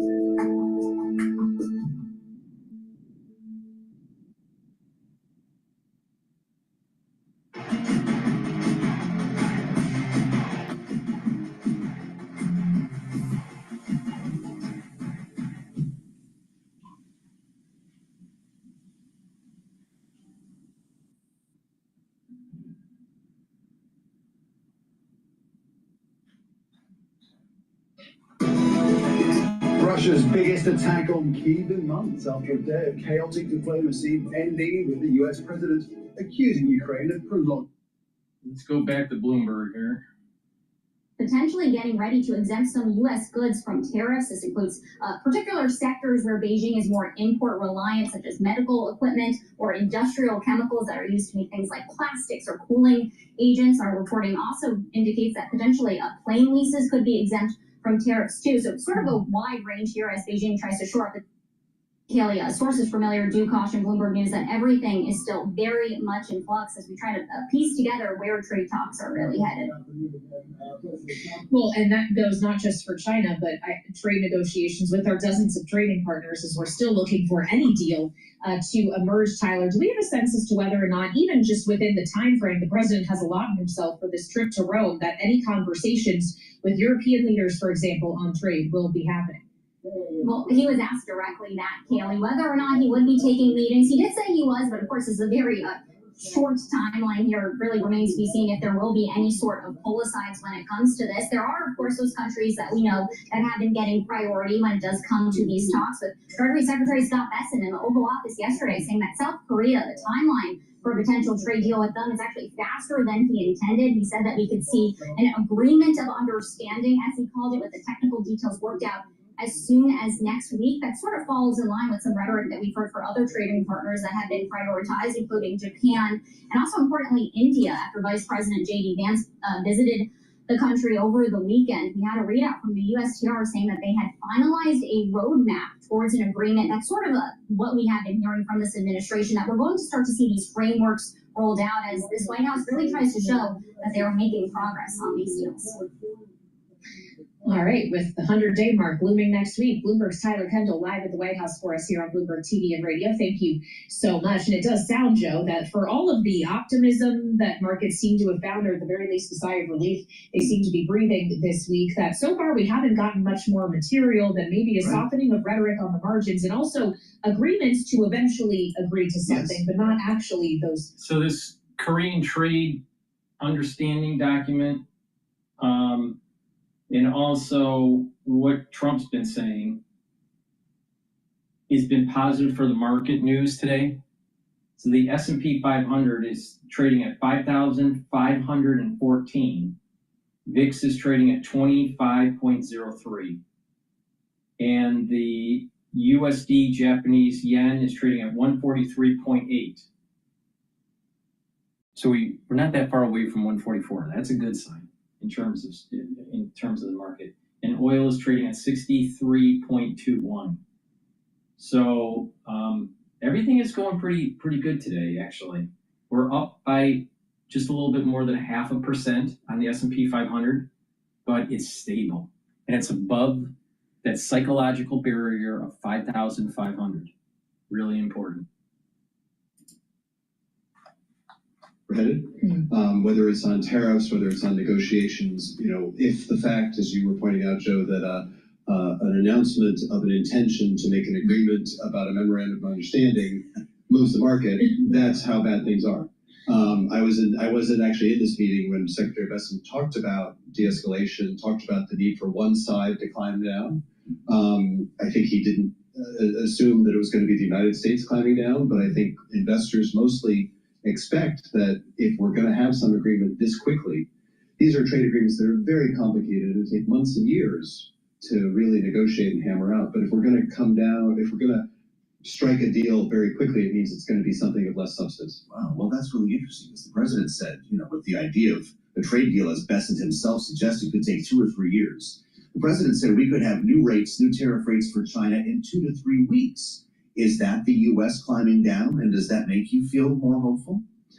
Well, I don't want to contradict the president, but it does seem hard to believe that that's what we're going to be doing. Okay. The confusion in the market right now is nobody expects that 145% tariffs can be permanent, and I think we're hearing that, and that was reassuring to people because it's just not sustainable. It is an embargo, effectively, as Secretary Bessent said, but the real question is, will we have more certainty on the other side of things? And, there is a world in which you look through the fall and there's a budget deal and the debt limit is behind us and we have half a dozen of these framework agreements in place. And so what kind of range we're dealing with. and that's a much better world. But the question is that the new steady state, or do new things get put on the table?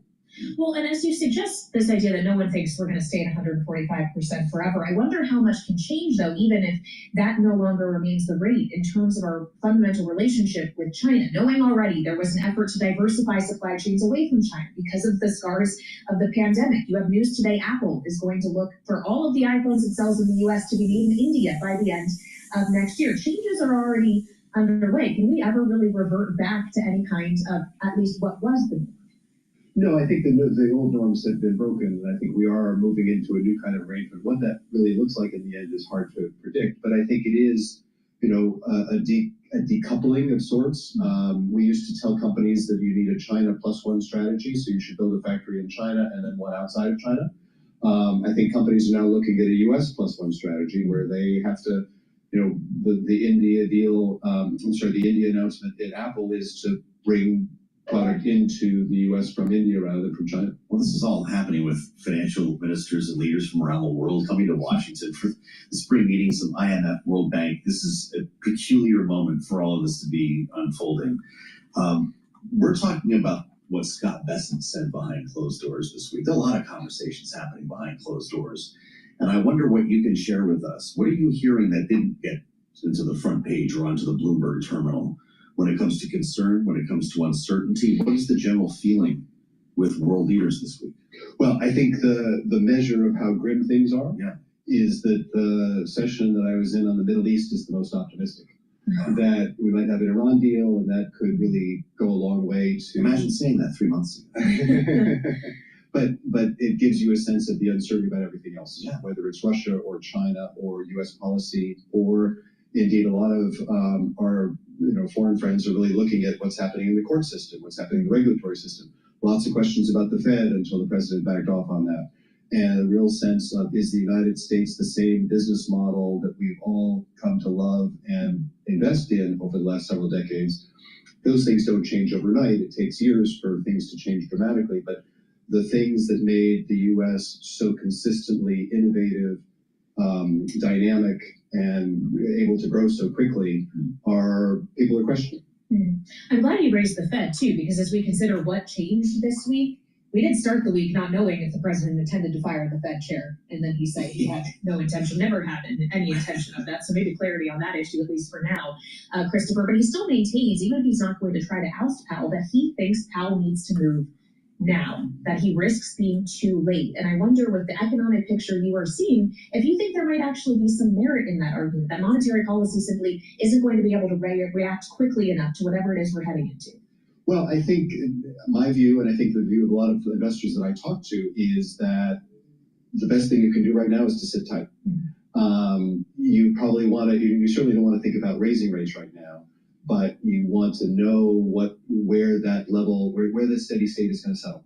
I mean, if you could sort of start knowing where tariffs will be and start modeling that and sort of thinking through where that will feed through to either inflation or slowing growth, that's one thing to do, but you don't know where that's going to settle, and the president isn't helping things, unfortunately. Would it do damage to the Fed's image if we did get a cut right now? I think it would. What if Jay Powell said, okay, 25 basis points, stop calling? What would be the market reaction? I think it would probably be positive for a day and a half, but overall negative. Who do you trust? I think it starts to undermine the Fed's credibility, because we've had the Fed. It's been remarkable through all of our political discord. I don't think anybody credibly attacks the Fed for being politically motivated one way or the other over the last several years. The unfortunate thing right now is whoever is nominated to replace Jay Powell next year is going to come with a sort of a shadow of suspicion of what kind of a deal did they strike to get the job. Not a shadow chair, which we talked about before. And that's certainly an idea that has been floated at this table by the now Treasury Secretary, Scott Bessent, actually, of all people. To this notion of credibility, though, it's one thing to consider the Fed's credibility. It's another thing to consider just the credibility of the United States. We have a new story out on the terminal today looking at the dollar. Could be the worst first 100 days the dollar has seen since the Nixon administration. We all have been paying attention to what's been happening in the bond market. We haven't even really started the debt ceiling fight yet, Christopher, which we have to look forward to in the next few months. Do you see a serious risk of an undermining of the creditworthiness of the United States, or the view of creditworthiness of full faith and credit? Well, as you know, creditworthiness is incremental, and Sure. it goes, there are shades of gray. I don't think things are, I don't think things are about to fall apart. I think the dollar is still the world's reserve currency for a long time, given the lack of alternatives. But Like I have been saying for a long time, all right? If you look at a 10-year average for the DXY, the dollar index, the dollar has been elevated the last 4 years. Well, what happened the last 4 years? It's been elevated above 100. And it hit as almost as high as, I think, 114. It's the aftershock of the crisis of 2020. And what's the most stable economy around the world? The United States. What major event happened in the last 4 years? The crisis in 2020. So the point that I'm making here is that we have been accustomed to a strong dollar above 100 for the last 4 years. And now it needs to revert back to a normal level. If you look at a 10-year average, that would be around 97, about maybe 98. It's trading at 99 point something. So she makes these comparisons. Oh, this is the worst decline since Nixon. But there are caveats and nuances. That's because the U.S. was a safe haven during the crisis of 2020. Just like the U.S. was a safe haven for the other crises that have taken place in economic history, through the during the modern era, post World War II. All right, so understand the nuance here and look at the historical averages. Look at the historic. Don't look at just, well, what happened yesterday or the last few months. You got to look at the 10. When you're looking at currencies, you need to look at a 10 or 15-year average. When you're looking at bond yields, you need to look at a 10 or 15-year average and the price action of that time series. If you don't, you don't know what you're talking about. All right? And so what Bloomberg did was that they're spinning it in a way where it's Trump's policies are really bad for the dollar. And that means that investors are flocking out of the United States without taking a look at the 10-year average, without looking at what happened in the last 4 years that was really important, AKA COVID. I mean, just these people they're clowns. They're clowns. All right, let's while Bloomberg is on break here, let me plug some supplements. Taking ubiquinol is really important to help with your neurons. Ubiquinol is the most bioavailable form of CoQ10 that you can get. Most people that take CoQ10, you're getting the wrong form of CoQ10. Get ubiquinol. Go to my store, the-studio-reykjavik.com. Get the ubiquinol, protect your neurons. It's also an antioxidant, so it's going to soak up free radicals, and it helps to boost up your energy levels because it helps with your mitochondrial health. Take ubiquinol every day, especially if you're 40 years of age or older. It's really important to protect your neurons. NAD Plus supplement that's on my store will boost up your NAD Plus levels, boost up that energy that you need. NAD Plus also helps to repair DNA damage. When you get older, you get more DNA damage. You need some help to repair it. NAD Plus does that. And NAD Plus helps with your neurons, neural health, protect your neurons. So you stack NAD Plus with ubiquinol, and that's a great way to protect your neurons. Please go to my store, the-studio-reykjavik.com. Start paying attention to neural health. Very important, extremely important when you get older. A lot of people have been following me for a while, and they know that my father died from ischemic dementia. You don't want to die from problems with your brain, all right? It's a terrible way to die, all right? Protect your brain, get good blood flow, do exercising, do balancing exercises, do stretching, do some resistance training. All those are beneficial for your brain and your musculature. You're activating different parts of your nervous system. Take the right supplementation, drink filtered water, stay away from processed foods, get proper sleep, learn new things, talk to people in the real world. All these things will help holistically to improve your brain function. Please go to my store, the-studio-reykjavik.com. Use discount 5, you get $5 off. You spend $150 or more on an order, you will get a free gift until supplies last. All right, let's, well, Bloomberg is still recycling. Let's go to Al Jazeera here. Sanctions on Russia and to restart energy deals with America and with Europe too, which is something Putin would like. Trump is a businessman, Witkoff is a businessman. I think they see Russia kind of as a business opportunity and Ukraine's in the way. But it is also possible Trump thought he'd do a deal his first term with North Korea. It was frustrating. He just gave up and walked away. And the Europeans are considering that this is a real possibility, and they are gearing up to help Ukraine. Now, they don't have to be as strong as the United States. They just have to be stronger than Russia. And Ukraine, after all, has agency. It has 900,000 troops. It's a big country. As long as it's getting aid, it can hold on, I think, to pretty much what it has. I mean, I think Russia in the last years gained about 1% of Ukraine's territory only at a huge cost in money and in soldiers. So, you know, it's not about to collapse. I mean, the war can go on for a while. But Stephen, very briefly, of course, the US has threatened to walk away from this. And can Europe then fill that US-shaped hole in the provision of arms and so forth? Well, I think it can fill a lot of it. I mean, Europe's already providing the majority of aid to Ukraine. Europe is rich. I think 50, 60 billion euros a year, which would be probably half again as much as Europe is already providing, would keep Ukraine. If Europe is so rich, why does the United States have to subsidize them with their economy or with NATO? All right, let's go back to Bloomberg. Up 0.7%. Balance of power continues right now. Back we go to Washington once again. Your hosts, Joe Matthew and Kaylee Lyons.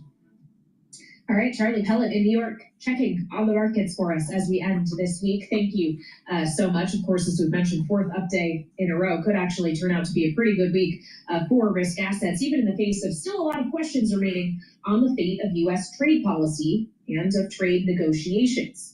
We've heard from President Trump a few times about this today, including as, of course, he boarded or was heading to Rome. He just spoke with reporters on Air Force One, once again saying that countries have been unfair to the U.S. when it comes to trade. But he also spent a good deal of time talking with Time magazine about his trade policy, suggesting in this interview, which took place a few days ago on April 22nd, that there's been some 200 trade deals that he's done, though none have been announced. But he suggests this whole thing could be wrapped up in 3 to 4 weeks. A lot of countries. It is a lot. He also said that China's President Xi Jinping has called him. Yes. And that his administration is in active talks with the Chinese to strike a deal. And we've talked about this. He was asked about this a couple times this week. Lutnick and other senior administration officials, referring to the Commerce Secretary Howard Lutnick, confirmed the talks, which Beijing disputes. Yes. So we're still not actually sure if they're on the phone, Kid. Yeah, we heard the president once again this morning saying he's talked to Xi multiple times, but he wouldn't say when, wouldn't say if it was since the implementation of these tariffs. We do know they did speak a few days ahead of his inauguration back in January, but there has been no confirmation of a phone call since then. We'll play this to the panel and get their thoughts on this, because we are at an interesting moment here with the president airborne on his way to Rome, lawmakers still at home, and our chance to talk about some important issues with our panel. Rick Davis is here, Republican strategist and partner at Stonecourt Capital, alongside our Democratic strategist, Jeannie Shanzano, political science professor at Iona University. It's great to see you both here. Jeannie, I've been asking since Donald Trump said in the Oval Office that they, quote unquote, were meeting, and he wasn't going to suggest or reveal, he said, who they were or was, does it matter at what level these talks are happening? Well, it sure does. You know, I mean, it's not a great day for the United States when we have to have our president corrected by the Chinese Foreign Ministry saying, you know, don't exaggerate, tell the truth, be clear. And that's essentially what we're getting. I mean, you just mentioned the 200 deals. We don't know how that could be with less than that many countries in the world, but apparently he's talking about something else. So, you know, this is typical Donald Trump. He's excited about his first 100 days, overstating numbers, and the fact is people are really dependent for their lives on the truth of many of these things. And so these overstatements become sort of silly in a way, but also problematic in a serious way. Well, and Rick, when we consider that China is openly contesting the suggestions by President Trump that negotiations are happening, putting it out there for the world to see, does that do anything to undermine the president's credibility, knowing that we often sometimes approach with skepticism certain characterizations he makes or statements that he makes? Yeah, look, I mean, we've learned for a long time that you have to take everything that Donald Trump tells you with a grain of salt, right? He even admits to hyperbole on virtually every issue that ever comes out of his mouth. So it's pretty dark days when you have to rely on China, known for its propaganda and use of distraction as a foreign policy tool to get the straight dump. I don't trust either one of them. I mean, you know, I'll believe it when I see it. And I think in this case, to, you know, try to follow the spin, you know, I mean, we went from 90 deals in 90 days to 125 countries have tariffs on them to 200 deals are going to be announced. I mean, I just want to know who's negotiating with the penguins on Herd Island, because that's what I'm watching for real success. That's true. They're still facing pretty high tariffs. He got into national security and geopolitics in this interview. They talked for about an hour. And again, Kaylee mentions this took place on April 22nd. Jeannie talked about Ukraine and blamed Kyiv for starting the war. Quote, I think what caused the war to start was when they started talking about joining NATO, unquote. The negotiated peace he is pursuing would, of course, give Vladimir Putin some 20% of Ukrainian territory. As Time magazine points out, the president said, quote, Crimea will stay with Russia, unquote. What do you make of these comments to a publication in the throes of peace talks? Yeah, I mean, it's a sad moment for the United States and for democracy around the world that we have now a president in office. I give him credit, by the way, for trying to negotiate a deal. But not just that he's talking about it, but that he is blaming a sovereign country having been invaded. And you look at those horrific pictures from the last 72 hours of the absolute violence that Russia has, you know, over the air and on the ground in Kyiv, you know, in the heart of Europe. And to have an American president, the leading democracy in the world, say Crimea is gone and to blame the victim is just utterly appalling. But it's in keeping with so much in this conversation that is stunning. I mean, they ask him at one point about a quote from John Adams. Does he believe we are a government of laws and not of men? And he says, no, I wouldn't agree to that 100%. And he goes on to talk about why that is. You know, this is the president we're dealing with, and he's hiding behind the fact that he ran on these things. But he is also, if you look at the polls, losing support on a lot of what he's pursuing. Well, and when we consider the geopolitical part of this interview, Rick, when he was talking about a deal with Ukraine, the journalist questioned him on his repeated insistence on the campaign trail that he could end the war in a day. And he suggested in his answer that he was just exaggerating, that no one should have expected him to end the war in a day to get back to kind of what we were discussing about his rhetoric here. But is that also an admission that this particular negotiation with Steve Witkoff dispatched again to the Kremlin today to meet with Putin is much harder than he thought walking in? Yeah, look, I mean, I think Donald Trump, whether you think it's a superpower or a significant problem, simplifies every complicated world problem into the basic elements that he wants to talk about. And so from his perspective, why in the world would anybody want to continue killing each other with no apparent success on either side? So in his mind, offer a deal that stops the killing, which he must have repeated 1,000 times on the campaign trail, and everyone's going to take that deal. It is a surprise to him, I have no doubt, that there are more intransigent issues than life and death on the front lines of Ukraine and Russia at work here. I think he's found the same thing. We've kind of quit talking about it, but same thing that applies to peace in Gaza. He's made many statements along the campaign trail and since president, how he was going to wrap that up in no time. Nobody's going to impose his will, and it's only gotten worse there. He told Putin to stop attacks yesterday, and overnight we had more suicide drone attacks launched from Russia onto Ukraine. I mean, he needs to start to be concerned that by making these declarations to ordering heads of state around the world around, that somehow he's going to start losing credibility if they ignore him. And I think that is a concern for the prestige of the United States, our power abroad, and how foreign leaders will approach us in the future when we really do need to solve intractable problems. Well, yeah. Rick mentions Gaza, Jeannie. The president told Time magazine, Saudi Arabia will go into the Abraham Accords. That will happen. He went on to say something really interesting. Last time I was fighting for survival, he said. This time I'm fighting for the world. This is a man with a different motivation than in the first term, isn't it? Different purpose. Yeah, I think actually his purpose is the same. I mean, this is somebody who believes in executive power. He is somebody who believes that he should have more of it constitutionally, and if not, he's going to do everything he can to take it. What I think has changed in this Donald Trump 2.0 is the people around him and the fact that they had 4 years to make these plans. We're going to use an act from 1798. And we are going to take these steps. Just what happened with this judge in Wisconsin today is exemplary of where the administration is. And so that has changed. And I think the other thing that has changed is very much a story about the first branch of government that, for me, is very sad, which is the Republican Party and the first branch of government, more importantly, have said, we are not going to challenge this attempt to amass executive power. And so those things coupled together have given Donald Trump this runway to do what he's done in the first 100 days. I think it's going to get harder as we go on.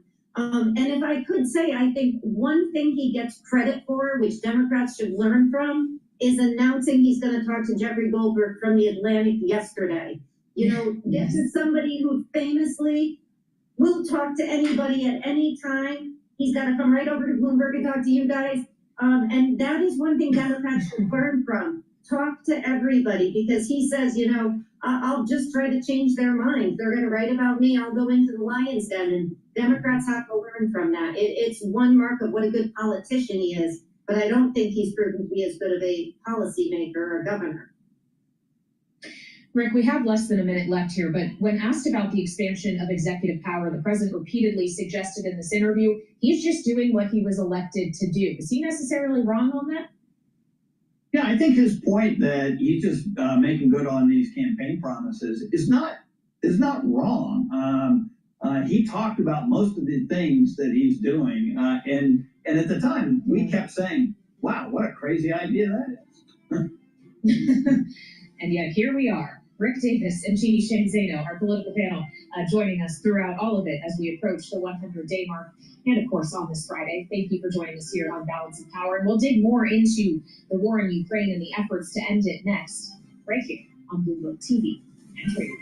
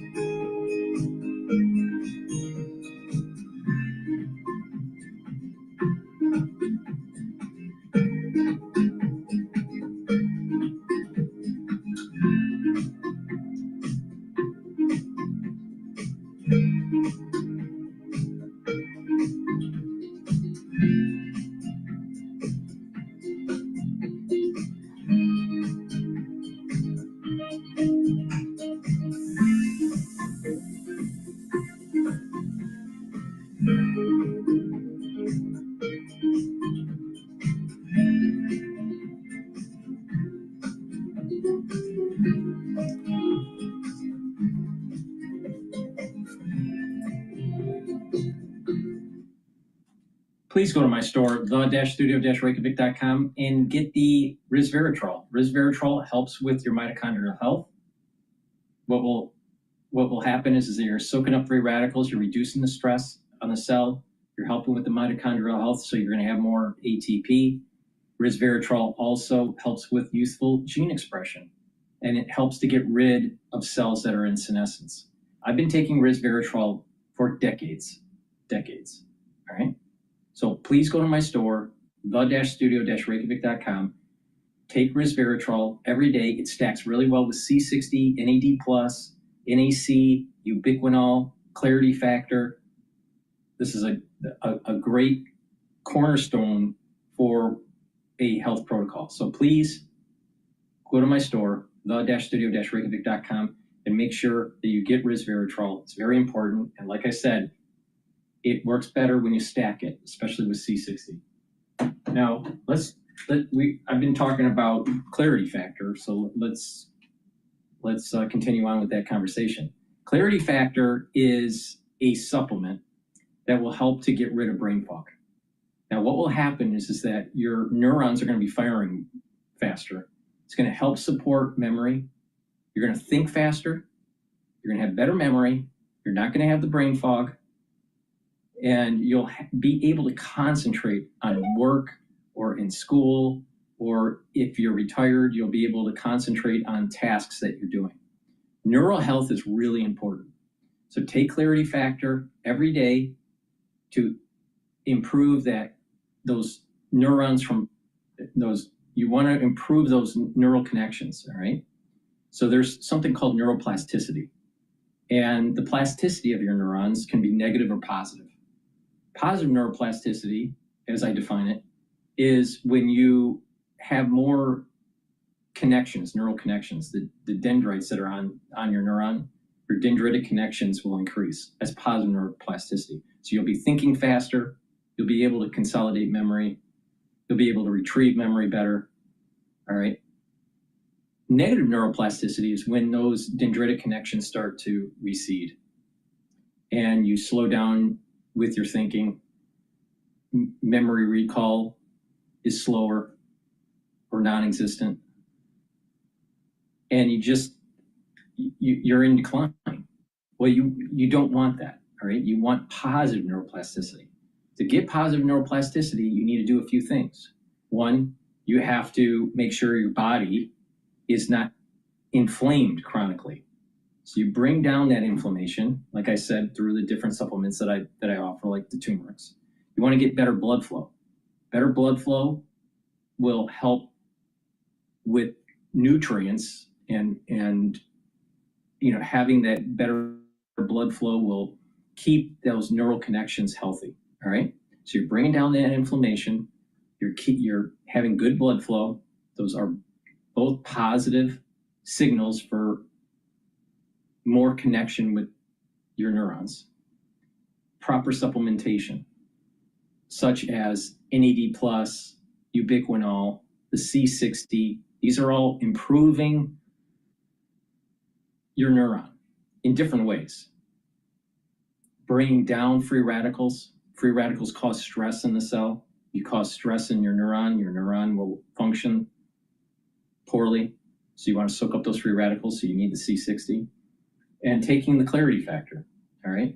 So when you do this in a holistic way, better blood flow, better proper eating, you're filtering your water, you're staying away from processed foods, you're taking the proper supplementation, you're learning new things, you're doing the 4 modalities of exercise: cardio, resistance training, stretching, and balancing. These are all beneficial to your neural health. So go to my store, the-studio-reykjavik.com, get the clarity factor. It's going to take away that brain fog. Your neurons are going to be firing more. And when you do that on a regular basis, you're building better neuroplasticity, building that positive neuroplasticity that's going to take you into your geriatric years. Really important. So please go to my store, the-studio-reykjavik.com, and get the clarity factor. Now, another great supplement, if you are concerned about maintaining your muscle mass and gaining muscle mass, especially if you're older, is to take Myotrol. Myotrol has polyphenols, lignans, and flavonoids that help to express the genes that you need to build muscle. When you get older, you start to methylate genes. And when you start to methylate certain types of genes, certain genes turn off. This is a part of the aging process. It's not the only part, but it's a major part, all right? You want to slow that methylation down and help with the gene expression that's more youthful. That's why taking resveratrol is really important. And taking Myotrol is really important. So take Myotrol every day, do some resistance training, and you're going to gain muscle. And you're going to be able to maintain the muscle that you have. So atrophy, musculature is atrophy of your muscles and a decline of your musculature is a major problem with aging. You can slow that down with proper diet, proper exercise, and proper supplementation. Get the Myotrol. It's going to help with the gene expression to build muscle. If you're an athlete, younger or older, taking Myotrol will help you with your sport. The best way to take Myotrol is to take it with Boomer Boost and Gladiator Barley. You'll get all the nutrients that you need to build muscle and gain strength for your sport. But even if you're older and you're not an athlete or a weekend athlete or whatever, and you're just wanting to get healthier, taking Myotrol by itself will help you. But you'll get added benefits if you take it with Gladiator Barley and Boomer Boost. So please go to my store, the-studio-reykjavik.com. Follow the ways I've told you on how to stack this stuff. You'll save money and you'll get healthy. These stacks that I've been telling you work. These are things that I do every day. So please go to my store, the-studio-reykjavik.com. Use discount 5, you get $5 off any order. A great stack that I just told you was the Myotrol, the Clarity Factor, and the resveratrol. You're helping with your musculature with the Myotrol. You're helping with your brain function with Clarity Factor, and you're getting youthful gene expression with the resveratrol. Please go to my store, the-studio-reykjavik.com. If you spend $150 or more, you get a free gift until supplies last. All right, that's my coverage of the market. I've been doing this for just under 5 hours. Thank you for listening. Please help support my work by going to my store, the-studio-reykjavik.com, and get the supplements. Stack them the way I've been telling you to stack them. And by the way, if you listen to what I've been telling you about the financial markets and you've been watching my telemetry dashboard on YouTube, I'm telling you how to benefit from the market volatility. And if you follow my advice, you're going to be benefiting from it. So please go to my store, the-studio-reykjavik.com. Thank you for listening and have a nice day.